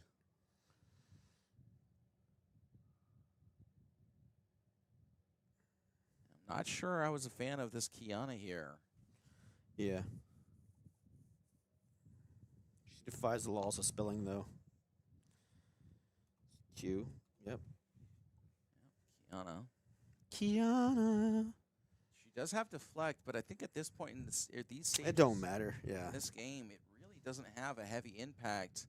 And if Boxes is able to take out both of these units, overtake both these battlefields, Philip will be out of luck here. Both these players just in a nail biter position, and I think it really does come down to that decision to last minute decision to change Yeah. and go for that obelisk of power. I would go for the Singularity, then Hextech Ray, the other one, and then go in with Kaiser and Yodel, and then the other Noxus and Yodel. That's what I would do. But I'm in a booth. I'm not out there playing.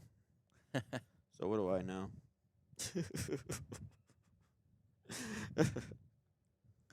All right, so Do the Box move. is really considering all of his available options. He might just go for this Thousand-Tailed Watcher instead, because there is only one rune available for Philip. Even if it is that punch first, it's only a +2, so it's 12.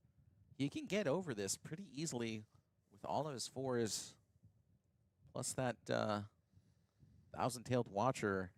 And this does play around a lot of these aggressive tools. So 6 runes going to Here we be go. exhausted here. It's going to be the Bryn here instead. What? And I don't believe he has... Uh-oh. The screen froze for us. Okay. Yeah, everything's frozen. I am fixing that right now. Everything's frozen, dude. Do something. Do this. Just double click something. Harry. Yeah, sorry, chat. Hold on a second.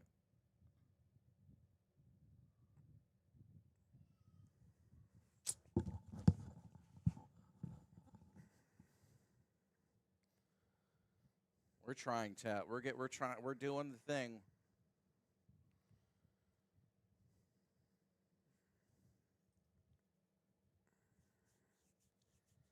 Let me just go there.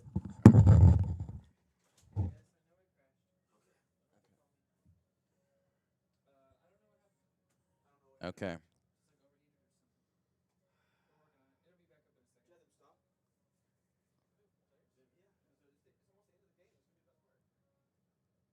Chat, we are facing technical difficulties right now. We are asking the players to hold their hand.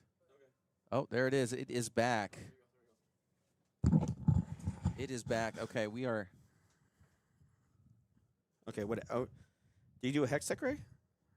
Hextech Ray plus a Piercing Light. Boy. Double Piercing Light, 7. Let's go for it, dude. Let's go. He must send in a 4. Got on guard mana though. How did he avoid recycling for the Kiana? Oh, no, he didn't.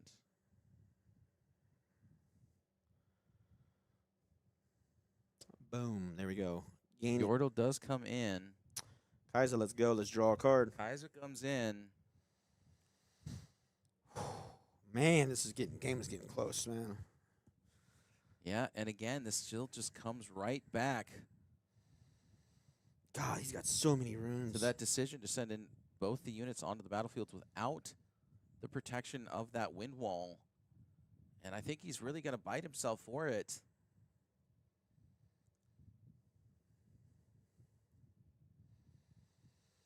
Philip here drops down this Kiana. Ooh. Does he have the first mate? Oh, Looks for it. Oh my And gosh. there it is. Yeah. Handshake comes out. Boxes elated. Yeah. What That was a a crazy- clawback there from crazy both game. of these players. And yeah, really should have just kept back that Rune Runner. Even his buddy telling him, just play it patiently there. You had the win. And even if you didn't have the win there, on that following turn, that Rune Runner would have been able to come in alongside that Yi with, I believe, double punch first as well. So it would have been incredibly difficult for this Kaiser player to defend that. And I mean, very, very well navigated from Boxes. And honestly, a very small misstep in a very long day. Yeah. But ends up costing him really just the entire series. Yeah, that was a great. He played it pretty well. I mean, you didn't think he'd get another unchecked power. Box probably plays like one or two of those, and you kind of don't see him. You saw him last game, but you're like, Dad'll have it again, and he kind of had it. So, again, great play from Phillip and Boxes showing Yeah, just both of these players playing doing really exceptionally well. and that's why we're here. That's why we're here to talk about games like this. I mean, again, these players have been playing for at least 7 hours at this point in time. Yeah, And again, I really want to stress the point that it was a very small misstep. I think in 99% of the cases, that wouldn't have had the impact that it did. But, excuse me, but my sorry, gosh, finds the top deck of the century and really has the only answer or only punish that could have happened there. And so, yeah, I mean, it is what it is, and yeah, we'll have to Great see game. how Boxes does in the finals here Yeah. because, I mean, man, incredibly well navigated. what a great game. Truly. Good games. So, we're gonna try and get the next one going right for you guys. We're gonna get that going up real quick because finals. We're about to grab those guys and put them on the stage and get it going. Just give us a few minutes and we'll get that going for you right now. Okay. yeah, we will be BRB. Oh, where's the BRB screen? Uh-oh. Here, we'll just put this. No.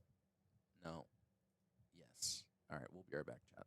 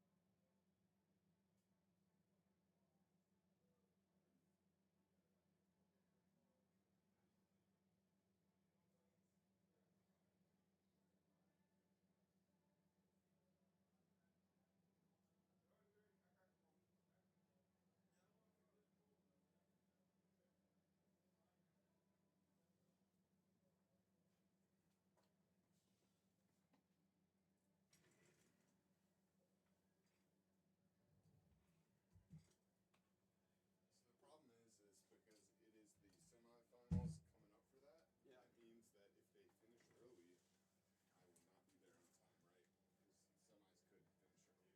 Yeah. So,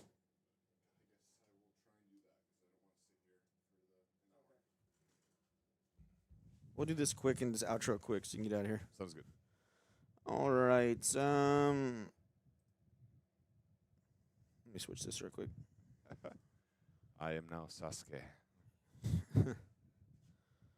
Yeah, there we go. Sweet.